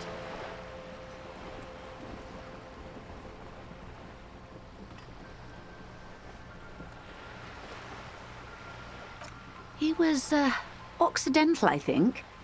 Light brown hair, a mixed accent, Oranese, or Messinian maybe. His injury gave him an accent all his own. In a way, it was humanizing. He had to learn to speak through it, through the injury. That's all I know, I guess. I only met him once. Of course. Okay. What can you tell me about Cornell? Not much. Their public resume is relatively good, as far as private military contractors go. I believe they were once called Downwell. They boast a long list of clients: Saint-Baptiste, Welchman-Lorenz, Eintracht. A warning sign, however. The operations concerned all take place in third or fourth world countries. Guarding facilities, escort missions and such. Meaning they're used to operating in war zones. Yes.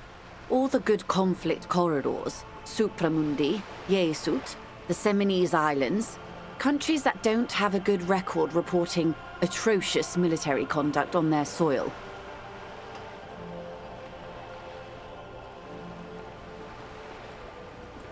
Yeah, the colonel definitely went native. It's not a little native. I wouldn't go as far as to use that term, detective. I would. Yes.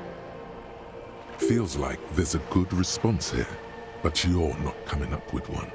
Carry on. Anything else you got? Sadly, no. Before this happened, I had little interest in them. Now that I do, I don't have the resources. Okay. If you still have access to the ICP's database, you could run a better background check than I ever could. It may take some time, though. Do you know a lot about the inner workings of the RCM and the ICP, ma'am? In my line of work, it pays to do your research. I was prepared to deal with the RCM. I did not think I'd be dealing with a group like Crenell. Could you contact the company, tell them to call it off? I have. And they will. However, these orders take time to reach what is basically a rogue unit out in the field here. Until they do, it's all on us. Okay, so you said the deceased assaulted a woman. Or he didn't.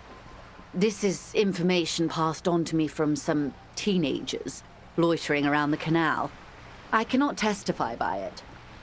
Kuno and whatever the other one's name is for sure. Okay. Who did it, the passing on then? The remaining contractors. Their tribunal. It's what they believe. And what did these teenagers by the canal say? That the man was killed because he assaulted a local woman. I've asked around a bit. This seems to be the accepted story around Martinez. Except for the woman says that he didn't. This does not come as news to us, but still. To your knowledge, where did this assault take place, if you know? Last Sunday night, at the Whirling in Rags, the hostel by the gates. Supposedly, the colonel was drunk, maybe on narcotics too. Either way, he's alleged to have sexually assaulted a woman. Sometime later, a group of dock workers got their hands on him.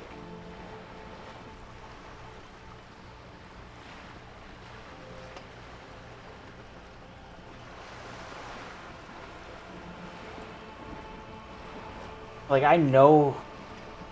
Yeah, whatever. I'm just gonna tell her I know who she's talking Good. about. Then you've made progress. It's imperative that you move fast. The tribunal will not be patient.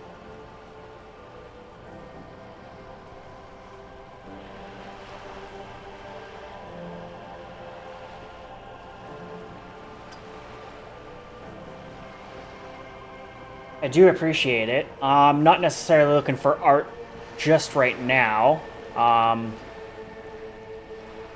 But I will definitely add you up, and if you want to send me some of your stuff, I'll take a look. But I'm not looking for art right now. I have gotten a lot of offers recently, but yeah, for sure I'll add you up after I'm done, and I'll check out some of your stuff. Because yeah, eventually, I'm just like, right this moment, I'm not necessarily looking for art and customization just yet. I'm just more or less looking to practice and get myself established in the streaming world. But I'm sure eventually here I'm going to want to get a little bit more serious and customize and work, get some nice artwork. But not just yet.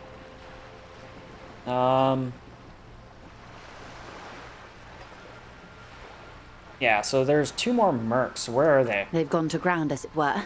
I don't recommend seeking them out. For one, they're almost certainly armed to the teeth.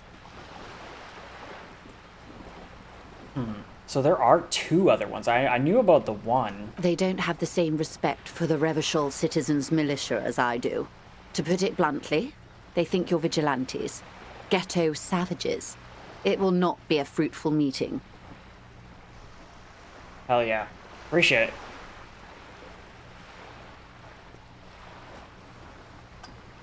Vigilantes.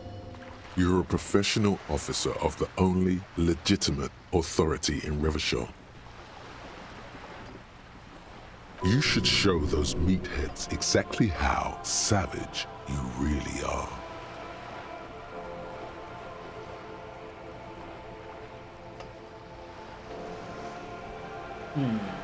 We still need to know where they are. You're likely to run into them eventually. When that happens, I'll be in a better position to mediate if I don't appear involved. That's a high roll. I've had higher rolls fail, so I'm a little nervous, but we're gonna take it. Where are these mercenaries? One is obviously Success. the scab leader at the harbor gates. The one chanting the idiotic slogans. He's barely maintaining his disguise. Oh shit, no way.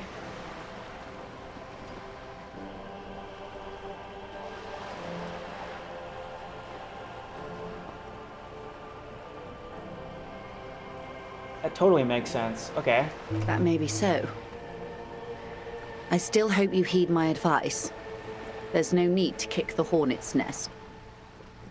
I still need to investigate, For though. all your talk of averting this catastrophe, the situation at the gate is a powder keg. Does this not bother you?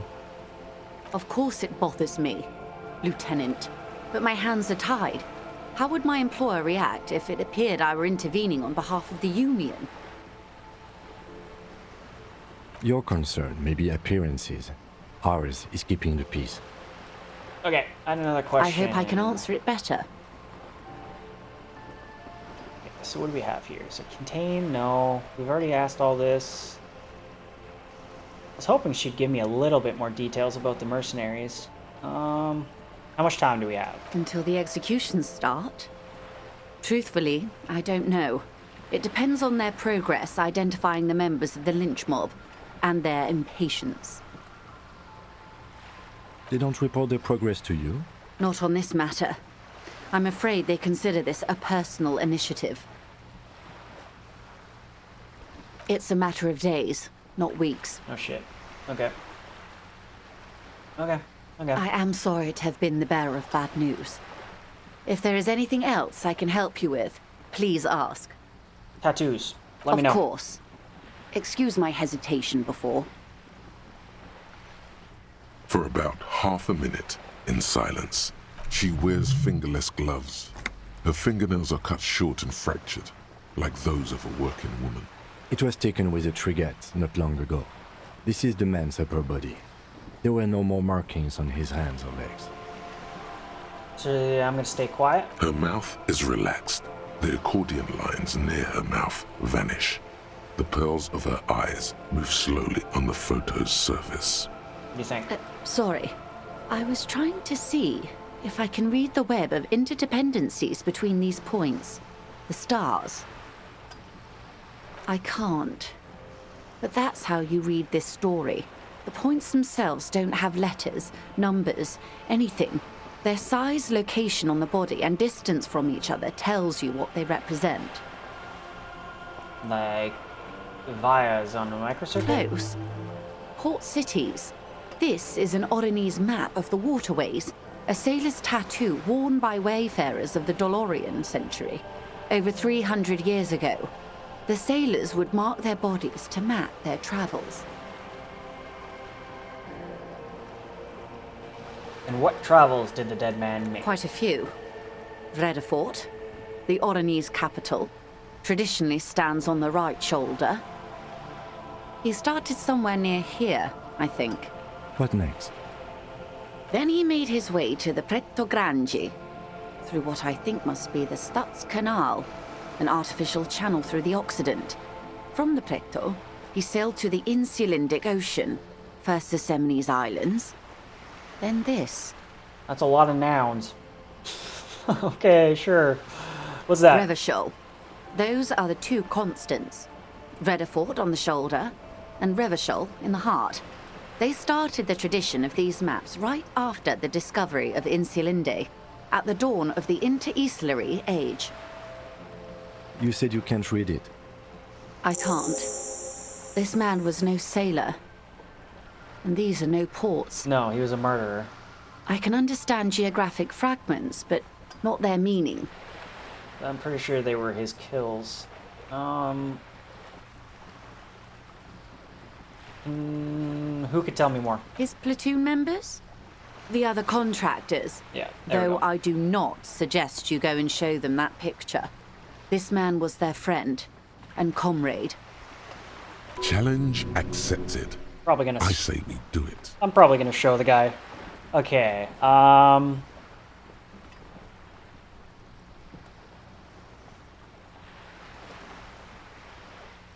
Whatever. I need the information. Do what you have to do, Detective Dubois. I don't think deciphering that tattoo should come before public security.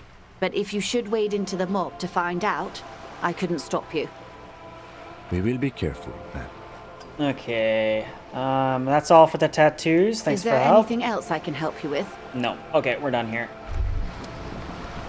As you turn, a bright light catches your eye, making you squint. Where's it coming from? From a distant sunset, a stage light, flash photography, nowhere in particular.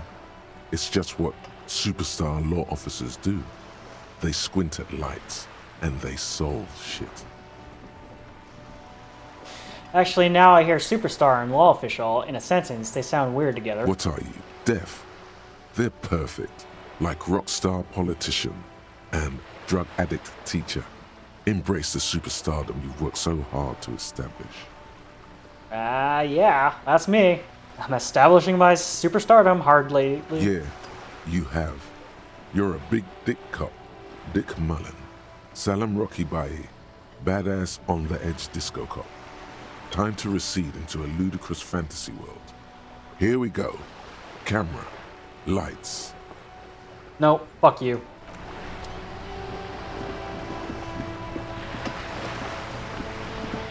Alright, we're gonna go... I guess I could talk to the scab later. Now that we've kind of identified that he's probably one of the mercenaries. What else do we have? Yeah, so ask the scab leader about the tattoos. Confront Pig at 22. Where are we at right now? We're at 15. Call the... Yeah, I gotta go call in the dead body on the dock. Let's do that first, and then we'll talk to the scab leader after that.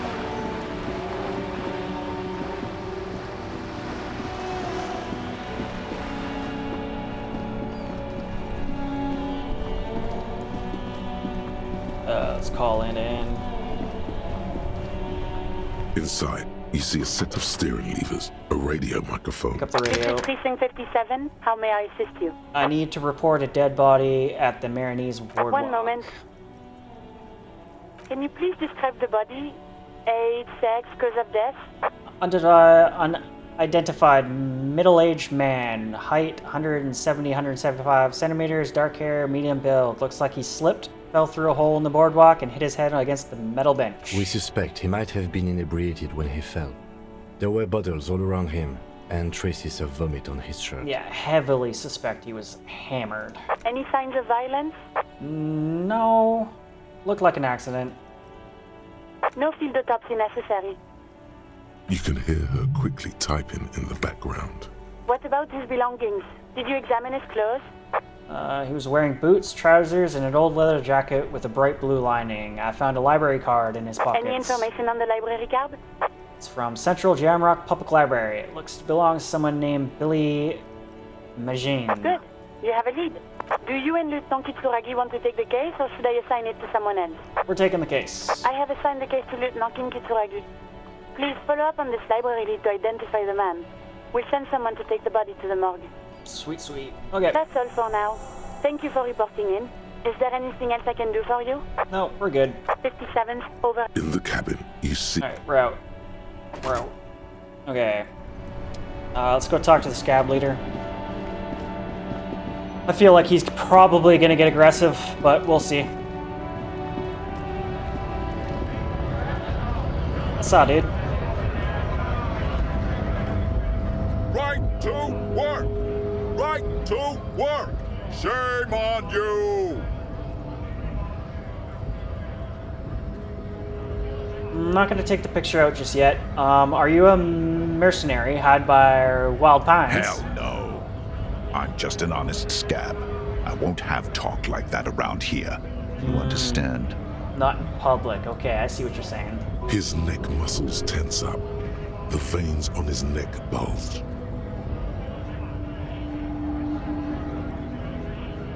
Be careful. He's holding it in, deep in, but there are things there that you don't want to meet.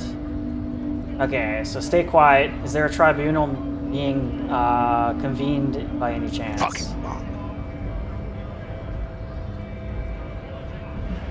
He breathes out slowly, his giant chest deflating and his mouth slightly open. You hear a tiny rattle, a small radio, cracking somewhere, an earpiece.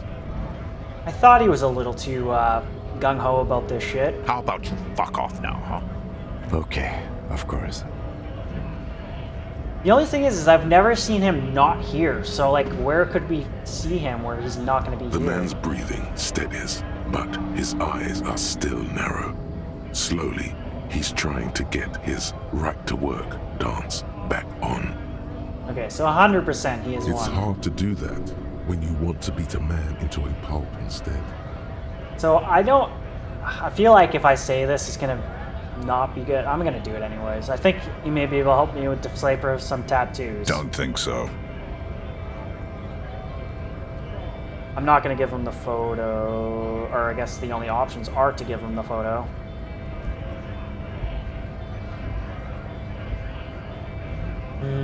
Okay, I shouldn't provoke him too much. Let's just say we're investigating a murder. These tattoos were on the victim's Silence. body. He takes the photo. Grey eyes dart back and forth on the glossy surface. Fucking loincloths. Really did him in. Loincloths? Yeah. He's clenching his teeth. There is silent pressure behind them. Can you tell me about the tattoo? What it means. He points at one tiny star of the web lines away from the man's heart, almost on his stomach. I can tell you what this one means. Only one. You want to hear what happened here? Yes. Our colonel is deep in the bush here. Deep in the fucking bush. In Benital, 41. Monsoon season. He's on a reconnaissance mission. Yeah, I feel like every star point is a murder or like someone he killed. Because I think that's what his lover chick mentioned. He spent a month behind enemy lines, scouting kept villages. Nothing but fucking bugs and snakes for fun. Men are getting restless. There's talk of switching employers. He licks his lips as if drunk With suddenly. some strange emotion. This is about to get really graphic. Last moment to back off. Nope, don't interrupt him. Our boy. He's only a captain then, but he knows how these men think. If they don't see action soon. His voice gets strangely quiet, a long, long way from right to work. His gaze pierces the paper. At dawn, he comes upon two kids, breeding in the bushes by the river. Or maybe they weren't breeding. Maybe they were just making eyes at each other. I like to think they were breeding. We shot the boy. He was useless, but the girl, she was nice. A little fat, you know. Okay, so these are not good people. Not too at all. Oh, God. Say nothing. She was quite the entertainment for the week she lasted. Expired in the hands of Sarge Mason. The kind of guy who'd make Chief there shit his pants and cry like a bitch. God. Mason couldn't let go. Cut the tits off her cold body and fucking ate them. Mason. Said primitive spirits were watching over him now. Wait. So is his name Mason?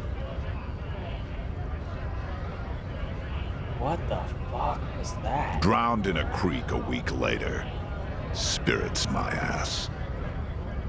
Something stirs in your stomach.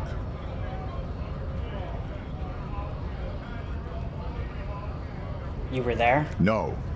I was in the domain. In Jamrock.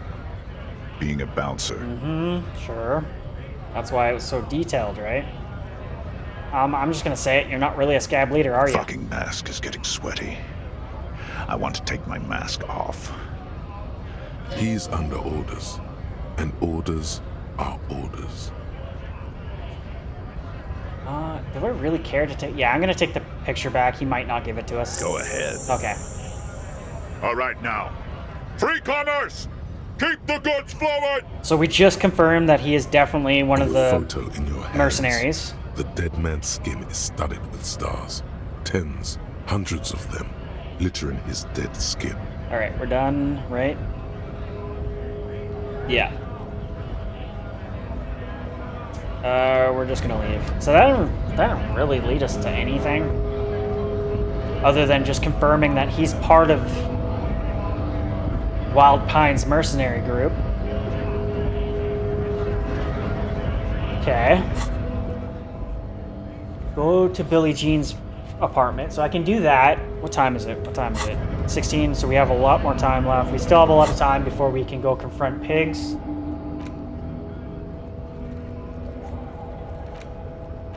So yeah, let's just go do that right now then. We're gonna go talk to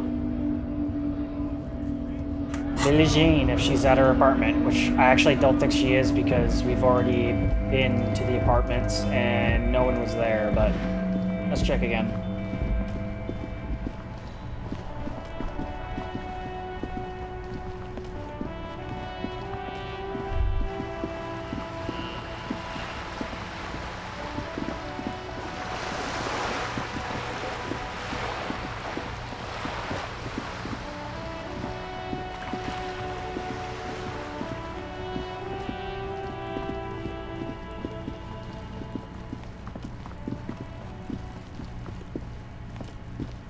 Pretty sure apartment 20 is up here.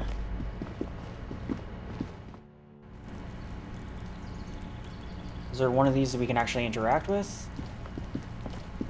This one? A weathered brown Yeah. door. The number reads 20. Something smells good. Soup allongio. The lieutenant motions to you to go ahead and knock. I guess we'll go with the first one here. Hold on, Cam. We discussed this before we move on. What should we You're expect? right. Let's talk this through. Looks at the apartment door and lowers his voice a You bit. hear light footsteps passing by the door and some folk music playing on the radio. We have our first preliminary identification. In all likelihood, the deceased is the husband of Billy Méjean. We need to confirm this, as well as deliver the death notification to Billy herself. That's sad. Now, delivering a death notification is never an easy task. There's a reason why it's often called the most stressful part of our job. I could imagine. This is why it's usually done in pairs. You got this. I'll be monitoring reactions, ready to act if necessary. Alright. I think I'm ready. The lieutenant motions towards the door. Knock. Hello? Who is it? A voice calls out from the other side of the door. And someone turns down the radio. Is this Billy Jean's home? This is the police. Please open the door. A moment, please. Give us a moment. Tidying up. Nervously. Come in. The door is open. Alright, alright. Let's get it. It's you from the Oh, bookstand. hey. She's the one who... She's like the... No, she's not the operator. She was just outside. And we talked to her for a bit. She looks at you for a moment without knowing what to do. I don't think I introduced myself properly. I'm Billy. Would you like something to drink? Tea? Lemonade? We're out of coffee. No, The ma'am. lieutenant has taken off his foggy glasses and is busy cleaning them in his handkerchief for now. You're on your own here. Yeah. I'm not really here for tea. Is this about Victor, my husband? Is he in some kind of trouble again? I can come pick him up in the station if that's what. She stops, her eyes trying to read answers from your face. No, this is something much worse. Is he in the hospital? How bad is it? Man, that's sad.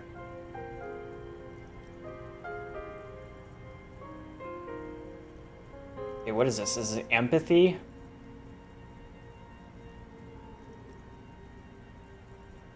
I'm gonna back off.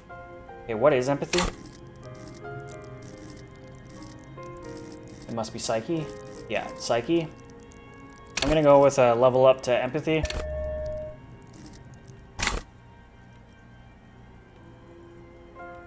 And then I'm also going to... Oh, I can't access my bag right now? That was psyche, right? Yeah, so that was psyche. So I'm actually gonna pop one of these guys, if I can. I can't. Okay, we're gonna leave and talk to her again. Let's pop. How do I use it?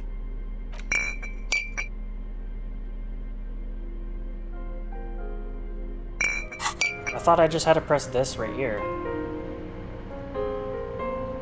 Oh, there we go. Alright, now let's talk to her again. She looks up, too anxious to say anything. 58%? Okay. Let's try this again. Tell her about the dead body. You've done this before. Just keep your focus. Okay. Very sorry to say, but your husband, Victor, was found dead at the Marinese Boardwalk. What did you say? Yeah, damn. That's sad. Great and terrible Spike. The blood freezes in her veins. Your husband, Victor, is dead. I'm very sorry for your loss, ma'am. She touches her neck, eyes pale, purrs on the seawater. But he was just... She looks at the kitchen table where the 2 cigarette butts were still in the tray. But he was just here. Alive. Wait, what? We understand this comes as a huge shock. I want you to know that me and my partner are here for you if you have any questions. Take your time, ma'am. What happened to him? She turns to you, her neck and cheeks covered with red blotches. Her double chin is shaking. Still too early to say, but at first glance it seems like he slipped and hit his head. Well, I guess I can... No, I'm just gonna say the first one, because, like, yeah, we don't fully know. Was he drunk? Alcohol may have played a role, I yes. see. And you just found him there, lying in the cold. Damn. How long had he been there? If you say 2 days maybe, it will be etched in her mind forever.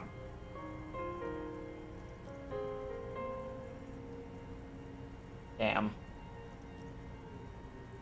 It couldn't have been long. She blinks, eyes welling up with tears, as her hand starts searching for something from the pockets of her dress. The handkerchief. Here, take this. Give her Lieutenant's handkerchief. Yes, thank you. She smiles a small, terrified smile, then wipes away her tears. She still looks disoriented. See, the only thing is, like, she glanced at the ashtray. So, are we actually talking about her husband, or, like, is this someone else? Is there anyone we could call for Like, you? I'm assuming it is, but... A friend, a family member, someone who could be here for you? No. I just need to tell my girls. Oh, shit. You have daughters. That's brutal. It burns like acid. God. Should I call them? Should I tell them to come home? No. A day.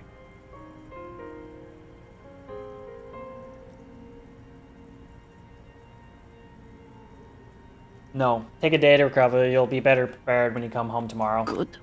That's probably the right thing. Thank you. She nods without a...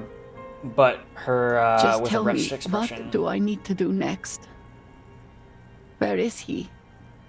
Can I see him? We've taken him to the city morgue. The local coroner will be contacting you shortly to arrange the funeral. Here's his number in case you want to contact him earlier. Is there anything else that the RCM could do for you? No, I'll call you if something comes up. I just told her husband died, so... Oh, man. Okay, she rubs her face, runs her fingers over her cheeks. Thank have you. been numbed. Thank you for telling me. I'll call if... She runs out of breath. These are her last reserves of strength. Her muscles will give in soon. Already, she starts to shake. Again, I'm sorry, We ma'am. should step outside and talk. Set the library card by her, leave her the room.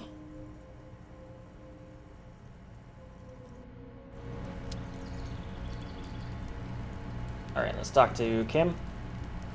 You did well. This game is pretty... I don't even know what to describe this game. This game is hilarious, but so damn confusing. I wouldn't say it's beautiful. I don't love Revachol. It seems like a freaking terrible town.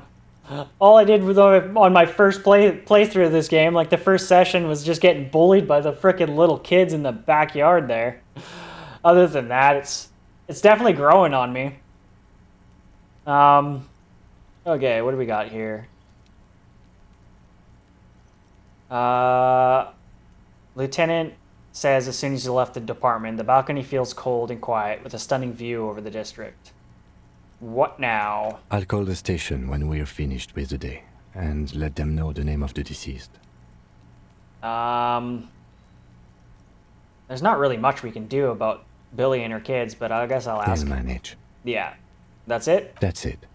We should get back to our case now that our duty here is done. Yeah, there's not really much. This is closed then. Let's go.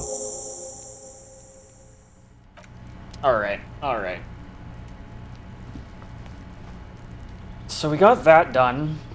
I was fucking not happy. Okay, so we have to wait for this. I almost need to find this location. So someone's running around with their sidearm. You must meet near the old fish market. Get your service weapon back. Just walk past the fishing village until you see the boardwalk. Yeah, I think I've been there. I think I've been there.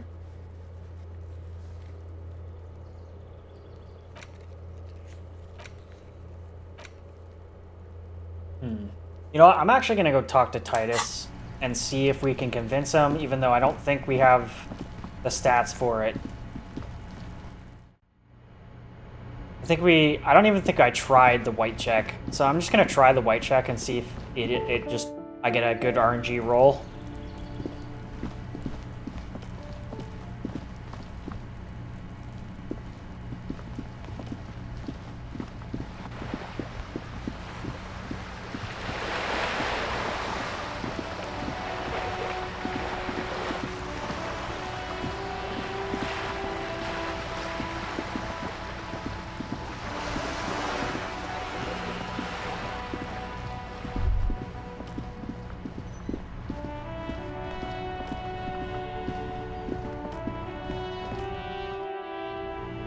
So I'm gonna actually heal up. Oh shit, I don't have a lot of healing. Shit. Let's go cigarettes. Do I have anything? What's the check? It's you again. What is it?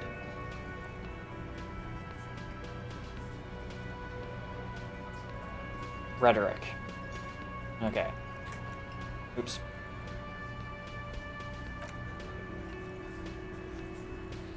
So rhetoric is logic. Just make sure I'm not wearing any clothing that hinders it.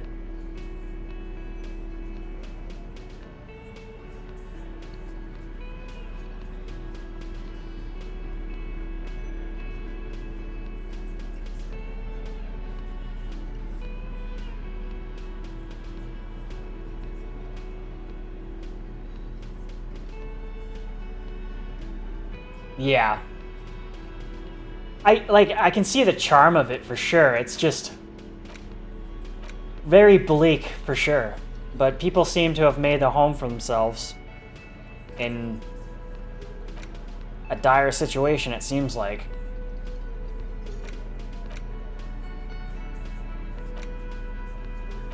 Okay, do I have anything clothing-wise rhetoric? I don't think I have any rhetoric.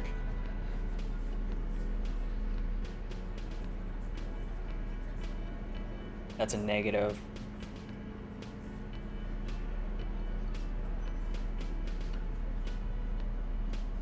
No. Okay. And then, yeah, just make sure I'm not wearing... No. Okay. Let's try this again. Let's have a smoke first.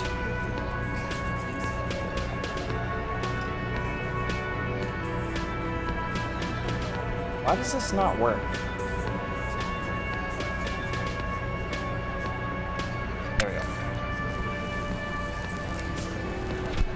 Try talking to him again. Let's see how much we get. It's you again. What is it?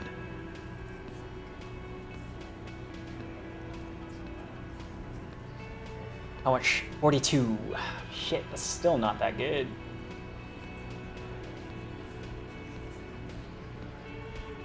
Do I threaten him?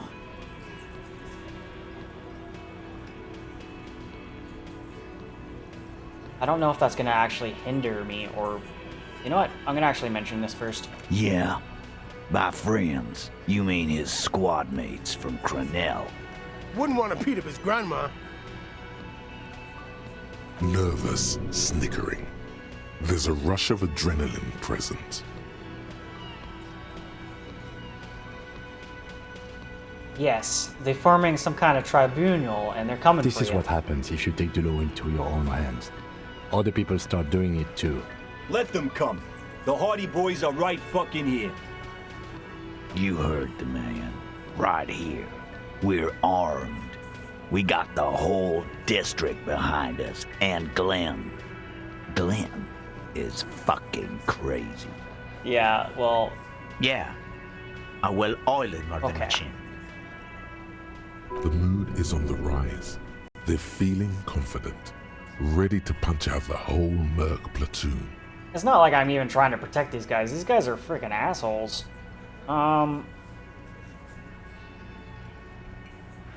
Yeah, these mercenaries are armed with automatic weapons. We got weapons of our own. We got Ister 50s, Zeelagers. Glenn's got a knock cannon at home. Will it pierce ceramic armor? I guess we're gonna see, aren't we? For your sake, I hope you're right. Right about what? That a 50 caliber bullet goes through shit? Yeah, I am. Joyce said they gone rogue. Nobody's controlling them. Big fucking surprise. They hire psycho scum, arm them to the teeth, and let them loose in the city. What do you think is gonna happen? He's really prepped himself up for this. He has to keep the fear in check. I guess I'll just continue with the dialogue. This Crenell is bad, you know that, right? So are the local gangs. The fucking Barmy army and the Madre scum. You've been out there.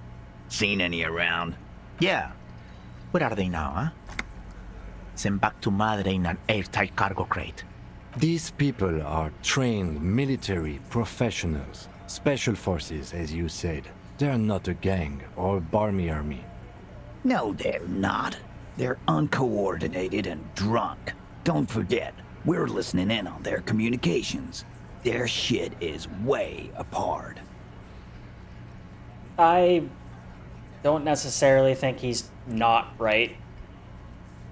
I think he might have something, What do you mean, okay?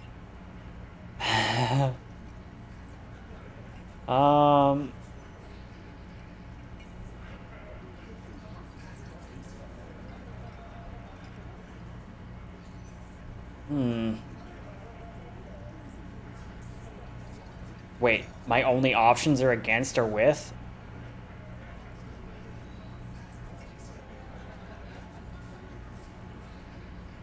I guess you got the numbers?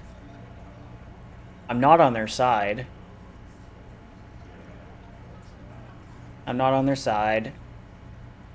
And I'm not gonna, like, I'm not necessarily choosing sides. Okay, whatever. I'm just gonna say you got the numbers. Goddamn right we do. We done it before. Ain't that right, fellas? Maybe I should have chosen his side just to kind of... Fuck yeah, we bump have. shit along. Oh, well, Battle-hardened urban soldiers, man. We got the guns and the reserves. Yeah, we got reserves. We can... This guy will be the first one to bail. Okay, well, at least that helped a little bit. Okay, so this does no guarantee, but we're gonna try it. Let's give it a go. Come on, come on, come on, big money, big money, big money.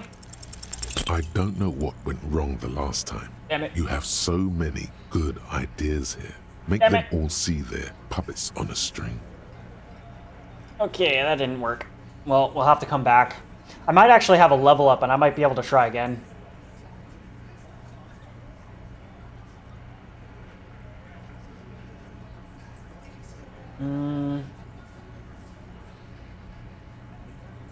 Can I just... Okay, so this is something I've already mentioned.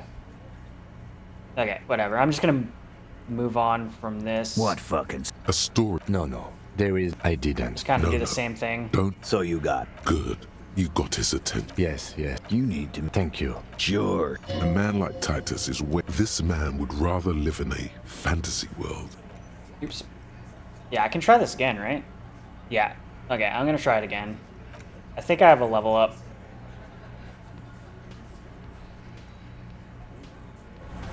Where is this? Yeah, I got another level up. Let's level up rhetoric again. And try this again. It's you again. What is it? Wait. Is my hat against me right now? I think my hat might be bad. Let me double check. Oops. No, it was suggestion. My hat didn't. It was no good suggestion. Okay. It's you again. What is it?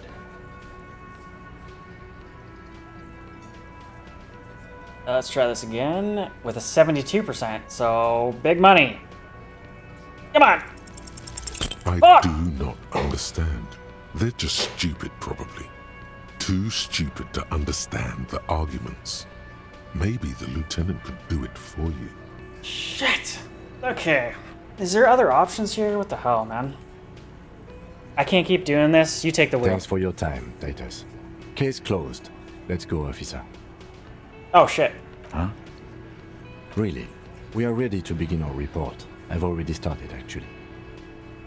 What's his game?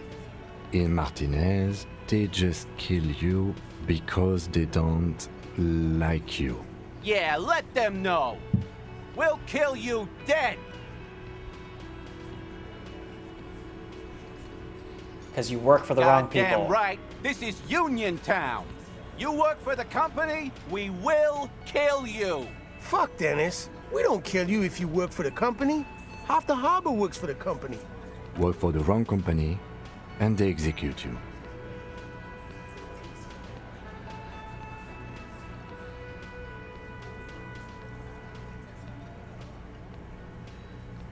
They just hang you, shoot you, whatever. They don't even remember. It wasn't that. It wasn't. Oh? We didn't shoot him. Oh? That's it. That's the weak one.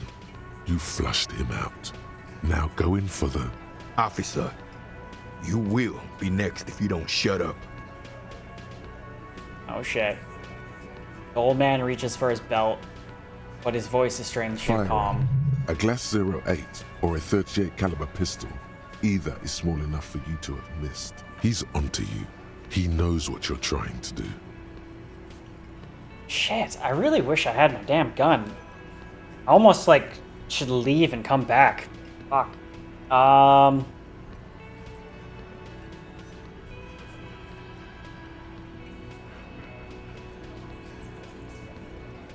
Yeah, I'm gonna talk to Angus. Or what? You're gonna kill me, or... like you killed him? For no fucking reason? We didn't kill him. We didn't even hang him. He was dead when... Shut up, Angus! He was dead before you hanged him. Fatty! Say one more thing We already to kind the of knew cops this, and but I'll... hearing it, confirmed. Dennis, stand down, or I'll beat your head in. Theo, take your hand off the belt. This isn't 31. I've got this under control. Angie, where's your goddamn inhaler? You sound like you're dying. I left it home. I can't get it. I'm too fucked. I'm sorry. Why are you so fucking fat, Angus? Now it's all pointless. Because of you. You wasted my time. Oh, man. I told you, Titus. I told you just give her up. Okay, so who exactly? Because it doesn't seem like it's the lady upstairs. I really do feel like it's, the chick who left. Lizzie, your help is no longer needed here. Go tell Everard. Fine. I'll tell him. After a long walk along the coast. You're in. He's all yours. Questions? The Sylvie chick, yeah, that's her name. I'm still convinced it was like either Sylvie or I believe her name upstairs is Janine or something like that. Like, but when we called Sylvie, she seems innocentish. At least her tone seems innocentish. Okay. Kim, we did it. The lieutenant gives a smile only you can see. Yes. Yeah, I don't know how to fucking pronounce that.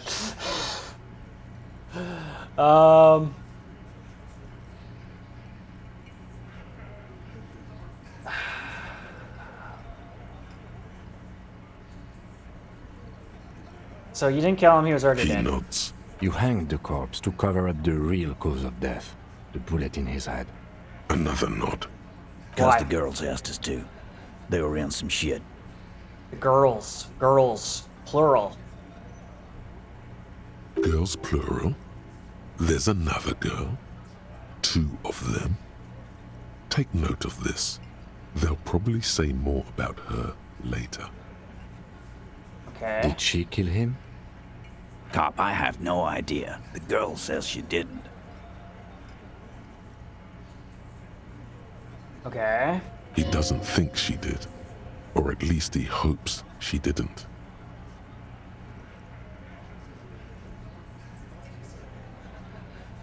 The plot thickens. What happened Sunday Class night? J came down. She seemed really out of it. Drugged up even more than usual. Bug-eyed and gurning, you know? Not in a fun way. It looked like she'd redosed after something went down. I've seen that look before. She was scared. I knew someone had died.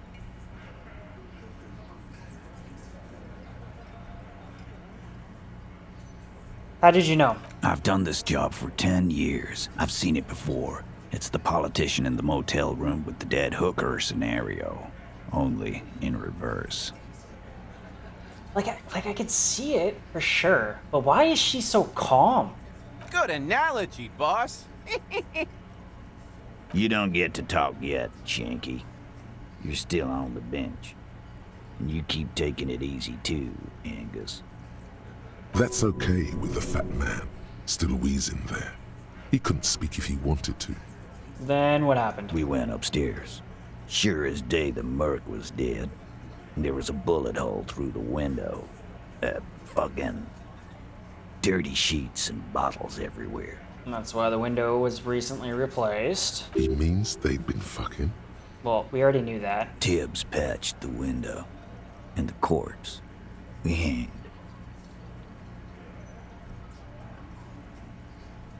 Who's Tibbs? Nah, he's my brother. He's in the window replacement business. Okay, what?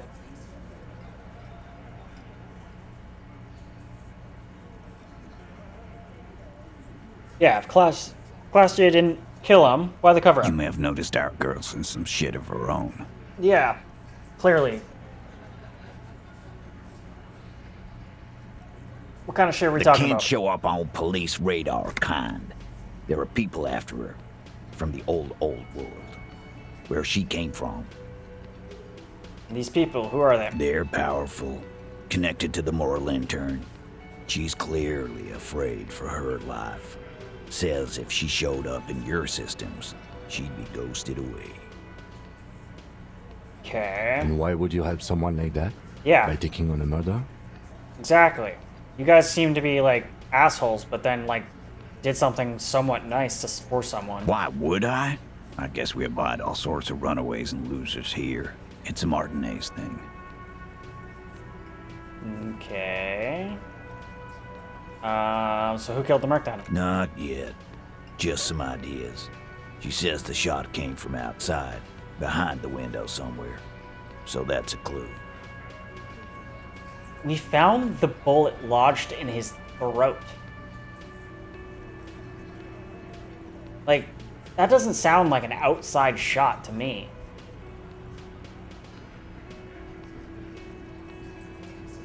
What are you thinking? I'm thinking Someone's past caught up with them. Either hers or his. Hers, you mean? I mean the people after Klausya. Maybe the shot missed. Maybe it was meant for her. Okay. I like that. Been thinking the same thing myself. Or you guys are just trying to throw me off, but okay. And any ideas about his past too? I do. One of those mercenary buddies of his could have done it. They got guns, training, years of bad blood, probably. Or it could have been someone else from Crenell. Okay, I'm fucking so lost because, like, so the freaking gardener chick who was, like, telling them to stop, she just goes away and now they're just an open book. What the fuck? Tell you what I'd do. Check out the coast for vantage points. Maybe consult with a ballistics buddy of mine. That's what I'd do. If I wasn't too busy doing this clown dance with you. Whose idea was it to hang? Hers or In yours? a manner of speaking. Remember the two girls? He may be talking about the other one. So the other girl, I'm assuming is Sylvie. Maybe not. Earlier you said two girls asked for your help. Who's That's this right. other girl? It was her idea to hang him. I liked it for political reasons. It sent a good message. It's her, isn't it? The missing 8th Hardy? That's the other one? The big guy turns to Glenn, who's about to say something. The blonde shuts his mouth before a word escapes. I'll say it again. All the Hardy boys are right here, cop. There was an That 8th. woman is just affiliated with the Hardy boys. You don't know her, anyway.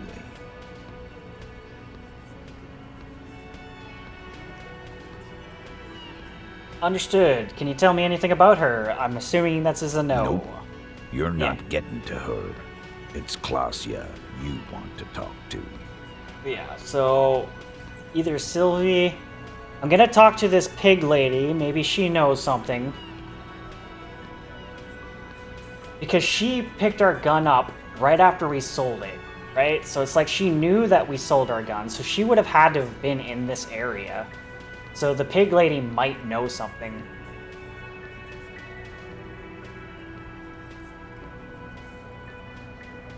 Okay, thanks for this. I'll go talk to her for the last time. You do that. Hey, cop. Before you go. Uh-oh. Suddenly, the wind picks up outside. Uh-oh. You hear it rattling the large windows in their frames. It carries newspapers, circles the whirling in rags in a warm column. She, Klausya, came to Martinez to hide. Many of us did. This is where you wash up when there's nowhere left to go. The Union takes you in. Now, she refused that protection. But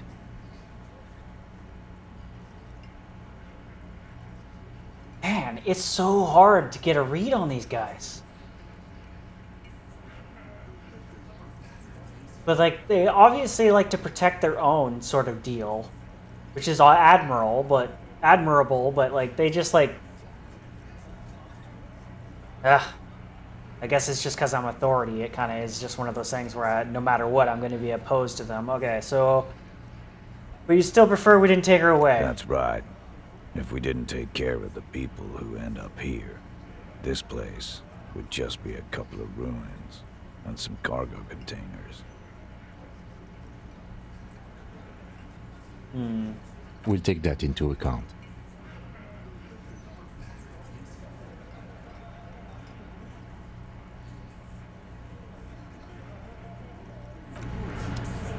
Alright. Obviously Kuno. Like, Kuno's the best. Like, you can't... Like, as much as, like, a shit talker as he is, it's just too funny not to love it. Even though he's an asshole to us. But it's still freaking hilarious. In terms of skills, honestly, I have no idea. Like, the skills don't really... It's more or less just, like, whatever pops up at the time. Obviously, electrochemistry has been hilarious. Like, electrochemistry has been the most funny. What else here? Half-Light has kind of been good, but I'd say electrochemistry for sure has been like the thing that has popped up most that I tend to find pretty damn hilarious. And I've been trying to lean into the drug aspect of this anytime it's like an option. But yeah, Kuno is freaking the best, man. It's hilarious. Okay, let's go upstairs, talks to Class J.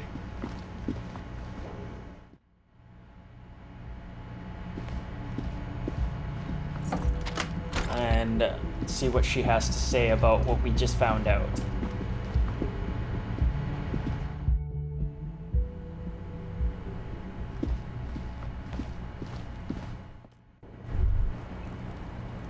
I haven't really got to know Joyce enough to really get a read on her. She seems like she wants to help, for sure, and prevent a war, which is actually good, because, like, everyone else is seemingly wants to start a war, but, like, I just haven't really gotten to know her enough.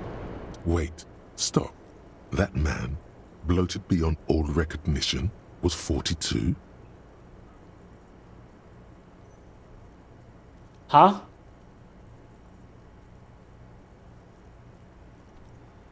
Below the damage, the weeks of decomposition, all the swollen indignity of mortality. He was 42 years old? Okay, wait, stop. That man bloated beyond recognition was 42. Yeah. Where is this going? How old are you? That's where this is going. 45,000 liters of raw alcohol has left its disfigurements. What lies beneath, you wonder? You could ask either one of them. I don't think I'm gonna like the answer. Huh?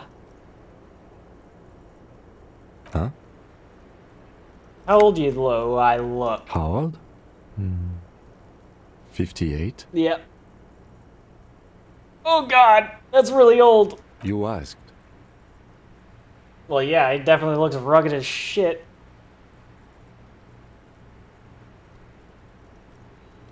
But maybe we've just done a shit ton of hard narcotics in the last couple of years.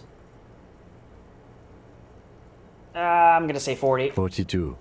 And he was deceased. He had been decomposing for a week. I feel like I've been decomposing for longer than On that. the bright side, you've been getting a lot of exercise lately. True.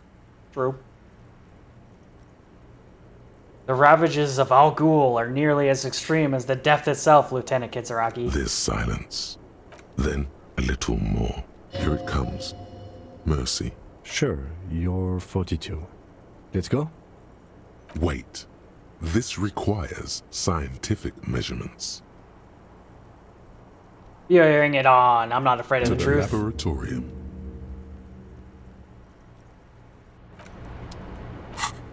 Yeah, I can't do anything about that just yet. Date of birth generator. That's hilarious. Okay. Okay, let's talk to Class J. It's always good to see you. Cracks a weary smile, leaning back against the railing. Something in her demeanor has Yeah. changed. What the hell was that? She's tired, consigned to her fate, to being here with you and what's to come.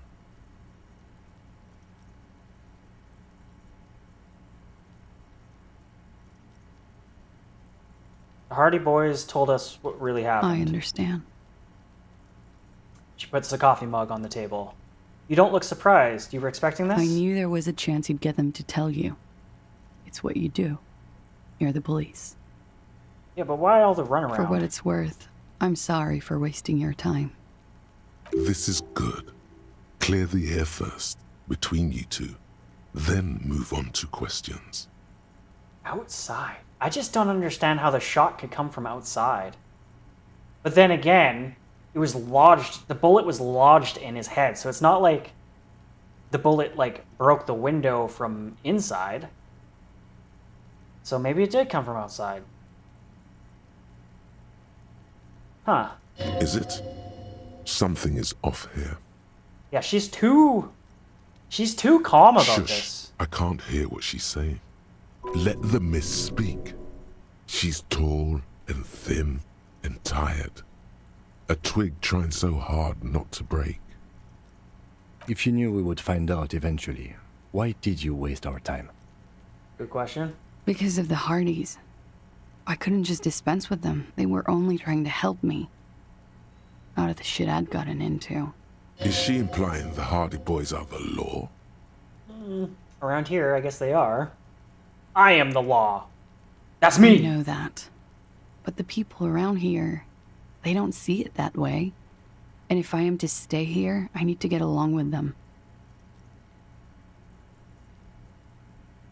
Yeah, I get it. I get it. I'm good with this explanation. There is more here, miss. Oh, Kim. Oh, shit. Kim from the sidelines. You're right. There's more. More? You answer to the coalition government, and by extension, the moral intern. Which she is apparently running from. Briefly glancing over her shoulder to the sea, as she's done time and time again. A grand expanse of water reaches over the bay and to the horizon, golden grey in the noonlight. What lies beyond? The Pearl, the Muindi Isola, the Occident, and then Aranye, the old, old world.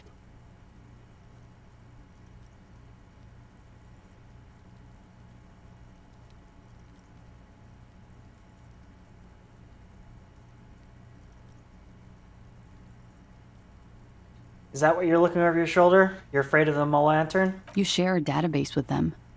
You send people to their courts. She nods, or she lights a cigarette. What's going on? What did you do? Just business. But bad business for some people in the moral intern. If I show up in your records, officer, they will find me. They will...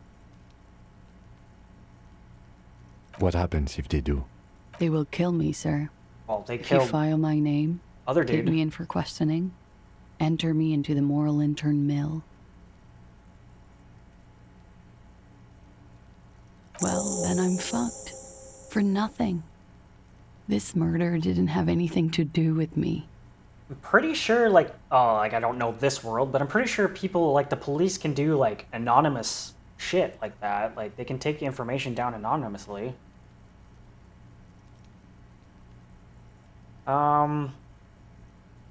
Okay, what happened the night you We were died? there.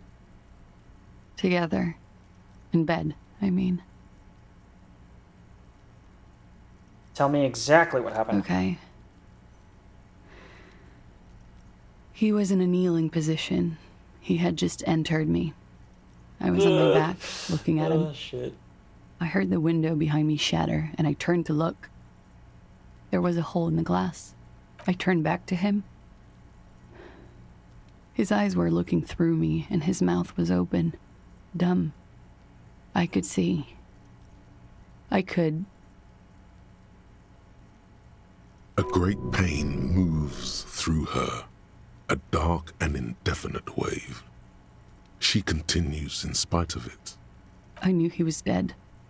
Before he fell down on top of me. Maybe I'm misremembering, but, I thought the bullet was lodged in his, the back of his throat. Not, the back of his head.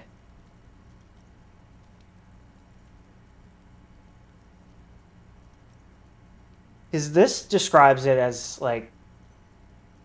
not the way I'm thinking. Then what happened? He was heavy. I pushed him off and he fell to the floor. There. He only had his boots on. I bit the pillow, not to scream, then ran downstairs. I waited for the second shot to come. For me. I thought there would be one. It never came. She's forgotten about her cigarette. The butt has burned right down to her fingernails.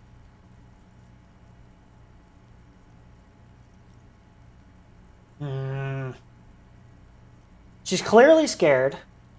That much is obvious. Oh, man. Your cigarette, miss. Oh.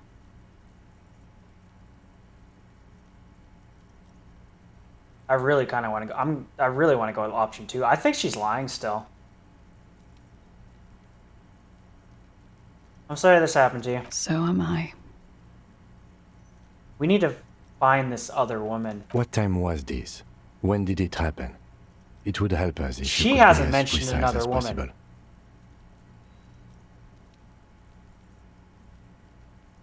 11:30 to 12:15. I don't know the exact time. Around midnight. It's okay. Were you inebriated? Not as much as usual. He'd done a line, plus other things. I was drinking. Wait. Titus said she was gurning her jaw off, much more than usual. The plot thickens. Doesn't matter. Better not mention it. Did you hear or see the shooter in the course of this? No. What'd you do then? Nothing. I was trapped. She's fucking I lying. was stuck in my room downstairs. I got some clothes on and crawled back up, drew the blinds. Blood was coming from his mouth. Not a lot. Just a little. He was still on the floor, slouched. I couldn't be there with him anymore, so I ran down and out of my room, into the hallway, down the stairs. Wait, hold up. I knew there would be people there. Hold up. I gotta reread what I just read there. Did she not say that she ran downstairs, or did we just like kind of ask her again?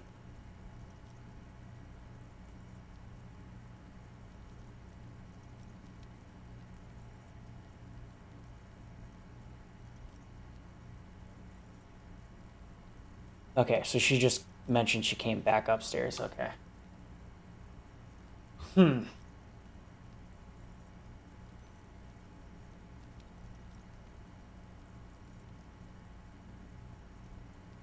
Like, I'm not convinced that she killed him just yet, but she's definitely not telling the truth.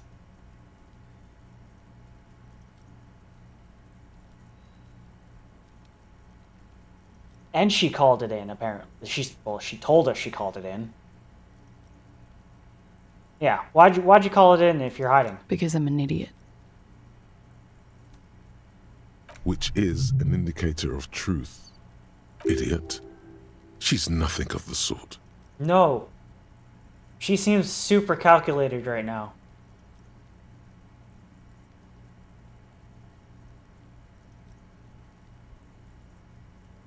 So you would have us believe, You have but to you're understand, the people around here, no one was making the call, and he kept rotting.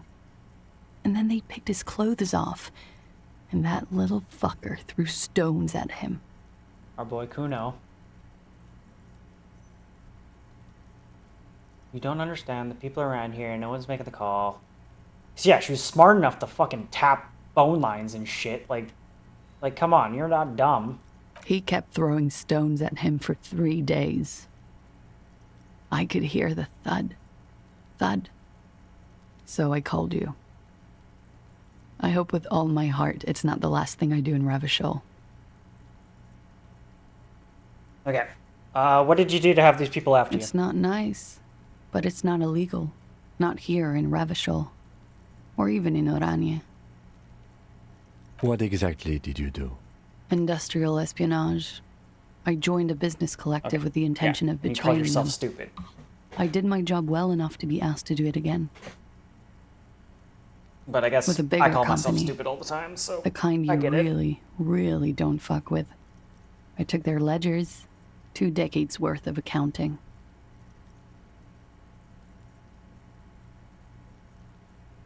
I need to reread that. Collective with the intention of betraying them. I did my job well enough to be asked to do it again. With the bigger company, the kind you really, really don't want to fuck with, I took their ledgers, 2 decades worth. Oh, okay. I need the names of the companies involved and who hired you. The job was Lou's doing County Savings Bank. They sound small, but they're part of the Lou Scott conglomerate.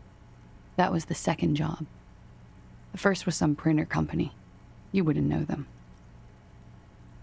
Okay. As to who hired me for the job, I don't know.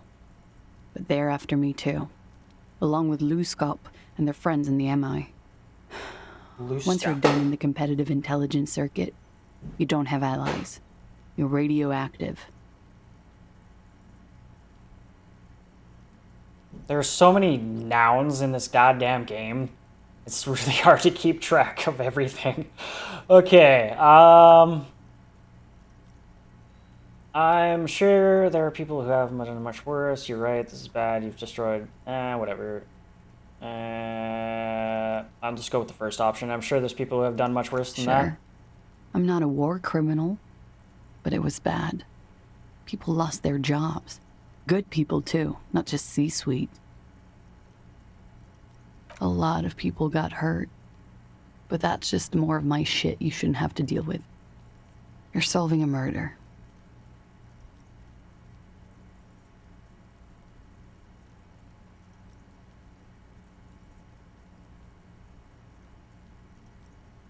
Could the people who after you have killed him? That's the first thing that went through my head when I heard the glass break.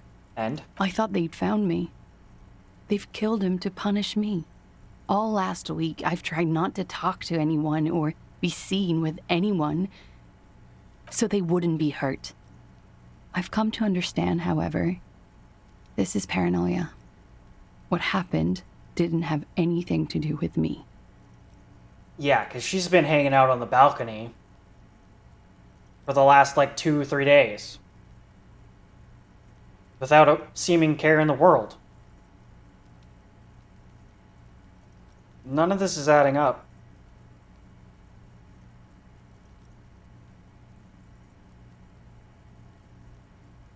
Something to consider. We can't go after Loose Cap. Not yet. There are other, saner leads. I don't ask you to, Lieutenant. If there's one thing I know, it's that you'll get nothing from there.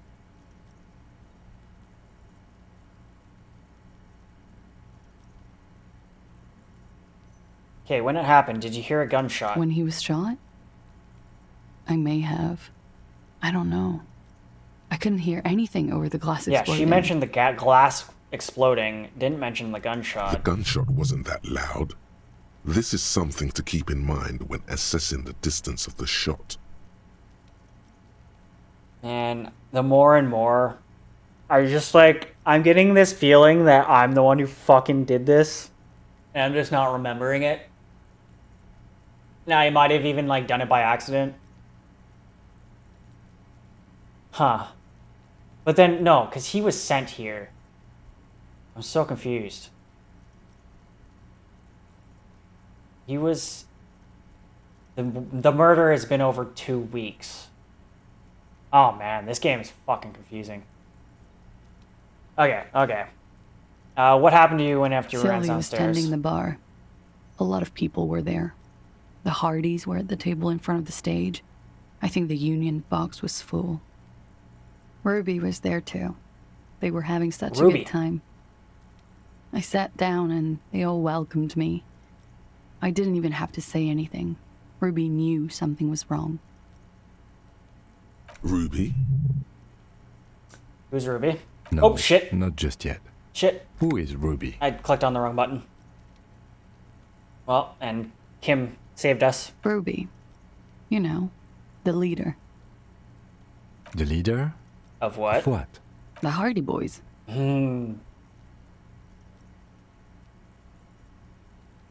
I thought the Hardy was the leader of the Hardy Boys. Well, nominally, yes. Ruby's the one they go to when things happen, like things they need taken care of. She's the organizer.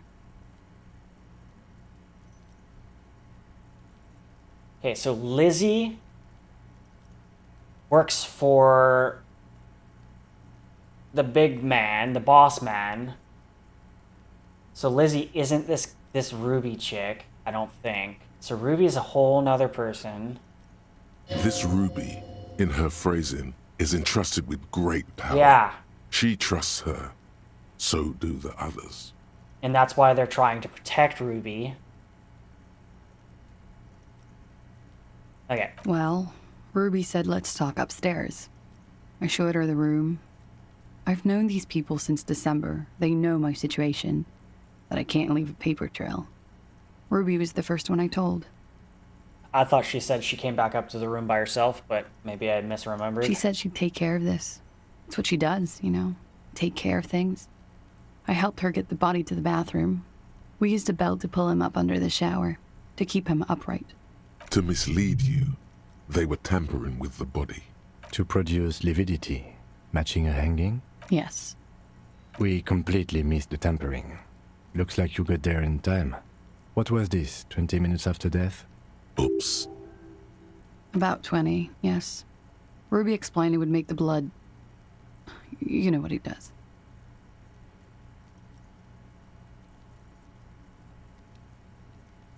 Yeah, makes it sink to lower extremities to make it look like he was hung.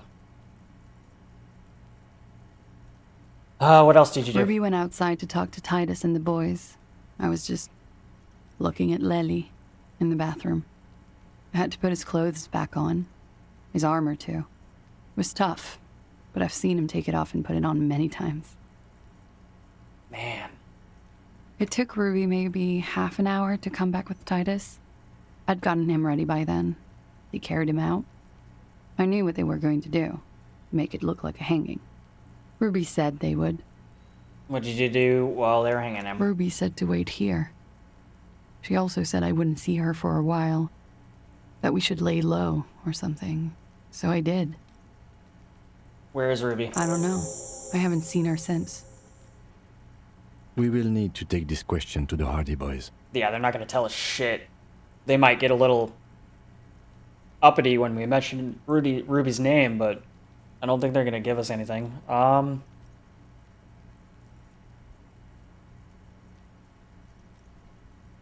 When was the window changed? Last week. Angus and Titus's brother, I think he's called Tibbs, took care of it. You should have another look at that window after this. Reconstruct the scene. It's right there. In her bedroom? Inside? Yes, you see the glass sparkling out of the corner of your eye. Man. Man, oh man, oh man, oh man. The thing is just like, where could the bullet have been even coming from? Like, the buildings across the way are all, like, blown out. And they almost seem like they're lower than this building. I don't get it. I don't get it. The only thing that's just, like, really ticking in my head is the fact that the bullet's lodged in his throat. And the way she's describing it is, like, he was not facing the window.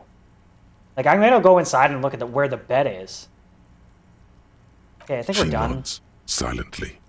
She doesn't even smoke. Just picks up the cold coffee and holds it in her hands. He's thinking, are we done here? Or... Well, I don't have any drama. I don't have good enough stats for any of these, so I'm just gonna move on.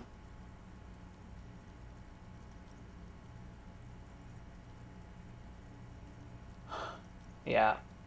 Yeah. She Oh, looks shit. at the dried petals. I keep misclicking. Pretty. Looks like a dried Maybeth. A martial arts, sir. Why was there a flower on the roof? Okay, let's move on. I don't... Is there anything out here? What is this? The same small, heavy door.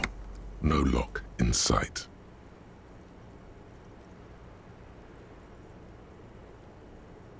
I wonder if I equip the crowbar. That might help. Where does this lead to? I don't know, Lieutenant Euphrator.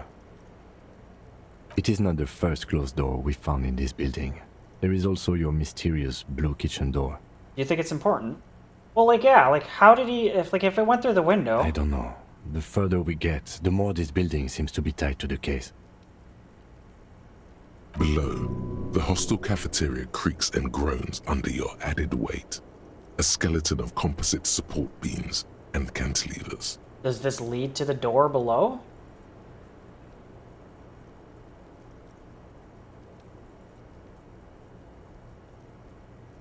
Tap on the roof with your foot. A dull thump.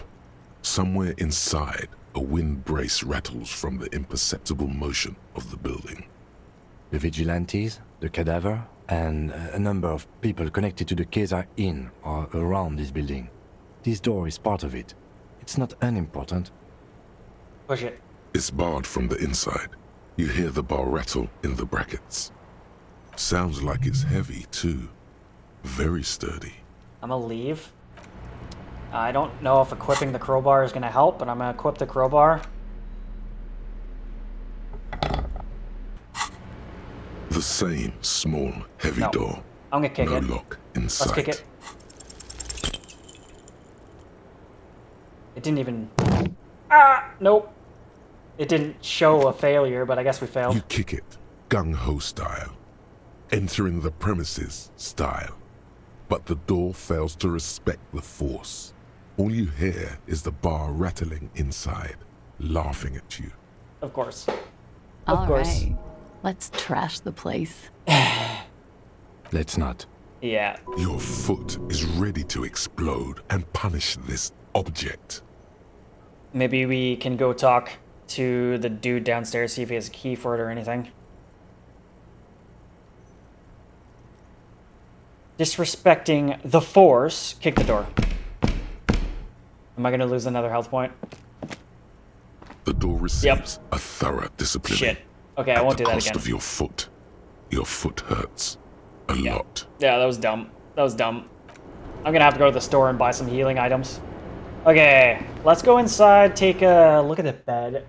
Yeah, so the bed is facing... Like, if he was kneeling...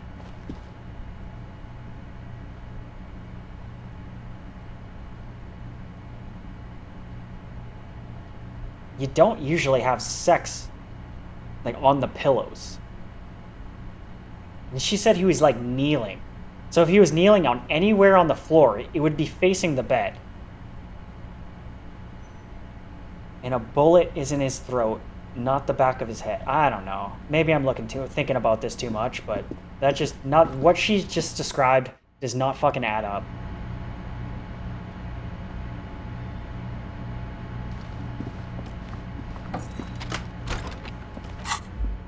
Okay, I guess we'll go talk to about Ruby, but I don't think Titus is going to tell us anything. He's just going to probably get mad that we know her name.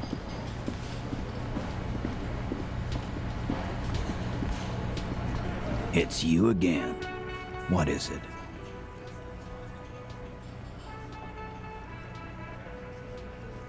Okay, I talked to Class J. Now we need to talk to Ruby. Why? Because she's your leader? You're cuckoo, cop. I'm the only man responsible for this unit. Get with it, or fuck off. Mm-hmm. How many times must I tell you? Yeah, fuck off!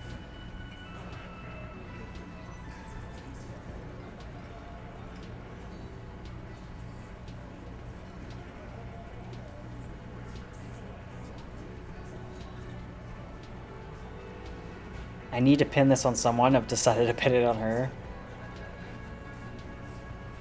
I'm still inconclusive on whether... Plastation said she went downstairs to talk to Ruby. But they seem to think that... fuck, I'm so confused. There's so much conflicting information. It almost seems like they almost indicated that Ruby was more involved than Class J seemed to indicate Ruby was involved. I don't know. Maybe I'm overthinking this. Okay, so I'm just gonna be straight. Sounds like you're making her a suspect in this. I am. Not on my watch, you're not. You guys made her a suspect in this. Ruby's one of us. We're not gonna throw her under your moral intern steamroller. Fuck that shit. And fuck you too, moral fat. He throws a glance at Titus as the last syllable leaves his lips. The big guy sighs. Ruby is missing. If you hide from the police in a murder investigation, you become a suspect. You know how it works, guys. That's nothing. That's just legalese. You don't even have a sound theory. I don't want to be rude, but we're trying to get some R&R here. Think you could fuck off now? I think we'll keep sticking around, Titus. Yeah. You'll be surprised at how quickly a theory presents itself if you keep looking. From the corner of your eye, you see a little bird fly into the bush, right behind the window, behind Titus's back. Logic 3. I don't really have impossible. Present a solid theory about Ruby and why. Yeah, okay, no, we're good. Leave. I'm gonna talk to the cafeteria manager. Probably give him the taxidermy thing that I have. Maybe we can become friends. I found a new bird for the whirling. Give him the ruffle boots. It's no biggie. I just thought it would look nice on the wall. I'm that kind of cop. What, the interior decorating kind? You know, I'm sorry. This is actually a nice bird. A competent piece of taxidermy. You liked it. I can fix it to the plaque and have a new bird in the establishment, I guess. So, I don't know. Thank you. I'm gonna go with thank you. No problem. I feel good about our work here today. It's all about the little things, like bringing people random stuffed animals. Okay. Okay, goodbye. Damn, man. Where the hell did that door lead to? What the hell? Like, I kind of, in my head right now, that door upstairs leads down to here. Like, that these two connect somehow. But I don't think I'm 100% right on that. Okay, what do we got? Titus doesn't believe Ruby shot the hangman. Present a theory. Make it seem like something to consider. Like, I don't have enough intelligence to frickin' do that. I don't think a cigarette's gonna change that. Okay, so we're gonna talk to pigs at 2200. It's still not that time yet. I totally forget this whole situation here. Like, I inspected the bullet, but then perform an advanced analytics using HE coordination. I don't know what that even means. And then find Morel. Okay.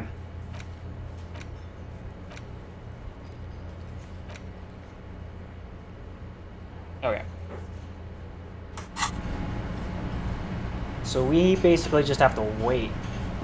I'm gonna go get some more healing items, because I'm running out fast.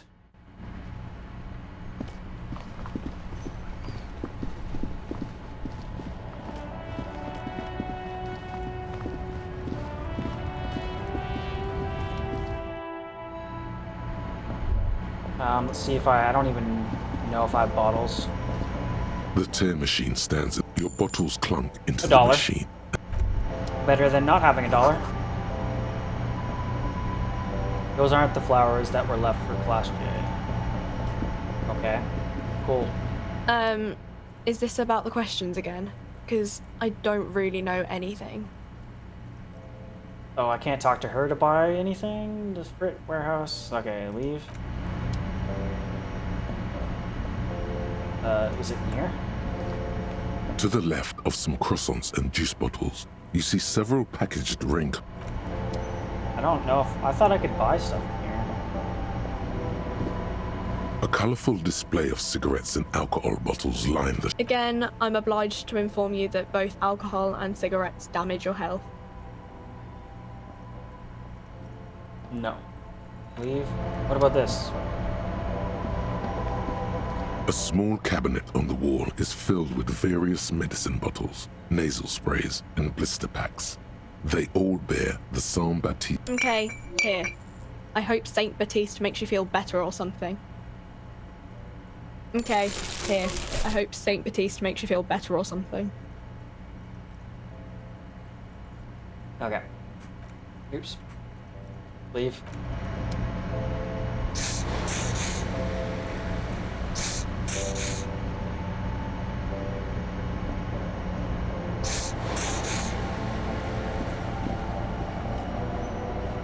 probably... Can I buy more? Probably not. A small cabinet on the wall is Can I buy filled more? with various medicine bottles, nasal sprays, and blister packs. Okay, here. Oh, okay, I hope okay. Saint Baptiste makes you feel better or something. Okay, we're good with that. Keep hitting escape thinking that's good enough. Okay, let's leave.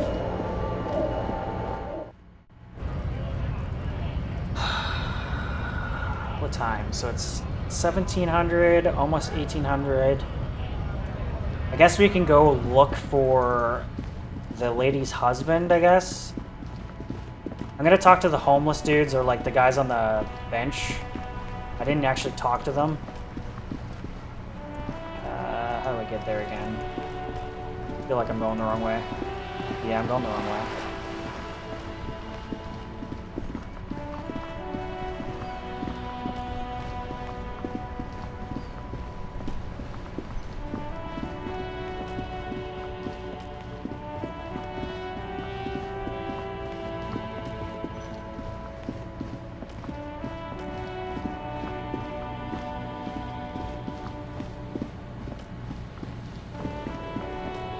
Yeah, I'm gonna talk to the guys on the bench. I think they're like the grandmother lady mentioned that they were like drunks or whatever, but maybe they have some information. I don't know. How do I get there? Is this way?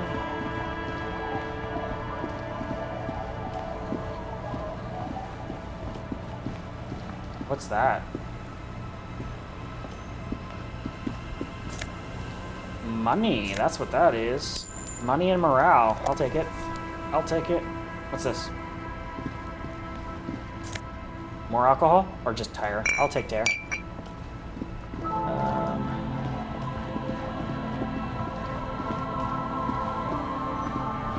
Wait, where were those guys? I thought they were like right here.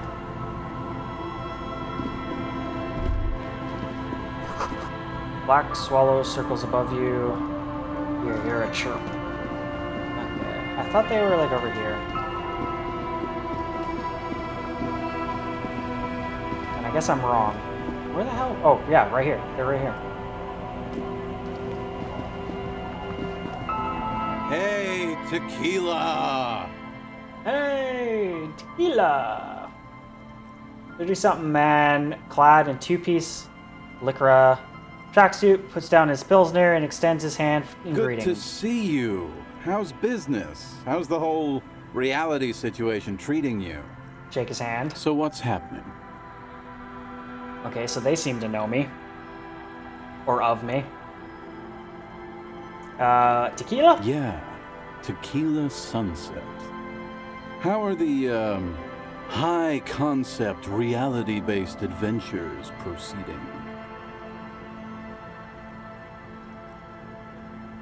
Reality? It makes me aggressively sad. I know what you mean. Sitting around with these bums, you really get to know the nitty-gritty of reality. And it isn't good. Things aren't going super well for Idiot Doom Spiral either. Haven't found those keys yet, haven't won that great piece of ass back. No word from my business buddies. He takes a sip from his beer. What do you guys do around here? We are saving the world. Really?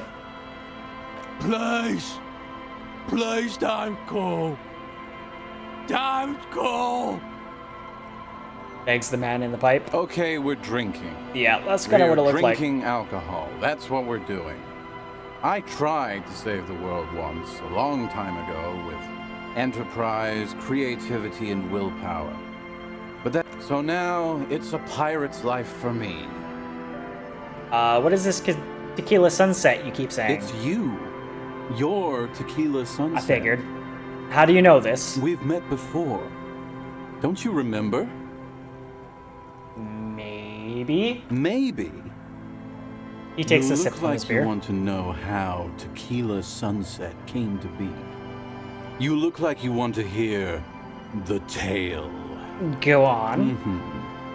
Let me take a sip to moisten up my chords. Tequila Sunset rolled into Martinez last Friday. And by Tequila Sunset, I mean you. The man, the myth. So I was here on Friday. I can't remember. I think they said the murder was 2 weeks old. It's like, I almost like subconsciously, like, or not subconsciously, but like in the back of my head, I almost feel like I'm the one who shot him somehow. But like, if I only came here on Friday, that wouldn't line up. And it obviously doesn't make sense because I was sent here to investigate. It's not like I was already here. Okay, wait, did we meet on Friday? Hey, let's not jump ahead of ourselves. This is your story. Stop interrupting. You got here on Friday to solve a case, hoping to be the early bird who gets the worm. And by the worm, I mean the buzz. Because as far as I know, all you did was get piss drunk. Sounds about right. Word on the street is you went around the local hostel telling people that you're a police officer, and that it would be really fucked up if you shot yourself in the head right in front of them. That's pretty high concept, if you ask me. Does that sound like something you'd do? Yeah, probably. The lieutenant's brow is furrowed. He's listening as casually as he can. And what happened then? It was a late Saturday night when we, the Union of Moribund Alcoholics, were getting our drink on. Nothing remarkable about this. We get our drink on 24/7. Makes everything warm and glowy. I trust you know the feeling. Yep. One moment we hear the sound of a motor carriage revving up somewhere on the plaza, followed by a series of dings and bangs. Was that me? Do you remember the sound of wood cracking? The billboard? Naturally, loud noises pique the interest of anybody owning a pair of ears. That's just the reality we're in. Naturally. Anyway, there was a brief silence. A gasp of silence, if you will. Followed by a real commotion. We heard the carriage careening towards the coast at top speed. Sounded like someone jumped the canal. We grabbed our brewskis and rushed to the jetty. Never underestimate the speed of an alcoholic. What we saw was a sight to behold. A beat-up police carriage containing you. Right there on the beach. You revved the engine and screamed at the top of your lungs, "The time hath come!" So, naturally, being the curious cat I am, I asked what time hath come. To which you replied, "The time hath come for Tequila Sunset, the end of all things." Say nothing. After which, your reality contracted. You jammed the pedal, plowed right off the jetty, and through the ice. The muscles in your right leg tense up. Your hands cramp on the steering levers. We ran towards the ice whilst you crawled your way out, miraculously unhurt, covered in seaweed and shit. Like some kind of sea monster. When we finally got there, you were sitting on the beach crying. You said that your badge and uniform were in the car. It was too late to get in there, though. The carriage had sunk too deep.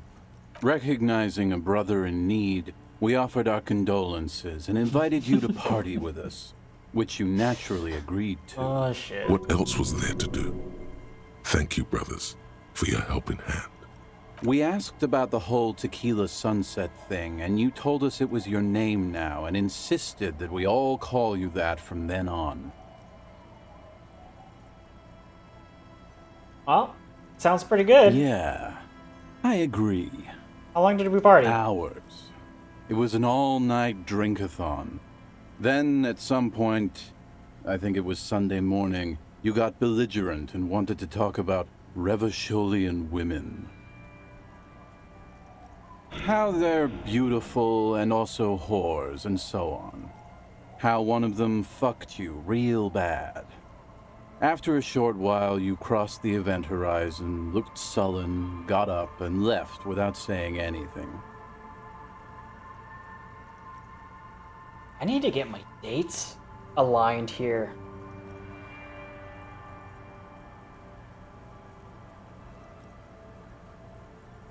Man.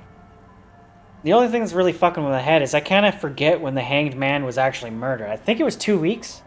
So it's like if it was 2 weeks, then we had nothing to do with it. But like, if it was on Sunday, like, man, I'm so confused.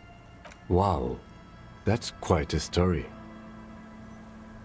No, they wouldn't have called me in to investigate if, yeah, like, no, like, I didn't kill the guy. Yeah, I don't know why I keep thinking Tequila's a that. fucking legend around the precinct.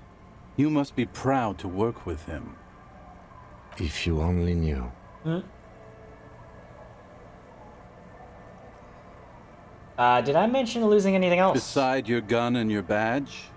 You said something about your hope or heart or something. To be honest, the details are a little hazy. In retrospect, I guess you lost your motor carriage too? That's a big one.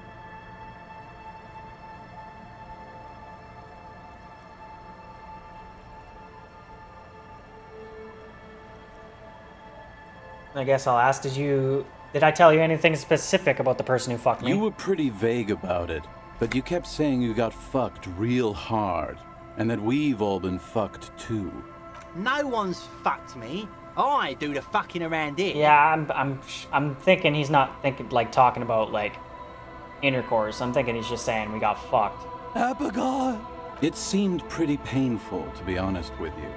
If I had to guess, I'd say you're still working through some shit.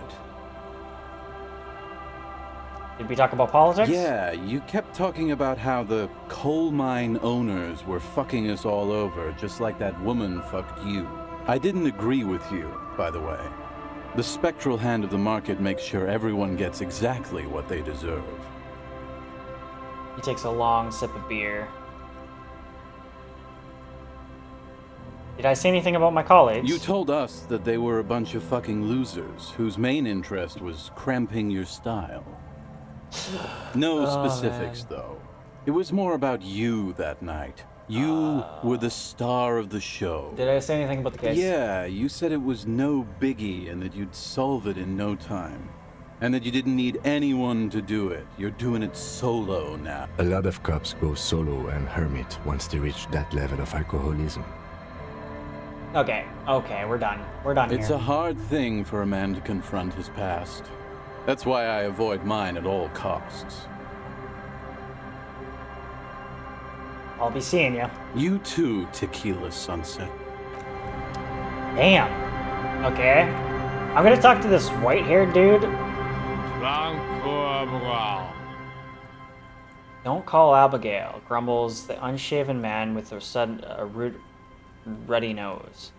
He narrows his eyes at you as in recognition, then turns his The head away. noxious odor emanating from the drunken man is strong and familiar. Don't you call her? Yeah! Don't call Abigail! Who's Abigail? Uh-huh. Abigail. Don't you fucking call Abigail. Never thought you'd see such a thing in your life. But this guy's a little too drunk.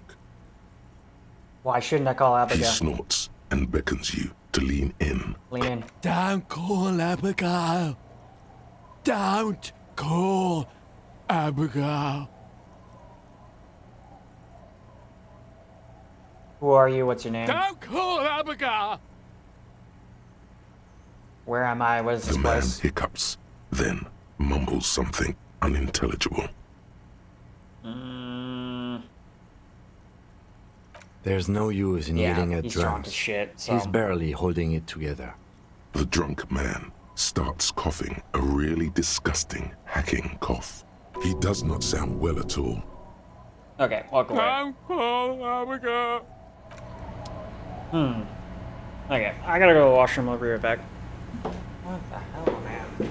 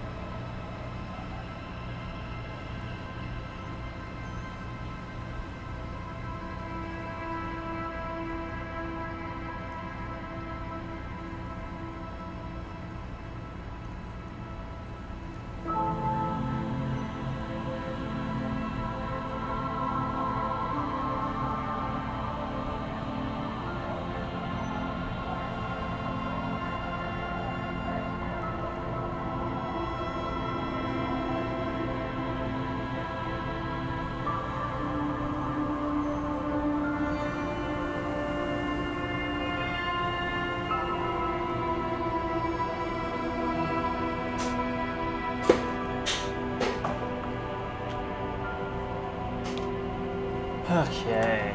So what time is it? It's 1800.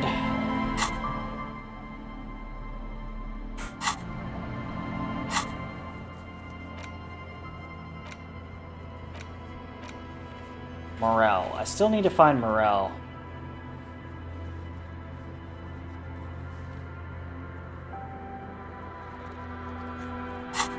Let's go try and find Morel. Longish white hair.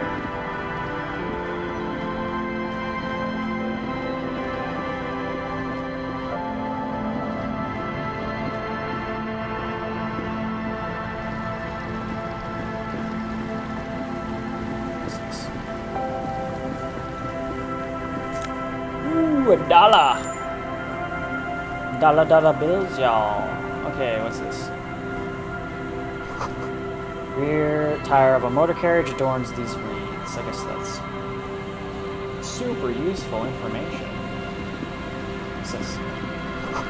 The beams are splintered. The bridge didn't collapse on its own. Artillery broke it. A man and a kid. Oh. Who's this? No. Here we go. Nice and easy. On 'em! No way out, little guys. Not out of this jam. There's a cylinder on the ground in which the man is arranging some netting. It looks like some kind of trap. He notices you. Who's there? Oh, the police. Hello, officers. Yo. Is that Sup, the dude? police? Why are the police here? Don't worry, Gary. I'll handle it. You must be Morel, the cryptozoologist. So what do I owe the pleasure? Lana sent me. She's been really worried about you and waiting for you to get back. Of course. Thank you for passing along the message. That damn water lock is broken, and we can't go all the way around the 881.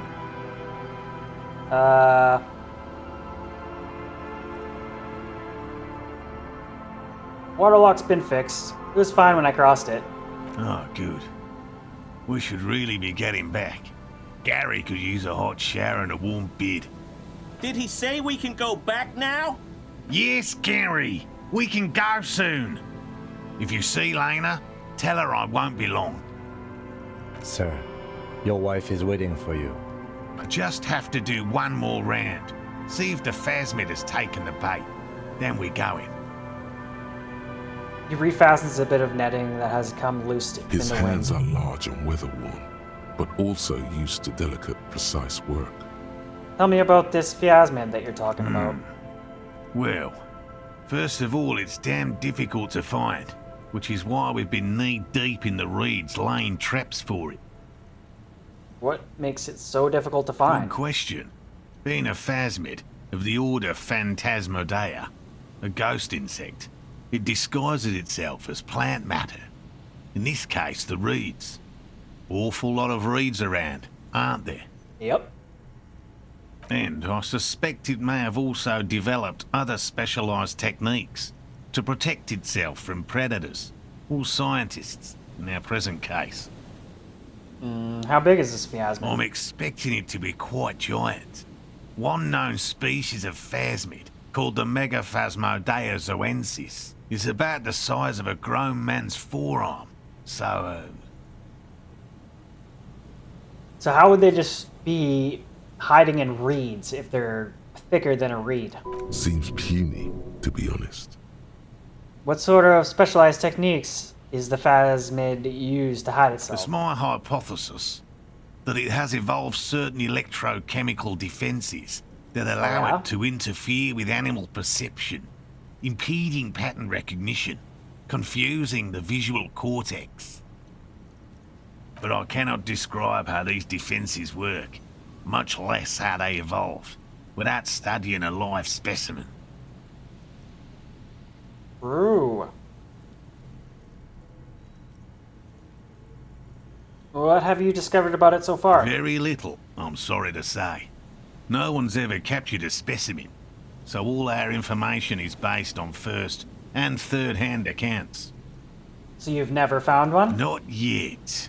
That's what makes it a cryptid. Just out of curiosity, if there's no proof of its existence, how do you know it's real? I know it's real.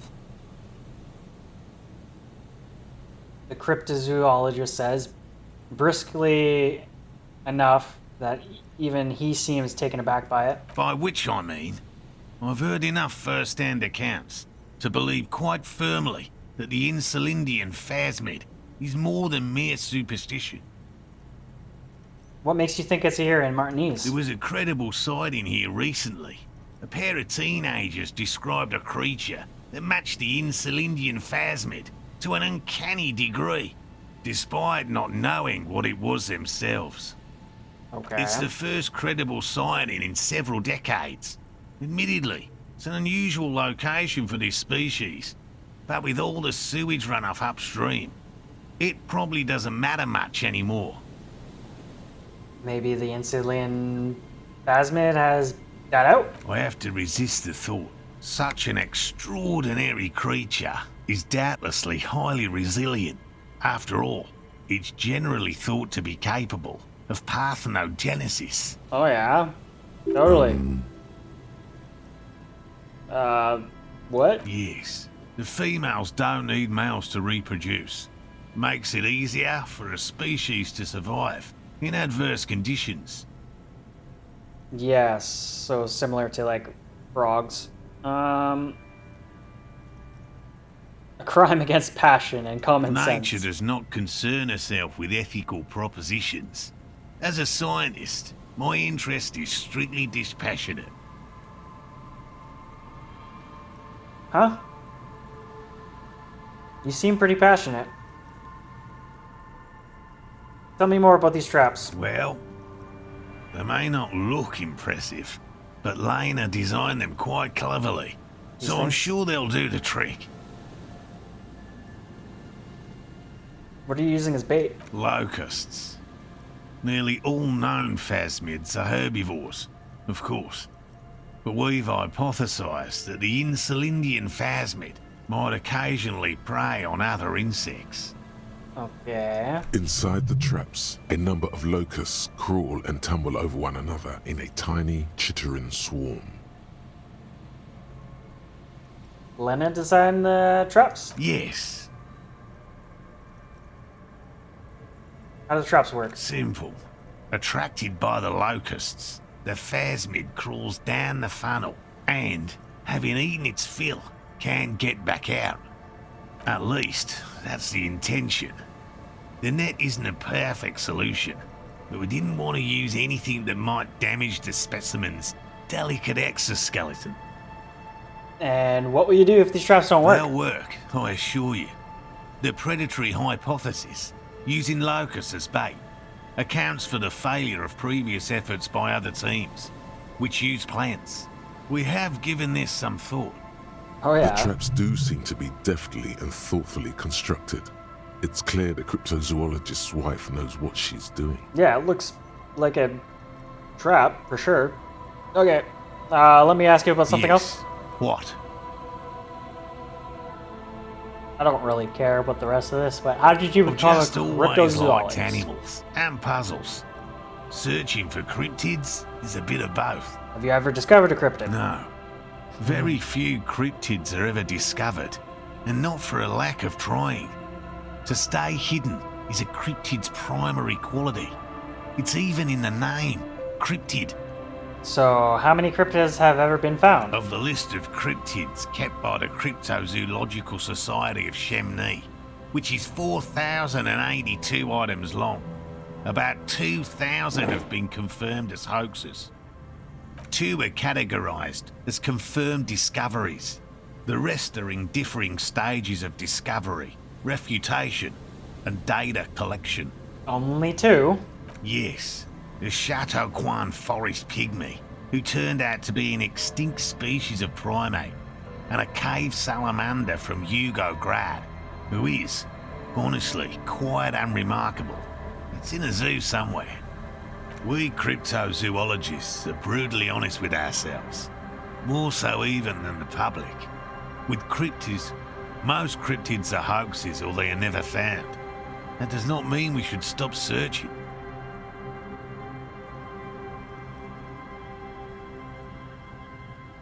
I'll be nice. Then the insulin phasmid will be the third. Indeed. If our expedition is successful, every paper in the world will report on it. From Revachol to Dushantu. It will be a zoological miracle. The hair on your arms stand up. Electricity. Sounds like reeds hissing.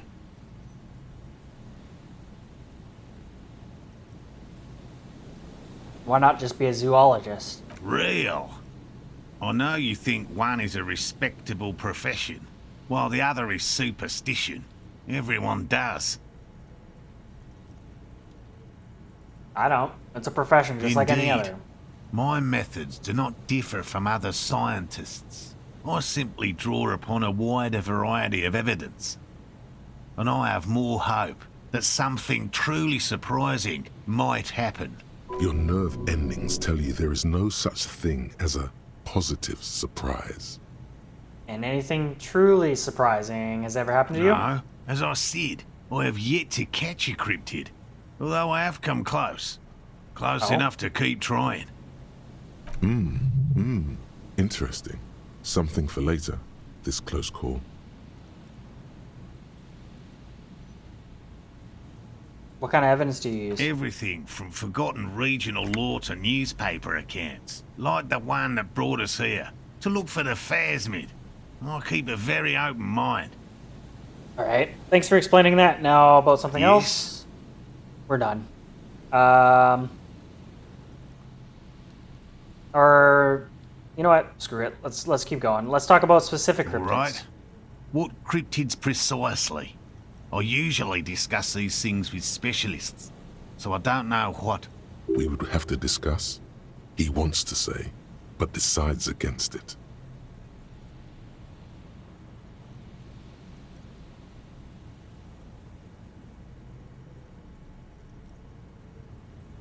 What cryptid do you almost catch? A willow person. It's a long story. One non-specialist would find rather dull. What's a willow people? They're not people, really. Some argue they aren't really animals, as they seem to have evolved directly from trees. Hence the name.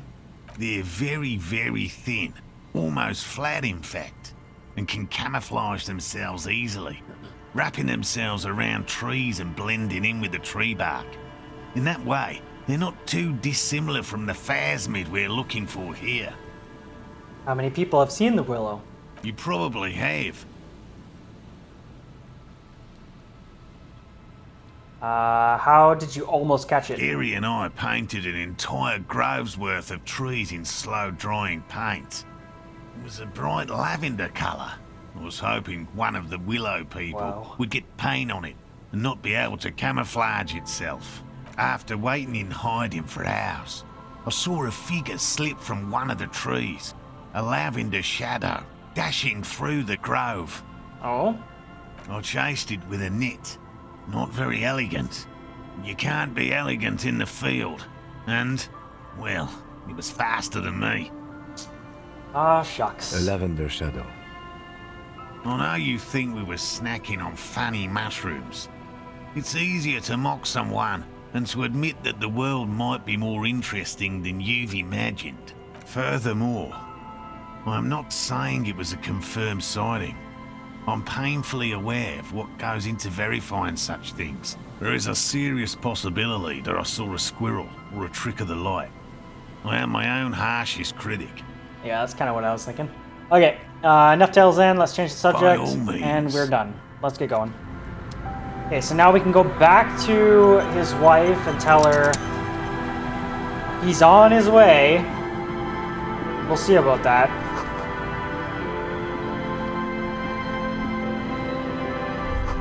These soggy logs smell of ignition fluid, but they still won't light up. It's also almost impossible to get a fire going in near this ocean. These heavy military blockades are riddled with bullet holes crumbling. I guess these notes are just kind of letting you know what the world is around you. A buoy bobs in the water. The number on it says 11. Okay, so at least we found him and we can talk to his wife.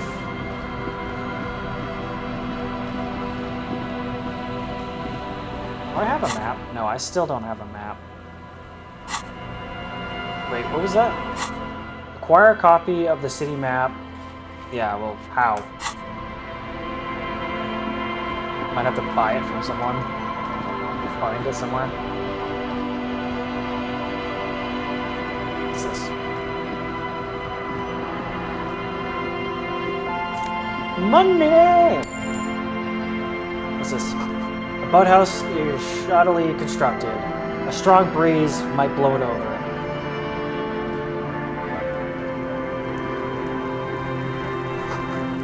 Ancient paint is peeling off the roof of this shaded bench. Okay, whatever. What's this?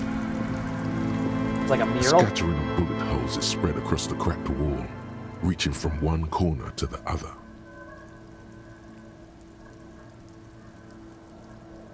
Look, Kim. Even more bullet holes. Something definitely is going down here. Correct. The density of the bullet holes is unusual. Even in a general average bullet hole frequency in Martinez sense. Grim affairs. Well, it just depends on how old these bullet holes are. Like, how it's kind of hard to tell, right? Meaning, this is a lot of bullet holes. Looks like fully automatic rifle fire. Something you don't see these days. Why not? The manufacturing and sale of automatic rifles was curtailed after the revolution. The destructive power of such tools proved to be too much. We do need to retain some humanity in this world. Okay. Walk away.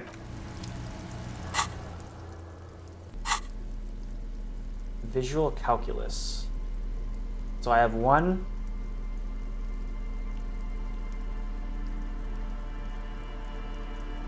Two.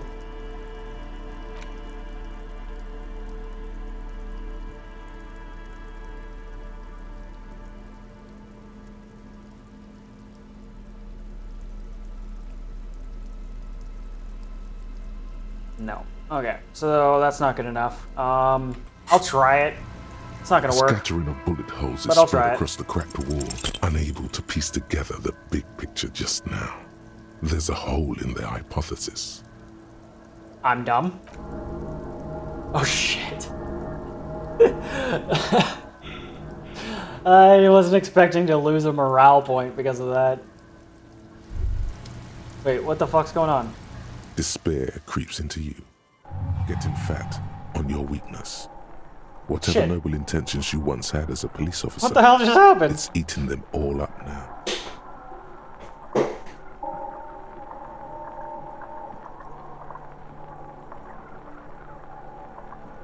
I'm seriously running out of shits to give. Fuck me? I understand this is by no means an easy investigation, but... Yeah, I guess that was kind of rude. Nothing you can say would make you feel any better now. Cop gives up the detective genre for social realism. Another police officer resigned from the RCM following a nervous breakdown.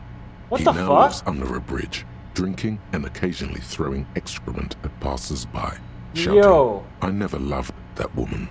When asked to comment, former colleagues objected to the theory that his psychological disintegration was precipitated by his wife leaving him. It's because the Furrows lost that match, said Captain Ptolemy Price, once the man's superior officer. It's because he couldn't get a big gun from acquisitions, and anyway, police work really burns you out after a while, Satellite Officer Jean-Vic Mayer, the deranged former cop's partner, commented. Sergeant Mac Torson, another former colleague, did not propose any theories, merely saying, whatever happened to him wasn't about birds. He got fucked, that's all. Yo, what the fuck just happened? Oh my god, did I just what just happened there? I ran out of morale and that killed, that just ended my playthrough? That is hilarious. What the hell? I'm not done. That's funny as hell though. Okay, so don't run out of morale. What the fuck? Uh-oh, where did it save me off at? That is hilarious. I had no idea. Okay, lesson learned. Don't let your morale get too low, and I guess don't get your health too low either, because you'll probably just die. Holy shit. Okay.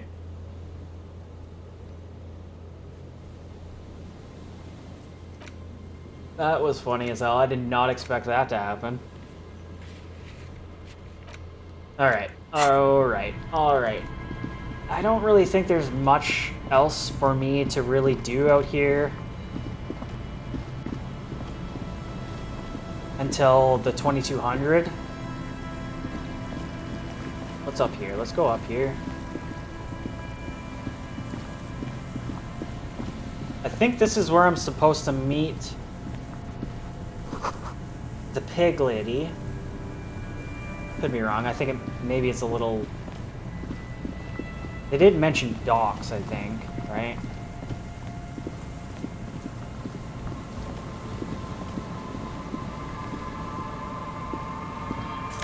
Ooh, glasses. What's this? Encyclopedia? What's this? Raincoat? What is that? Someone has left an unidentifiable article of clothing on this railing. It smells really bad.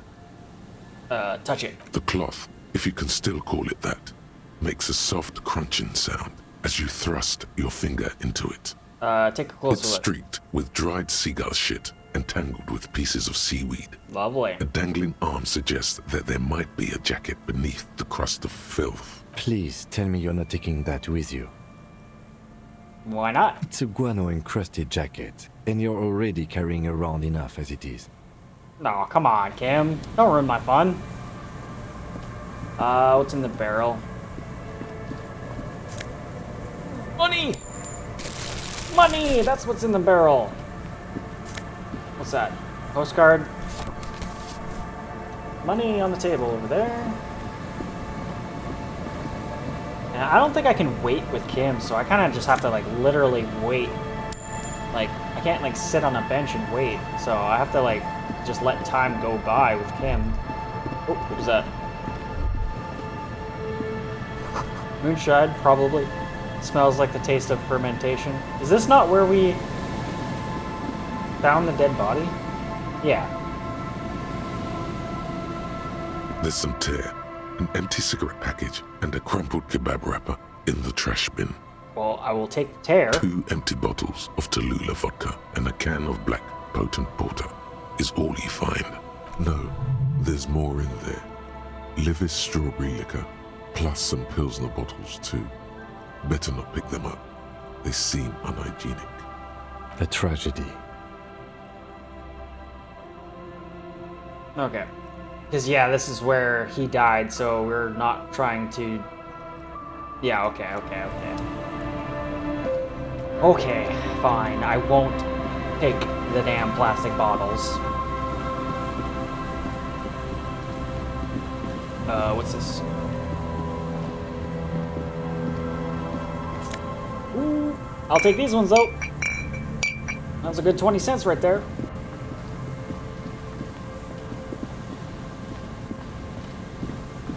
What's this? Someone must have worked hard to smash the plastic dome. A metal payphone under a yellow plastic dome. You could use it to call someone, unless you're out of change. Pick up the handset. Is there a tone? You hear the tone. The machine is inoperable. Oh, cool. I'm not gonna do it, but that's 10 cents. Why would I waste 10 cents? Dead phone, smash receiver, like someone hung up too hard.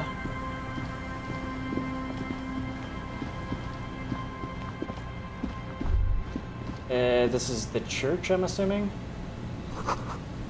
You feel the shadow of a very large building fall on you. Okay. Sign reads St. Brune, 1147. Dusty pews in the shadows. Many seem to be missing. Hey, is this where I can actually use my flashlight for once? An altar shrouded in dark, or something like that. It's too dark to tell. I'm assuming we're gonna probably have to investigate this church at some point.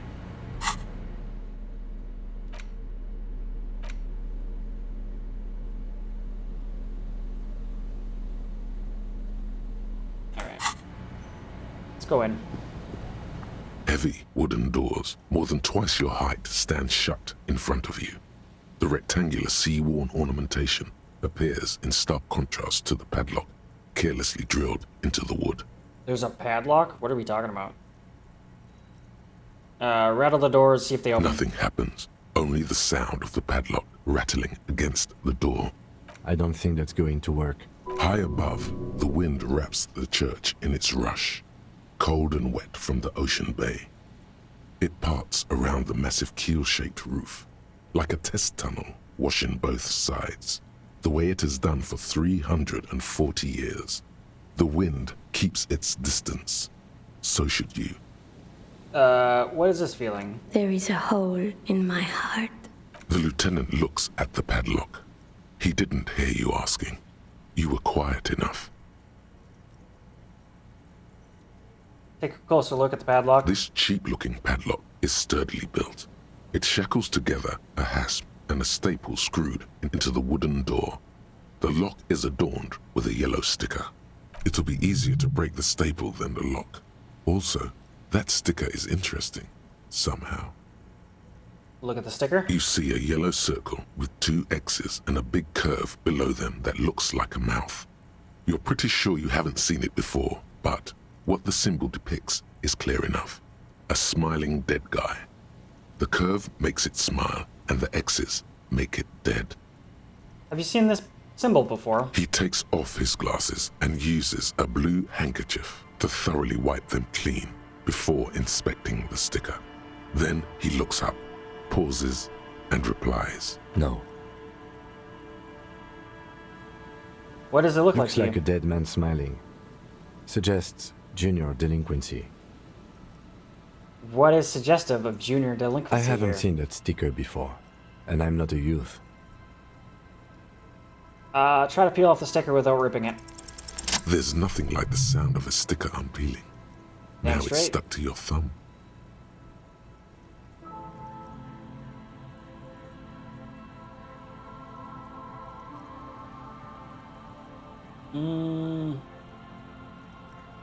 Put the sticker in your ledger after the last entry. Looks like today was a gold star day.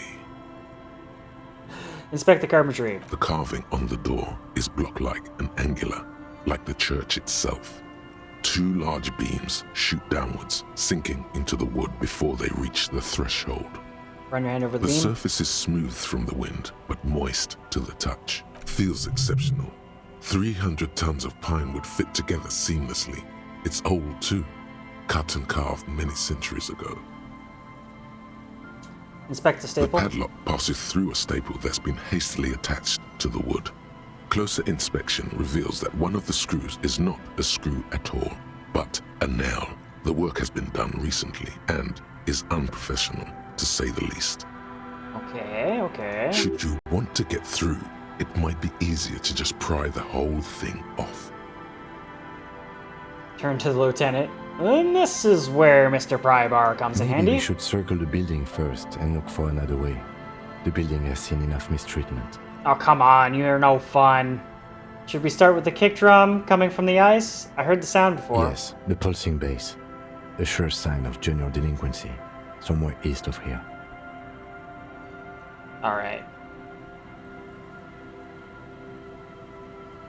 Okay, I'll hold off, even though I know we're not going to find anything. And I have a super high percentage of breaking the lock. Okay, let's collect the money here. I don't even know why I'm trying to get into the church. I don't have any reason to right now. I'm sure eventually I will. But,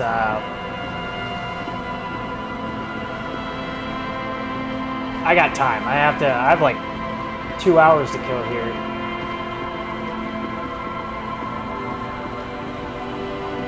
Or 3 hours to kill.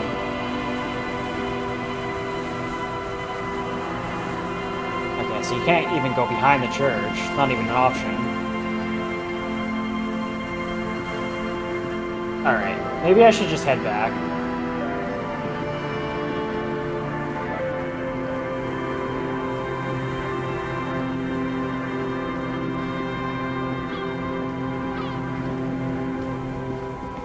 Kind of just trying to see how far this goes, to be honest. Ooh, what's that? Tie. Shivers and not a very good item in my opinion. What's this? Tiny inlets here, off in the far distance where the posts trail forward. This ladder is too rusty to climb. The sea air has eaten away at it. This relay tower coordinates boat traffic to the bay, barely. Oh, what is this? Probably a switch. Rusted control box for the radio relay tower. Someone made a campfire here not a long time ago. Cigarette butts cleared away under the rock. Brand. I don't know how to say that. You take a mental note. Seems to be important somehow. Okay. Okay.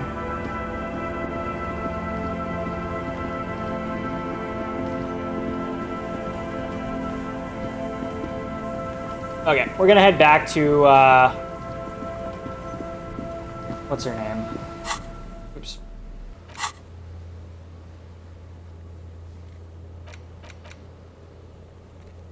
Wait, it's not even on the...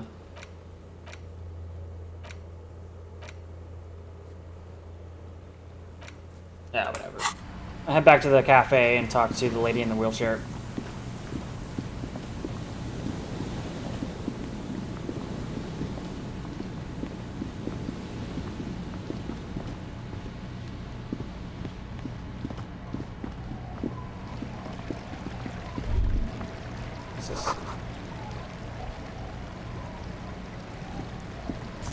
Take the monies. I will always take the money.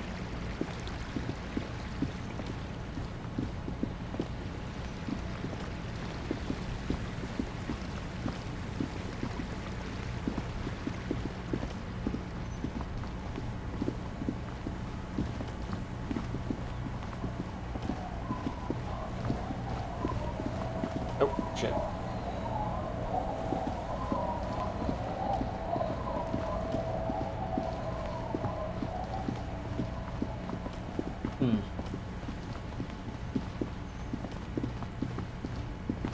I'm not too sure how to pass time with Kim here.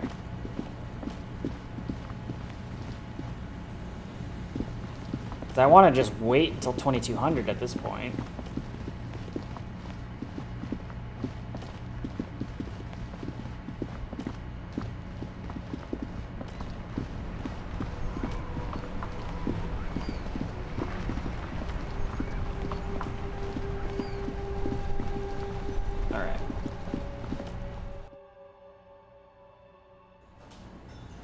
I don't think this is going to make her happy, but maybe she'll be happy that we found her husband, at least. Oh, hello, dear. There you are again. I ran into your husband... Yeah, I ran into your husband on the coast. Goodness. How is he? Did he say why he hasn't returned yet? The old woman clasps her hands together over her blanket. He's fine, ma'am.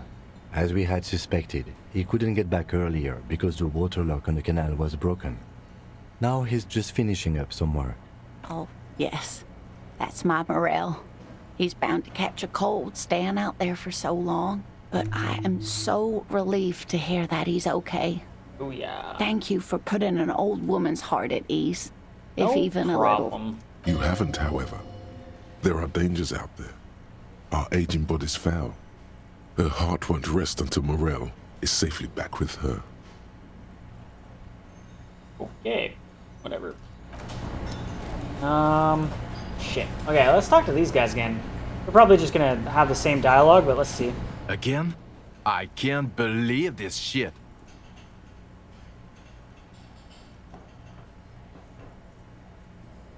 Put skills into Esper Decor for this white chick. Is there something strange about this guy? Figure it out. Alright, we can do that. He's obviously someone from our precinct. Where is that?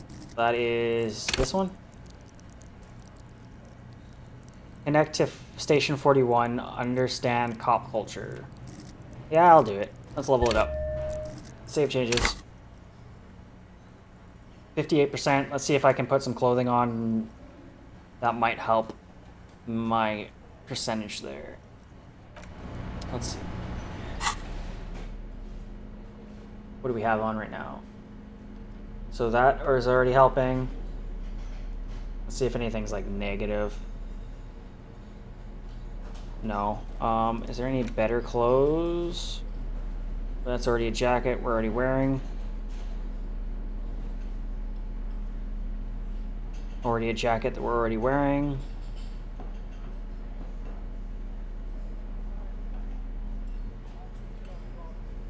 No, not finding anything here. Okay, let's just re-roll. Or what is that? That's a physique? Was that? Yeah, so we'll take where is it? Item, no, tools. This one. This one.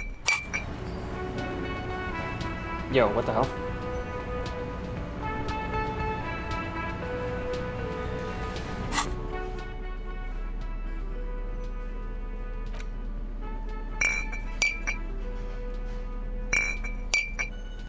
Use it, please.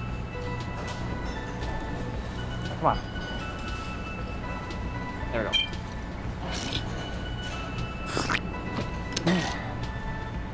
Okay, let's talk to him again.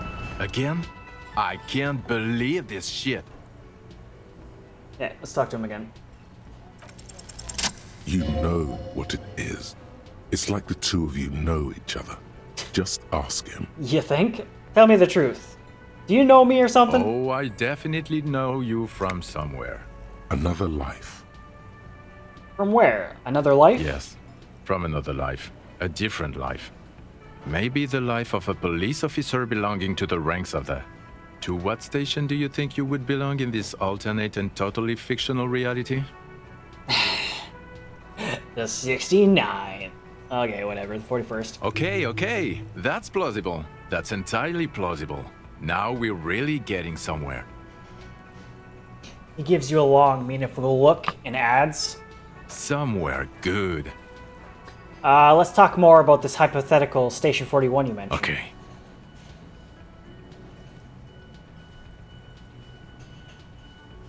Okay, so I guess that line didn't come through. So, oh, the hypothetical 4-1? Yeah. Let's fantasize about that. He blinks aggressively. I'm not busy. You're not busy. Let's just play around. Do you have a crime to solve? Oh, no. You see, I enjoy watching other better cops solve crimes. And let me tell you, it's been quite a privilege seeing you work. This isn't helping. She shakes her head and looking at the man in sunglasses disapprovingly. So what would our relationship be in this alternate universe? Let's be crazy. Let's say you and I are partners. How's that for a thought experiment? Oh man, that's hilarious. You seem like a cool guy. I'd love to have you as my partner. Would you now, or would I be cramping your style? Never mind. Partner. That's hilarious. Okay, actually, you probably would cramp my style. Oh god, I'd hate for that to happen. You know what might help prevent that though?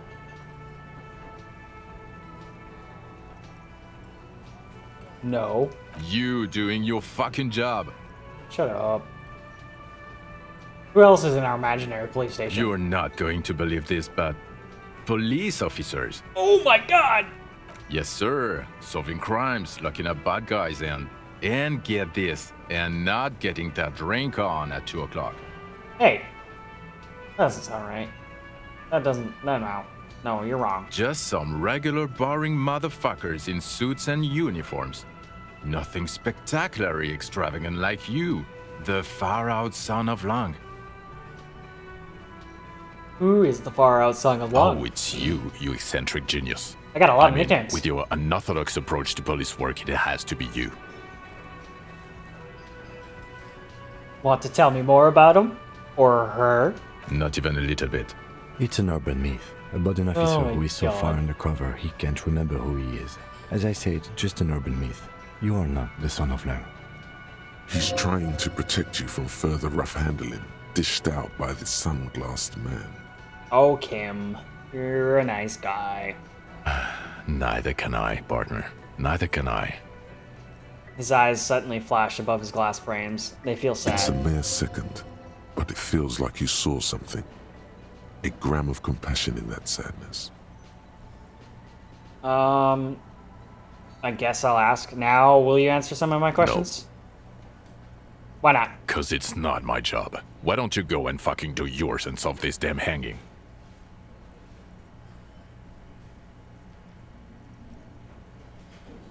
If you don't want to answer questions, maybe you don't hear me say things. Actually, I don't want to hear you say things. Come on, Jean. Okay, say things. I want to hear you say things. Hear that? He wants you to say things. Say one. Suddenly, out of nowhere, case-related things start popping up in your head.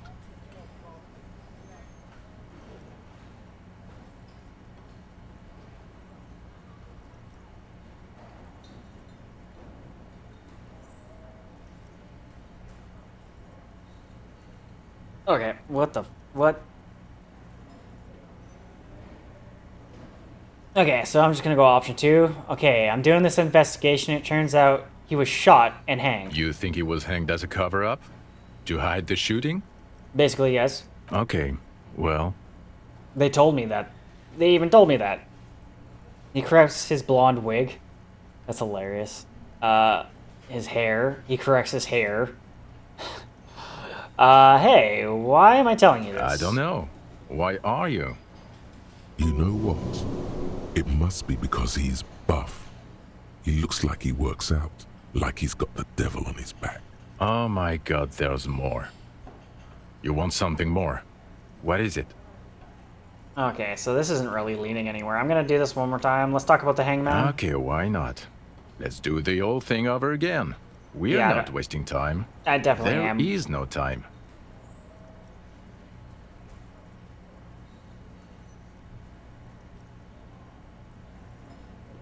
I don't know. I am wasting my time. I'm just gonna option for it. Cover-up. Well, the author of the cover-up is the perp? Makes sense. Yeah. Yeah. I know, right? But what's the motive? You don't have a motive? Then the double cover-up seems too neat. Yeah. Hey, why am I telling you these things? I don't know. Why are you?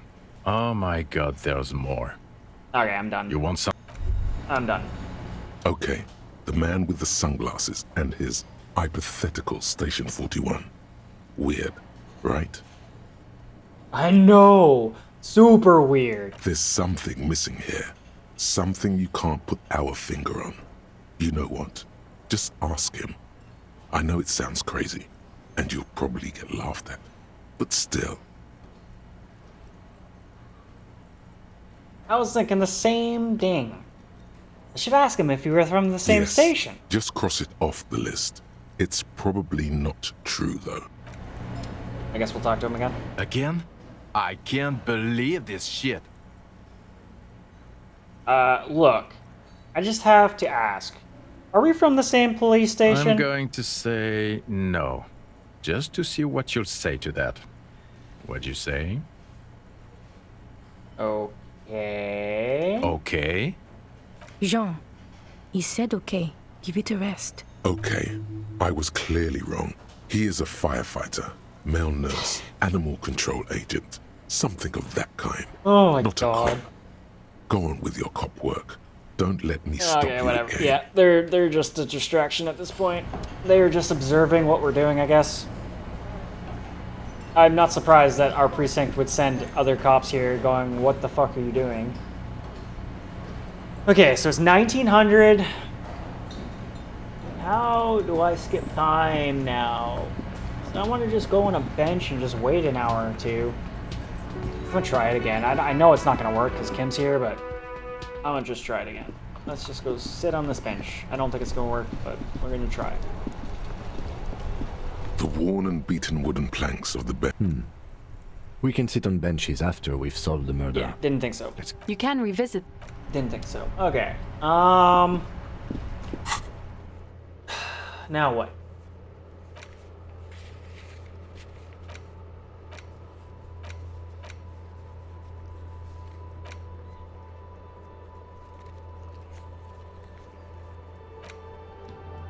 Let's go.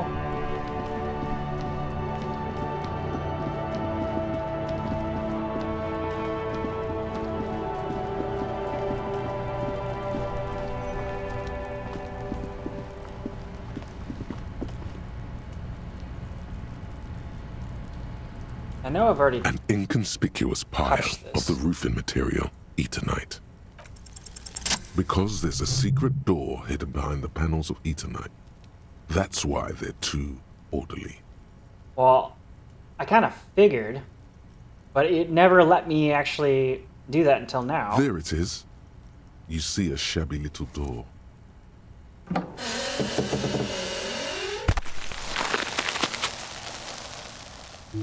Cool.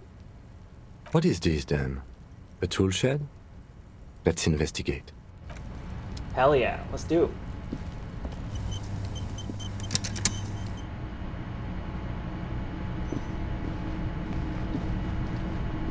Okay. Empty tube of magnesium supplement. A silver plate with the traces of bone, yellow powder. Poster says, get out the way or get fucked up. Be still, my beating heart. It's amphetamine. Sweet amphetamine. Oh yeah. The lieutenant isn't studying the powder in the mirror. He's studying you. Hey, calm down, Kim.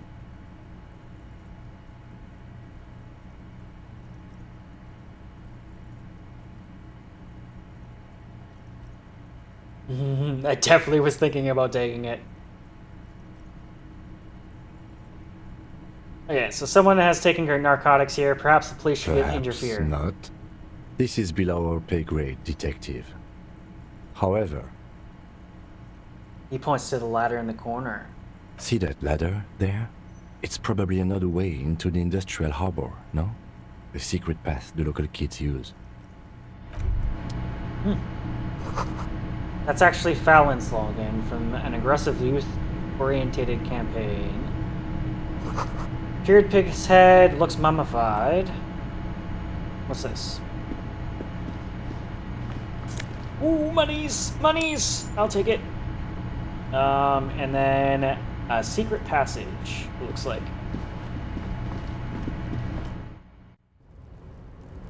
Okay.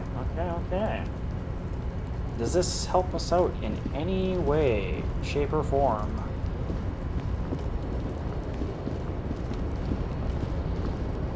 What's this? Ooh, health. I'll always take that. What is this up here? Can I get there? Oh yeah, I can. More money! Always good. What is this? More money! Hell yeah! I'm rich! I'm rich, bitch!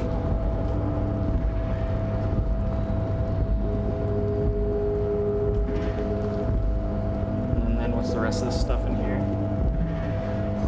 This is a doorway going to collapse soon. Restoration pillars keep the ruins together. Oh, what's that? Postcard. And then more money. Hell yeah. Is this not like the other side of the door? I guess not. I thought the blue door led here. But I guess not. Because yeah, this is like up. We're above. Okay. So there really wasn't anything back here. Okay. Other than a little bit of money, which is good. Okay.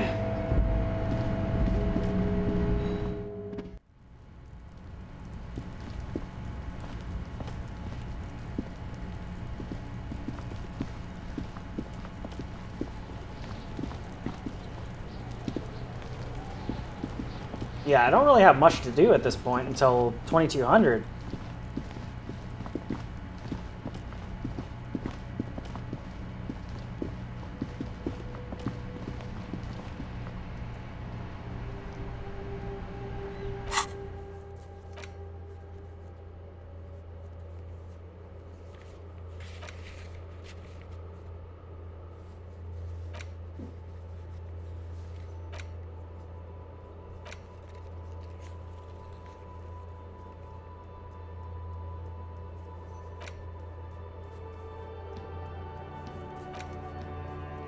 Let's see how much the fallen pants cost from Kuno.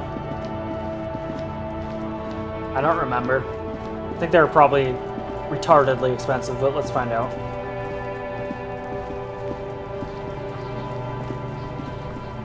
Necromancer pig? That shit was dark. Going in there like that. Oh, brutal shit. Tell me, Kuno dies. You gonna pick one out of his brain like that too? Kuno's gonna go out in a hail of bullets. Gonna look like a fucking porcupine. Porta Rosa, a side alley of the Boogie Street Spearhead. A young man in his early 20s approaches patrol officer Emile Mullins and asks for a cigarette. As Officer Mullins reaches in his coat pocket for the pack of Astra he just purchased this morning, the man shoots him point blank in his chest. Breathless, the patrol officer collapses in the gutter. His right hand is grabbing the armor on his chest. The bullet didn't pierce it, but he can't breathe. On the pavement, the patter of the perpetrator's feet growing distant. Bleed, pig. Someone opens a window and says, but Emile cannot see who. His sight grows dim with pain. The fuck was that? Okay.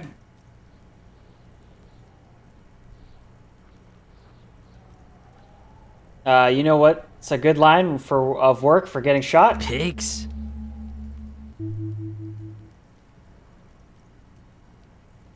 I found your shack, Kuno. You found Kuno's secret door to Kuno's secret shack. It was closed for 5,000 years. How the fuck did you get in? I pushed the panels aside. And then what? You fucking there. You fucking Kuno's kingdom. Yeah, 100% Kuno. He's trying to fuck at you again, Kuno. What's with the pig's head? Oh, that? Kuno decapitates pigs. That's just a Kuno demo tape. Oh, yeah? You trying to send a message of some sort? Yeah, to the both of you. Watch your ass in Kuno's town, or Kuno's gonna fuck your head off. Oh, yeah. I found a plate covered in powder residue. You know anything about That's it? where Kuno gets his daily hit of electric. Kuno Shazam. Kuno rides the fucking lightning in there, pig. Okay. What's with the tube of Renguleus, Kuno? It's a vitamin, pig. Don't you know anything? No. No, I don't. He looks at you like you just pointed at the sun and asked what it was. It's magnesium, right? Yeah, it's the mag. You fucking need that shit to stay on top of your game. Kuno goes through like a tube a day, rips mag like a motherfucker, and you could use a battle. Oh, don't teach him, Kuno. He's gonna use it against you, Kuno. I know all about magnesium. I rock it all You're the time. not getting this, pig. It completely takes away the hangover. It's like you didn't do anything. Like you stayed home playing with your choo-choo. Fuck you, pig. Don't do mag. You're gonna OD and you're gonna fucking die. I've heard enough of this. Good call, Pigmeister. Don't come and talk to Kuno about his kingdom. Okay, so how do I buy the pants from Kuno then? What the hell?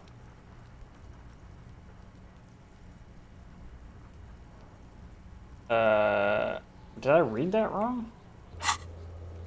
Buy fallen pants from Kuno. Those fallen track pants look enticing, but you and Kuno are not close yet. You need to figure out what's going on with him, and then you can get your hands on some performance gear. Alright, gotta ask, who's Kuno? Kuno's Kuno, pig? The boy points at his chest with both thumbs. Kuno. Primal. Violent. Is Kuno, was that some kind of gang name? Yeah, Kuno's in a fucking gang. In a bang gang? Kuno bangs for Maggie, bangs for Mazda, bangs for Revachol? He lays the names out there with pride and precision, like cards on a table. Right when he's getting distracted, there's a malevolent hiss behind the fence.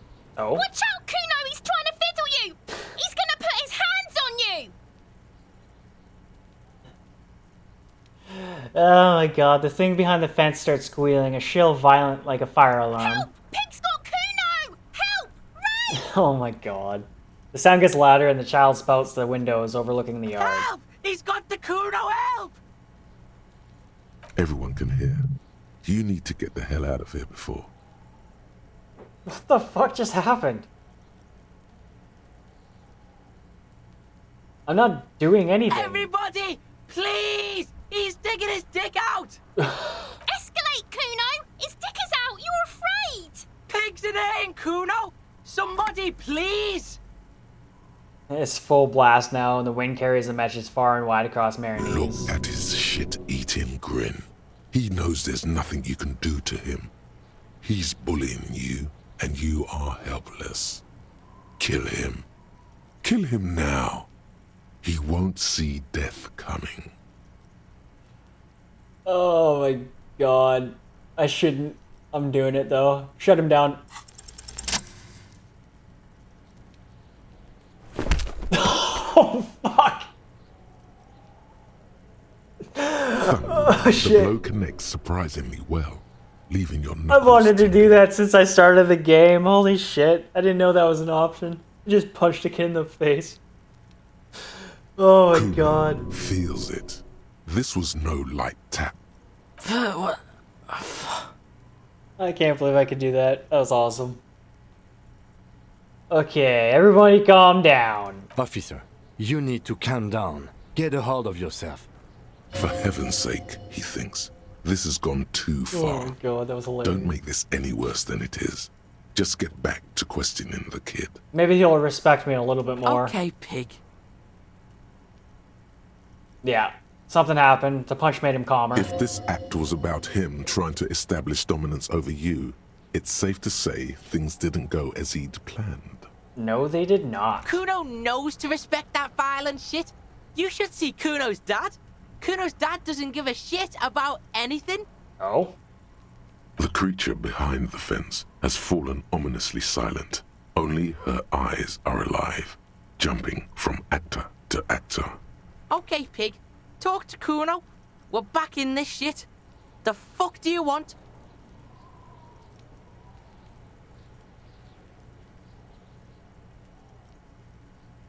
Okay, I'm gonna try this empathy, figure out what's going on with this kid.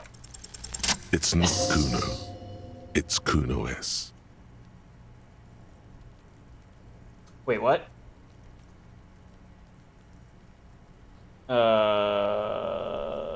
Let me reread that. What? Okay, pig, talk to Kuno. We're back in the shit. He brushes dirt off his pants. What the fuck do you want? It's not Kuno, it's Kuni. I'm so confused. Okay, interesting. How? Kuno-S is by far the worst of the two. Kuno has no problem being near you, but the other hides behind the fence, afraid for her life, like she's done something very bad. She came up with that psychopathic scheme of screaming for help before. Kuno just wanted to talk to you about his name. Kuno-S was the one who wound him up and directed him. Yeah. Also, Kuno hasn't stopped talking to you, even enjoys it from time to time. When you talk to the other one, it's like talking to a yeah, she's like sketchy as fuck. She only hisses and says murder was the case that they gave her. And then there's the fact that she's a girl and appears to be a little younger, certainly smaller. And yet Kuno is afraid of her. What's up with that, Kuno? Good question. All in all, Kuno respects madness. You cannot hope to outdo her on that front. You must win yourself a few minutes with him alone. I don't think this is gonna go well, but I'll act on it and try to separate them. Fuck you whispering about? He's whispering too.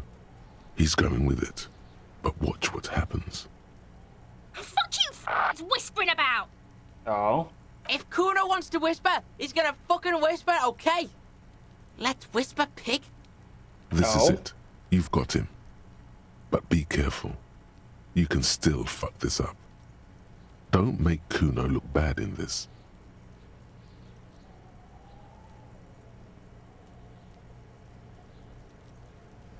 Okay, so I'm probably gonna play to his ego. So yeah, Kuno listened to me. She's trying to control you. You gotta get out of here. It's okay. The pig's trying to pit us against each other. Damn it. Not That gonna didn't let work. him do that. That didn't work. Idiot. You bungled it up. Yes, I did. That's it. You let him off the line. That was a bad, manipulative thing I to was- say. What You else should was I gonna understand. say? I got you this far. I couldn't get you all the way. Damn it. Try to fuck my Kuno! Try to fuck my Kuno away! Me and Kuno are tight. We ride for life. A chill comes over you, the wind from the boulevard south, lashing you for trying to separate them, for trying to take the street out of Kuno. Yeah, I'm not gonna ask if he respects me because that's almost like a. I feel like that might turn into a negative output. So I'm gonna just try this again. Try once more to figure him out, find a way to connect with him. You were too Okay, pushy good. last time. Think this through. Try to really understand the psychological bond Kuno has with Kuno S. Okay, so what's the deal with Kuno? Just look. While Kuno has no problem being near you, she always hides behind the fence. we've already kinda done this. afraid for her life. She came up with that psychopathic scheme of screen. Also, Kuno hasn't stopped talking to you. And then there's the fact that she's an all in all. Kuno respects me. Act Fuck on you it. whispering about? He's whispering too. He's going with it. So now I only have the two options. If Kuno wants to whisper, he's gonna fucking whisper, okay? Let's whisper, pig. So playing into This his is it. ego didn't work. You've got him. But be careful. You can still fuck this up. Don't make Kuno look bad in this. Yeah, like how are these two options better than the first one? What the hell? I guess I'll just go option two. I don't know. Like neither of these seem like the right option to go with. What's up with her? She's terrifying, crazy scary. Crazy? You don't know the half of it. She's Okay, that not worked. crazy. She's insane. Okay. Dangerous. Perfect. She smoked a man. She's done people in. Probably even pigs. What was that? What was that? Stop talking to him! Kuno, I'm fucking warning you! You're gonna get us into shit! She understands what you're trying to do. Yo, see? Did Kuno not tell ya? Kuno told ya. Kuno talks to whoever he wants. Talk, pig. Kuno's got it under control. Okay. You did it. They're separated. He's even turned his back to her so she can't read his lips. Yeah, what the fuck do you mean she smoked someone? Kuno means she killed someone. That's right. She's a killer. Like, actually a killer. His little green eyes are fixed on yours.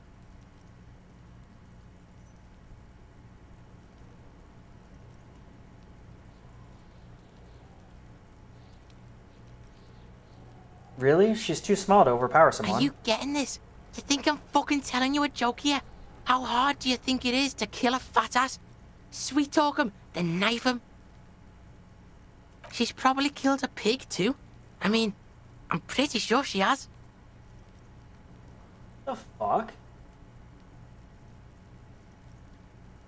Okay, how many cops has she killed then? Forget Kuno said that. Kuno was just shitting. Kuno was just running his mouth. Kuno's stupid like that. What the fuck? The creature peers at you both from over the fence. There is something searching in her eyes. Yeah. Fear. Fear of the truth.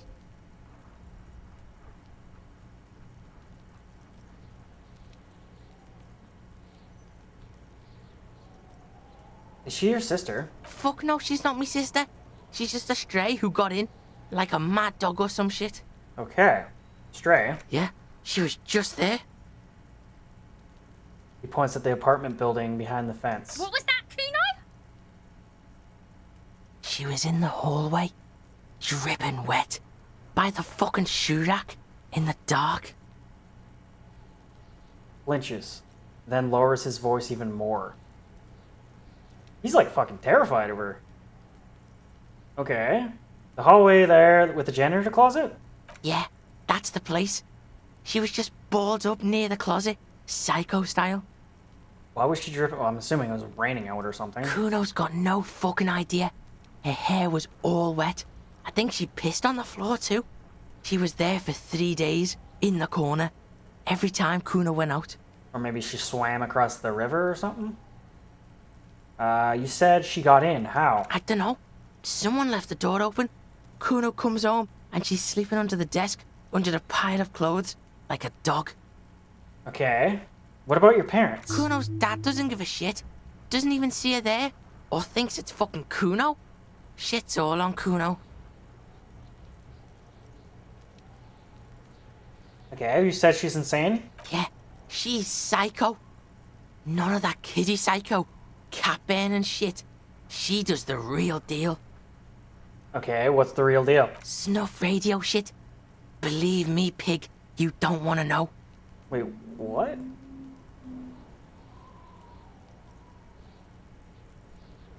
I don't think she has any. I'm just gonna ask anyways. Do you think she has anything to do with the dead man? Yeah, she would have liked to fuck him up, but she didn't.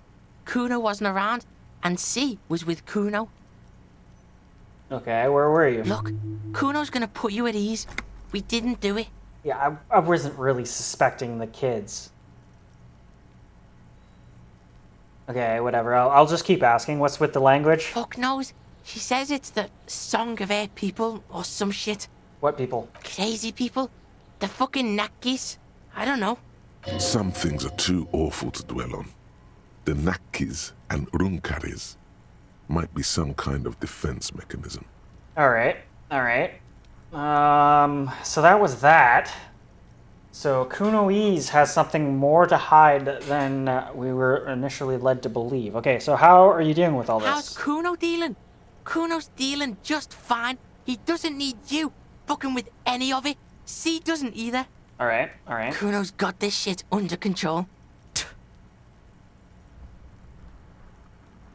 You need backup. I'm here for you. Listen, listen. C is Kuno's go-to. Kuno's protecting her. You fuck with C. You fuck with Kuno. You threaten her. You threaten to take her away. This is what it all comes down to. He needs you to take him seriously now. I'm going to kill you. I'll run when you put the cuffs on her. Sneak up on you later and fuck you up. You understand? The boy looks you in the eye. Black pupils trying to focus. He may not be able to do it, but he will try. Right now, he believes he will.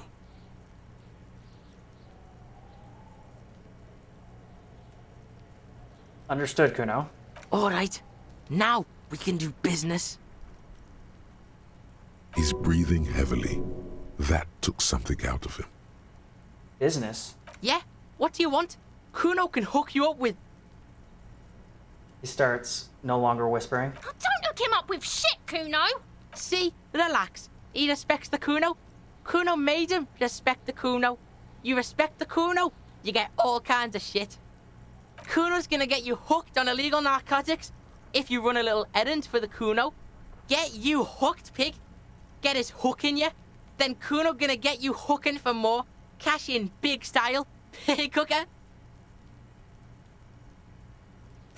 Oh my god, this is so freaking ridiculous. See, it's tension and release with Kuno. Now we releasing. The pan buying shit, that's on now too. 90% discount for Kuno's pig. Kuno can flex. Fuck yeah. Kuno flexes for hobos. Kuno sees you're in need. Savoir-faire and physical instrument? I'll take them. I'll take them. 15 bucks? Yeah, let's do it. Here, pig. We're falling now. Performance buddies. Kuno unzips his jacket again and pulls the pants out of the plastic wrapping. Kuno can already see you soaring through the air like a fucking eagle. Pig's in Kuno's debt now. Money debt. Okay, what was this about running you and an errand for illegal narcotics, Kuno? Kuno gets it from his dad. Kuno and his dad are major suppliers. Oh, yeah? That's where Kuno gets his lightning on. Okay. Problem is, Kuno and his dad had a little falling out. Now junkies clawing at Kuno's door. Streets going mad. Kuno's got to throw his dirty popo man at it. Fuck's sakes. Okay. Dirty popo man is you. Yeah, In there figured. is Kuno's violent dad on steroids. Kuno's dad does steroids and speed. If you can take him, you can have half of the speed. Who's your dad, Kuno? Kuno's dad is a fucking monster. He's the most violent man in Revachol. He doesn't give a shit about a single thing. He drinks too. Looks like we're looking at a close-quarters fight in some rundown drug den. Bones falling, hookers screaming. You should use the environment against him. How much, how much material are we talking Like about? half? He says confidently. Half of what? A baggie, but like in this vial. So not very much. Okay. But that's not very much material at all. What are you talking about? Half a G? This shit is giant, grade A shit. So clean you can barely see it. You can barely see it because there's barely any. Okay, so I made up my mind, Kuno, and this is what is going to happen. Okay, Kuno's listening.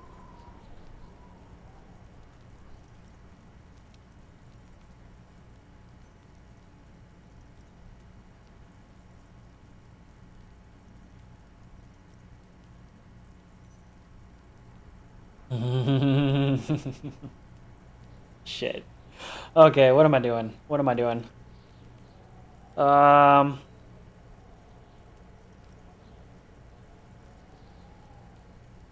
Definitely taking it for myself.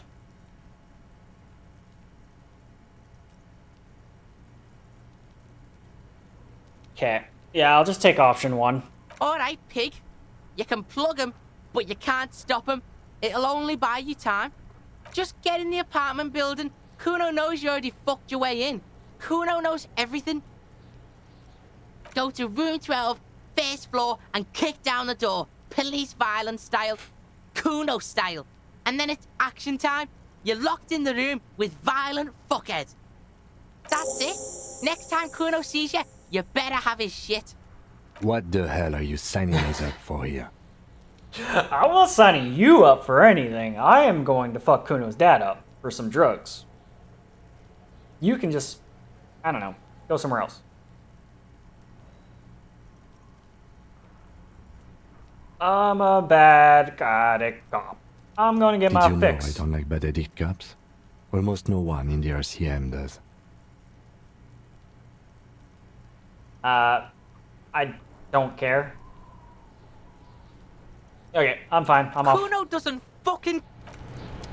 Alrighty. So we have a side mission to go fucking, I don't know, kill his dad or beat his dad up for some drugs. I almost want to get my frickin' my gun before I do that. Put the pants on.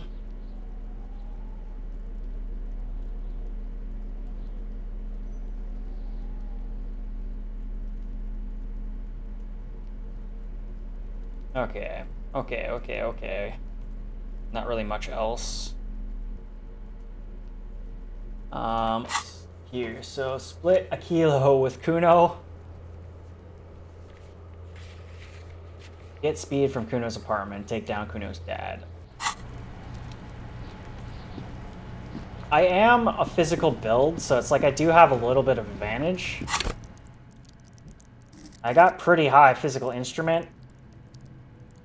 And I think that's usually, I guess hand-eye coordination would probably also be something important.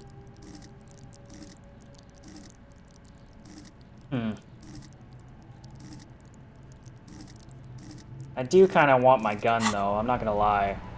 I don't know if I'm actually going to get it from the pig lady. Still got 2 hours. Man, there's not really much to do.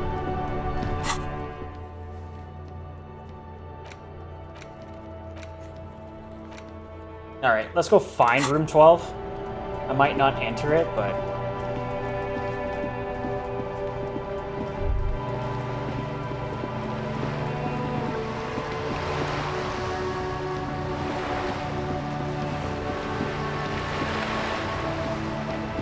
said the first floor, right? So let's actually go over here.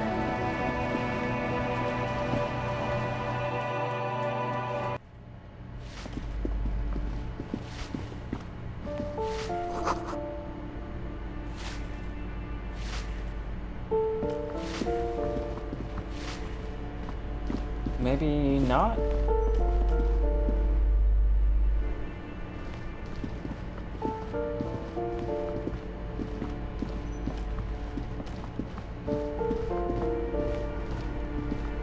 A shabby door hangs oddly on its hinges, secured to the doorframe with a safety chain.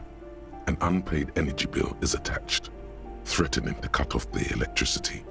It's addressed to Mr. Uno Doroita. Your heartbeat quickens, palms go sweaty. The siren of amphetamine is singing you her song.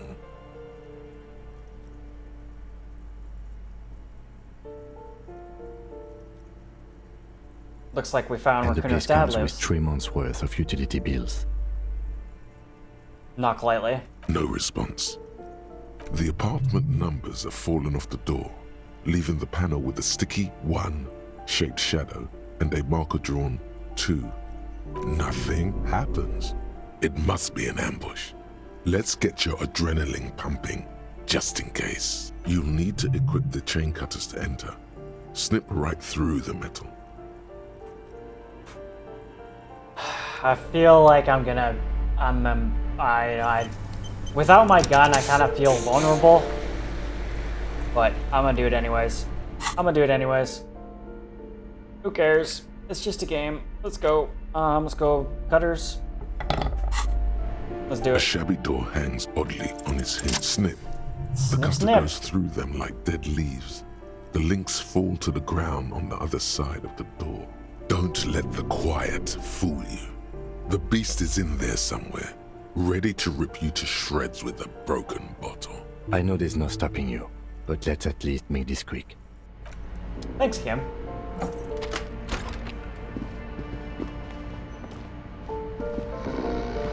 Oh, motherfucker sleeping.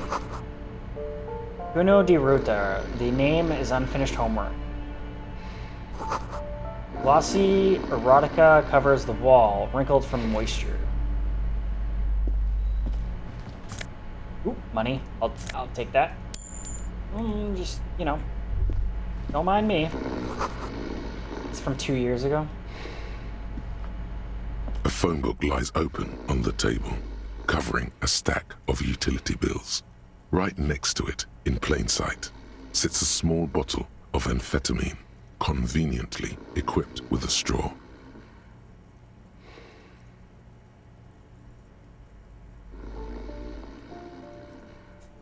Take the speed from the You table. pocket the bottle as if it were the most natural thing in the world. Don't wait. Celebrate.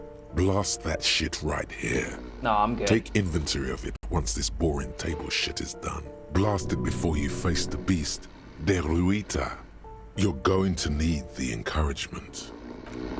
Oh yeah, that like ups my physical skill. I forgot about that.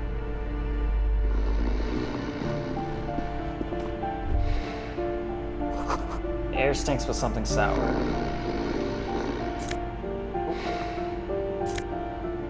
Composure. Just taking whatever. I'm stealing all their shit. Okay. Only because I like Kuno, I'm gonna try this. We'll see. We'll see.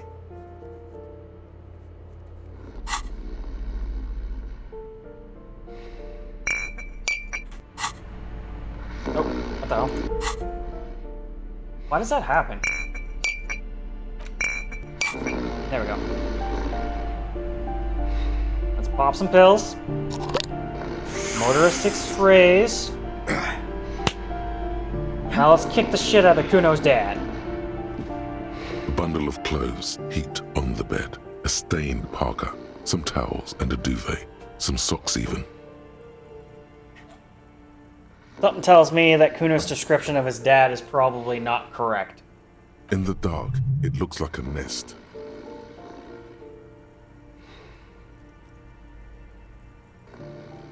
Slowly reach out your hand. Something underneath there is breathing. It doesn't give a shit that you're a cop. Stop your hand now, or you're gonna die. Nope, don't care. Keep extending your hand. Your hand touches a greasy duvet covered in cigarette burns and ketchup stains. You hear a growl. There is something alive underneath it. It's deep, in suffering somehow.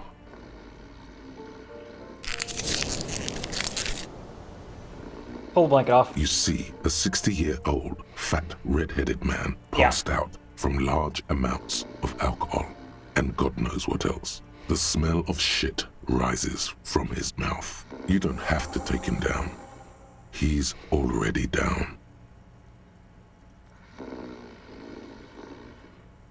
I took your amphetamine, old man. Kim, is this thing even alive? I'm afraid it is. Look, it moves. He points at a fleshy lump sticking out from under the end of the blanket. The limb seems to be twitching from time to time. And look, the other foot is camouflaged by a striped sock bearing the name Maxtor on the sole. A groan rises from the man's throat, dry like a death rattle.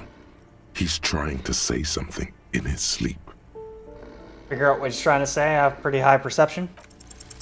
The man groans once again, but his tongue keeps failing him. It's impossible to make out the syllables. A hand emerges from the blankets, trying to gesticulate something, and then it dawns upon you, clear and surreal. Pigs, he says. He's trying to call you pig. Are you going to let a semi-conscious degenerate disrespect you?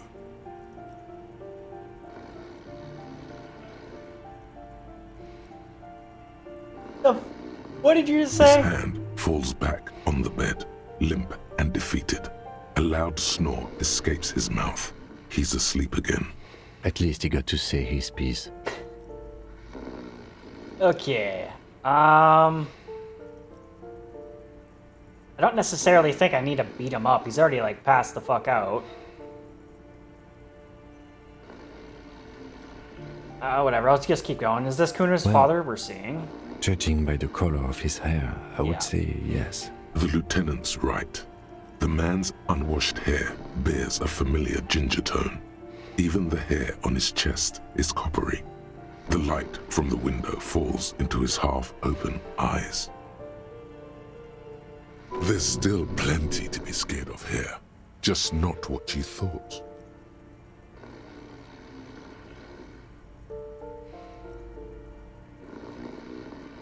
Yeah, it doesn't seem like he's gonna fuck anyone up anytime soon. No, it really doesn't. This looks very hard to recover from. This man won't be feeding his family anytime soon. Not that he was, but at least he won't be beating his son. A pair of half-open bug eyes is staring back at you from the dark, empty, and frozen. It's clear that the person behind them is not awake.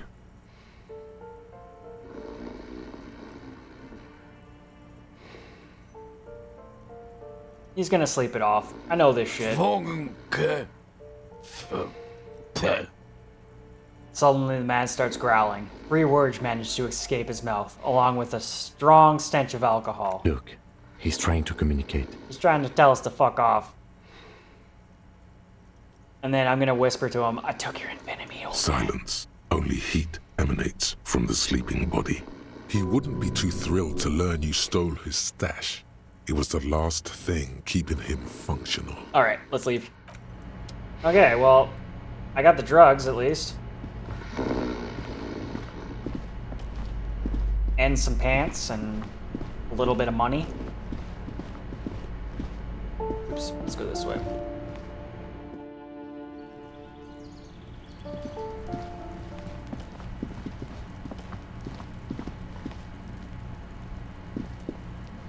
Are you trying to sneak up on me? Come to slit my throat in my sleep? Apparently, she doesn't like people standing behind her back. Pigs come to take me out? Trying to snuff me out? If anything, you're afraid she'll take you out one day.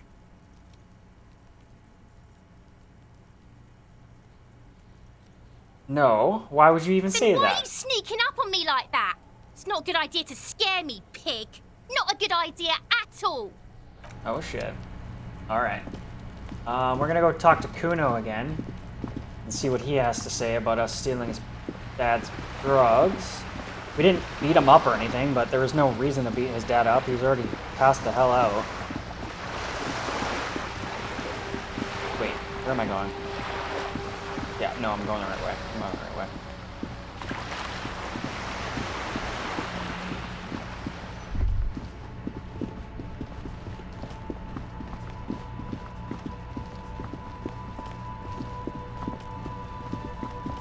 Alright, Kuno. I got the drugs. Kuno's like Kuno's dad? Kuno doesn't give a fuck about anything. I took care of the drug All situation. right, so you got Kuno's kilo. Here is how we do it. First, you give Kuno Kuno's kilo, then Kuno gives you half back. Yeah, I'm sure. That's how we split it. It's the best way. Street way.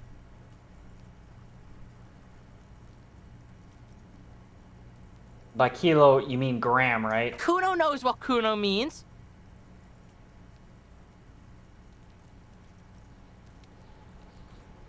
Honestly, I'm just gonna give it to him.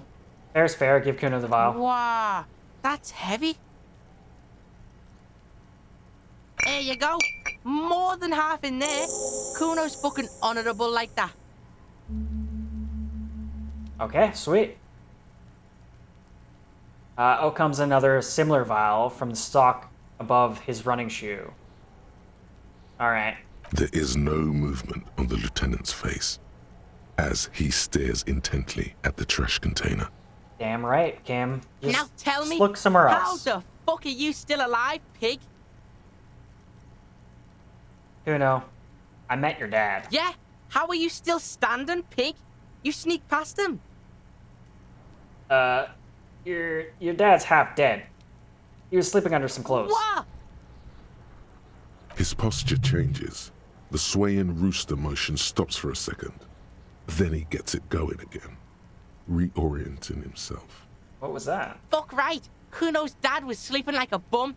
Kuno told ya. Kuno's dad doesn't give a shit about anything. Fucking breaking and entering shit. That's nothing to Kuno's dad. You got lucky, pig. Kuno knew this. Kuno's fucking violent fiend dad's been drinking hard lately. Kuno knew you have a way in. Narrow window. Kuno window.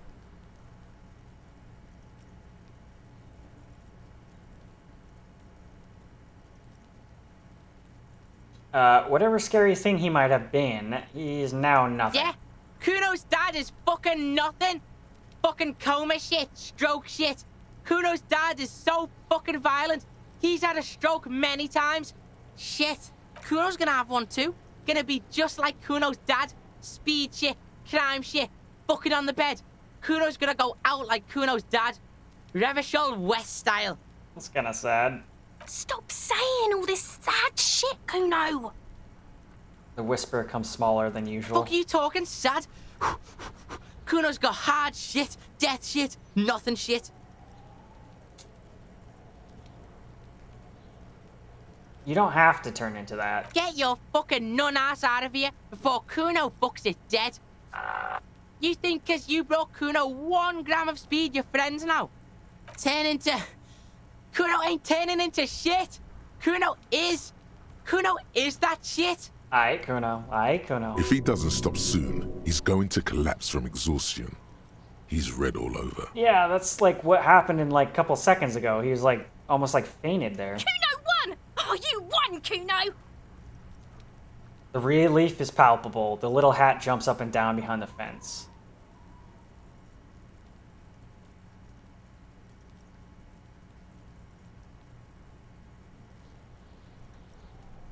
There was a textbook with your name on it in the apartment. Yeah, so fucking what? It says Kuno, not like, it says Kuno, not Kuno. Kuno D. Royler. Fuck are you talking to Kuno about that kiddie shit?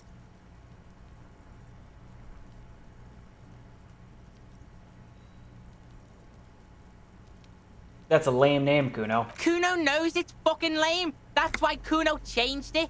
You can't fuck with Kuno. I looked around there. It's not the easy life you got going in that The apartment. fuck do you know about Kuno's life? Kuno's got plans. get the fuck out of here? Yeah, we got plans. 6 meters underground, below piping from before the war, the collapsed remains of the Martinez storm drain system. There are 2 stolen flashlights with piles of batteries next to them, beside 2 bedrolls, in the dark and opening into the lower tunnels. The fuck was that? What does that even mean? Okay, whatever. There's tons of unpaid bills there. Fuck right there were. Fucking 3 years or some shit. And let me guess, Kuno's dad doesn't give a shit about them. Yeah, that's right. Kuno's dad doesn't give a shit about that electricity and light shit. Just wants to pound on people and drink.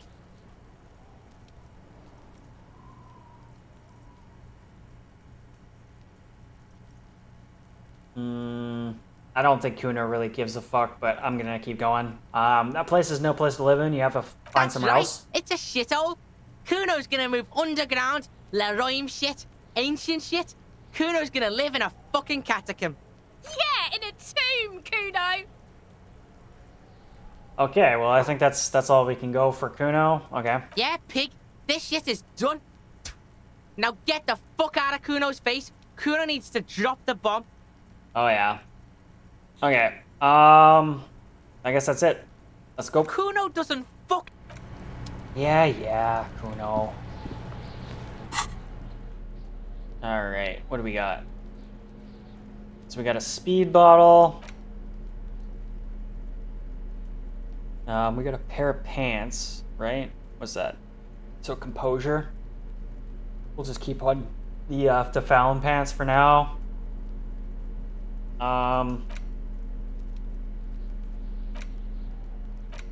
All right. Shit. Now what? Like, I feel like I have to wait like until 2200 for the pig lady. I don't think there's really much else I can do. Like, I've actually ticked off quite a bit of stuff. This list used to be huge, and now it's quite smaller, which is kind of nice. To find a way into the secret passage is definitely something that I still need to figure out. I'm assuming I just find a ball in a store or something. I don't know what I really need to do to find the lost ball. Armor pieces is just a matter of time. I'm assuming that's just more or less I just have to constantly find them. And I don't know what this means. Perform an advanced analysis using HE coordination. I don't know what that means.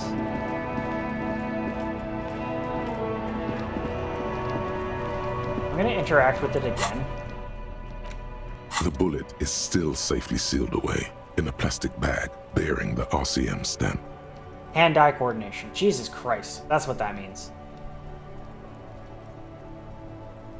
Okay, so I just need to put a point into hand-eye coordination. I can do that. Hand-eye coordination, level up. 7. Okay, and then I'm gonna look at my stuff and make sure... Like, it is a 70% chance, but let's see if I can make it better. Hand-eye coordination, let's see here. Do I have anything hindering hand-eye coordination?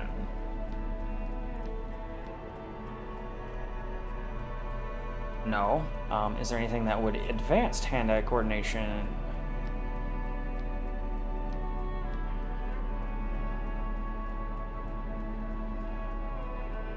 Does not look like it.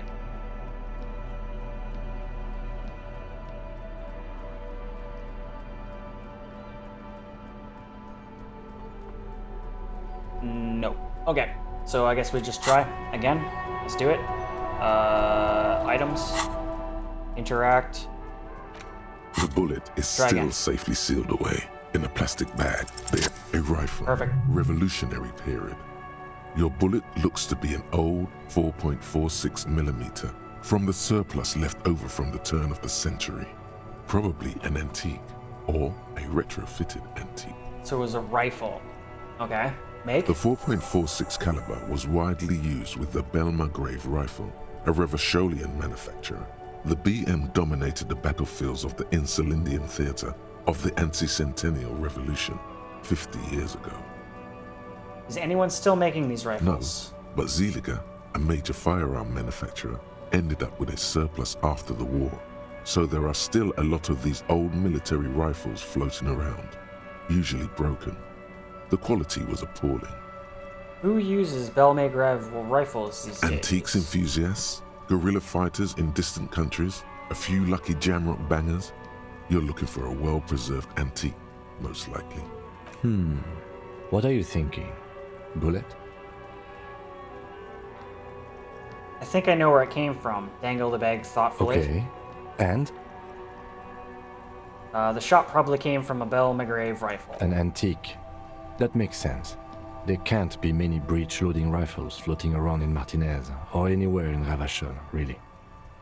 Why not? Sure, there's some arms trafficking, but the laws prohibiting the use of breech loaders we inherited from the monarchy have been effective, from what I've seen.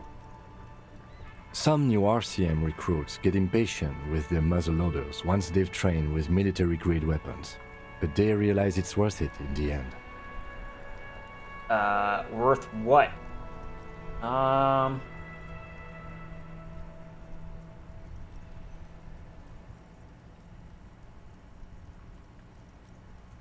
Worth what? Getting shot? Imagine if everyone, cops, citizens, had access to firearms that could shoot multiple rounds without pausing to reload. After the first shot, the second, third, and so on come much easier. But back to the investigation. Okay, so it kind of seems like we're looking... Jamrock bangers.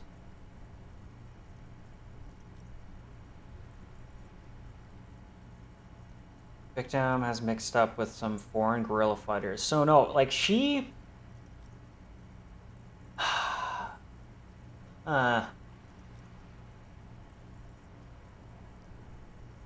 This is confusing. Okay, whatever. I'll just pick the first option. Doesn't seem that likely. Yeah. But we'll check out all possible leads.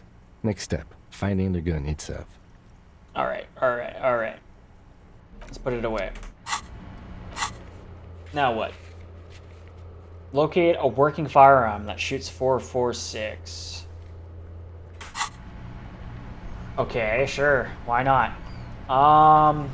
Maybe we'll talk to the pawn shop guy. I think he says he sells guns often. I think we've already asked him about it, but let's just check.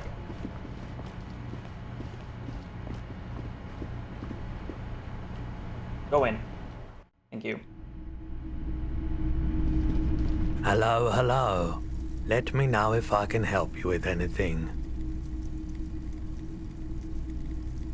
Okay, so maybe I don't have anything to ask him.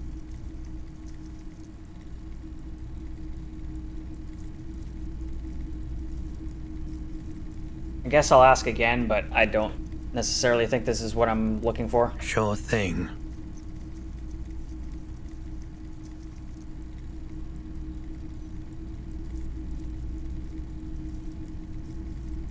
My apologies, officer, but I have no idea where she was coming from or where she went. A needle in a haystack.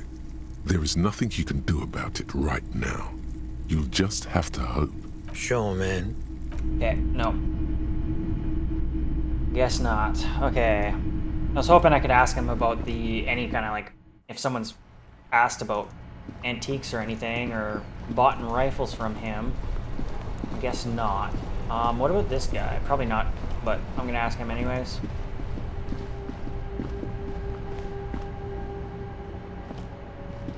Everything's still cool here, officer? No.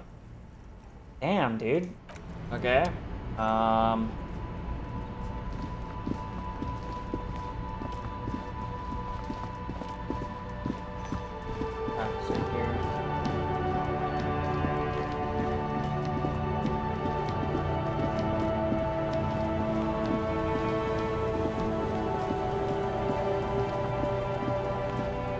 Wait. But the old guys maybe know? Probably not, but let's go... I don't think they'd know anything, but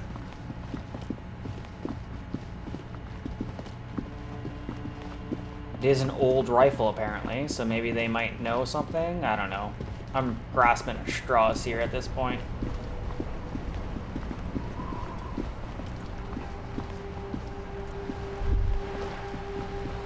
Oops, wrong guy. This one. The purity of snow always reminds me of the purity of a man's soul, if he's got principles. Nope. Nope. Damn it. What about him? Probably not. It is such a pleasure to see you again, officer. Nope. How may I head the city? Nope. Okay. Shit, dude.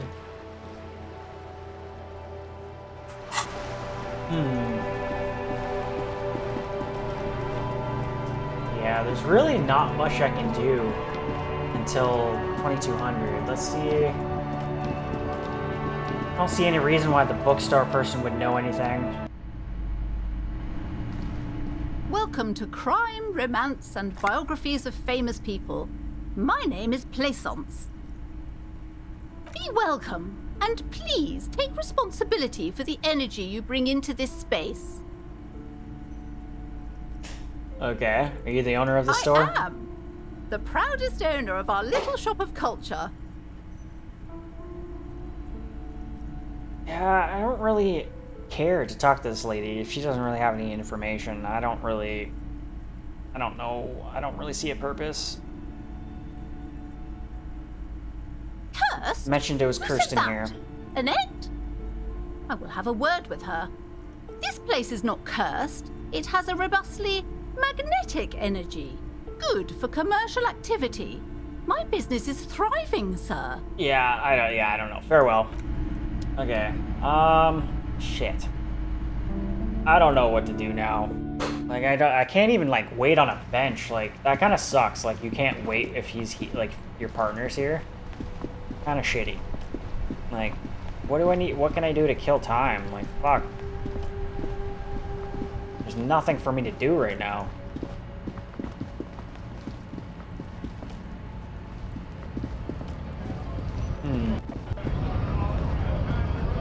Nothing over here.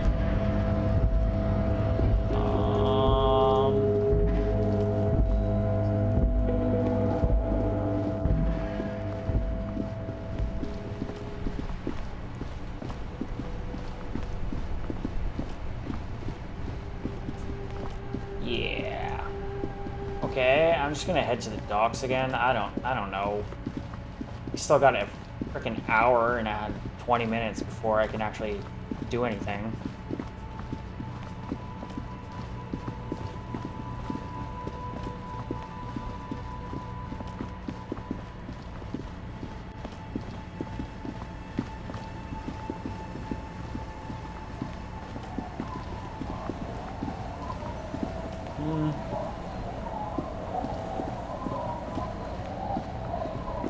Let's see, what's this? Monies? I'll take that. I'll just enter someone's The door home. has seen better days. The layer of paint has started to peel off due to the salt and wind from the sea. Even the lock looks slightly rusted. This is our home. Unlock the shack door with the I'll key. wait outside to give you some time and privacy to check out your new living arrangement. But just so you know, after we are done with the day, I'll still be staying in the whirling in rags for the night. We'll meet in front of the shack in the morning. Cool. The key turns with a satisfying click. Cool.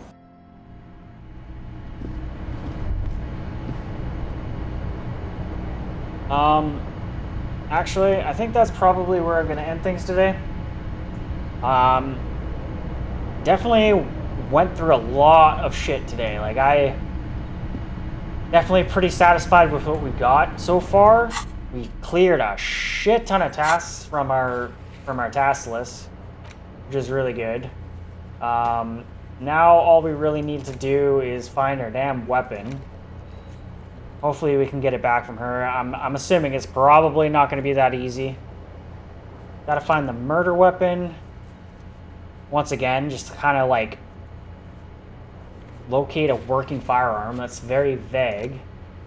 And then I have to convince Titus to tell us about this, which is gonna, I don't know what that's gonna take, because I'm nowhere near the percentage I need to be to even pull this off. And then the other stuff is kind of just minor stuff. So, whatever. It looks like we probably have to kill another hour and a bit before we can actually do anything, but I'll figure that out tomorrow. I'll probably just end up exploring the area to kill some time. But other than that, if you like the stream, feel free to follow, and if you're watching on YouTube, feel free to like and subscribe. I'd really appreciate it a lot. Until next time, peace.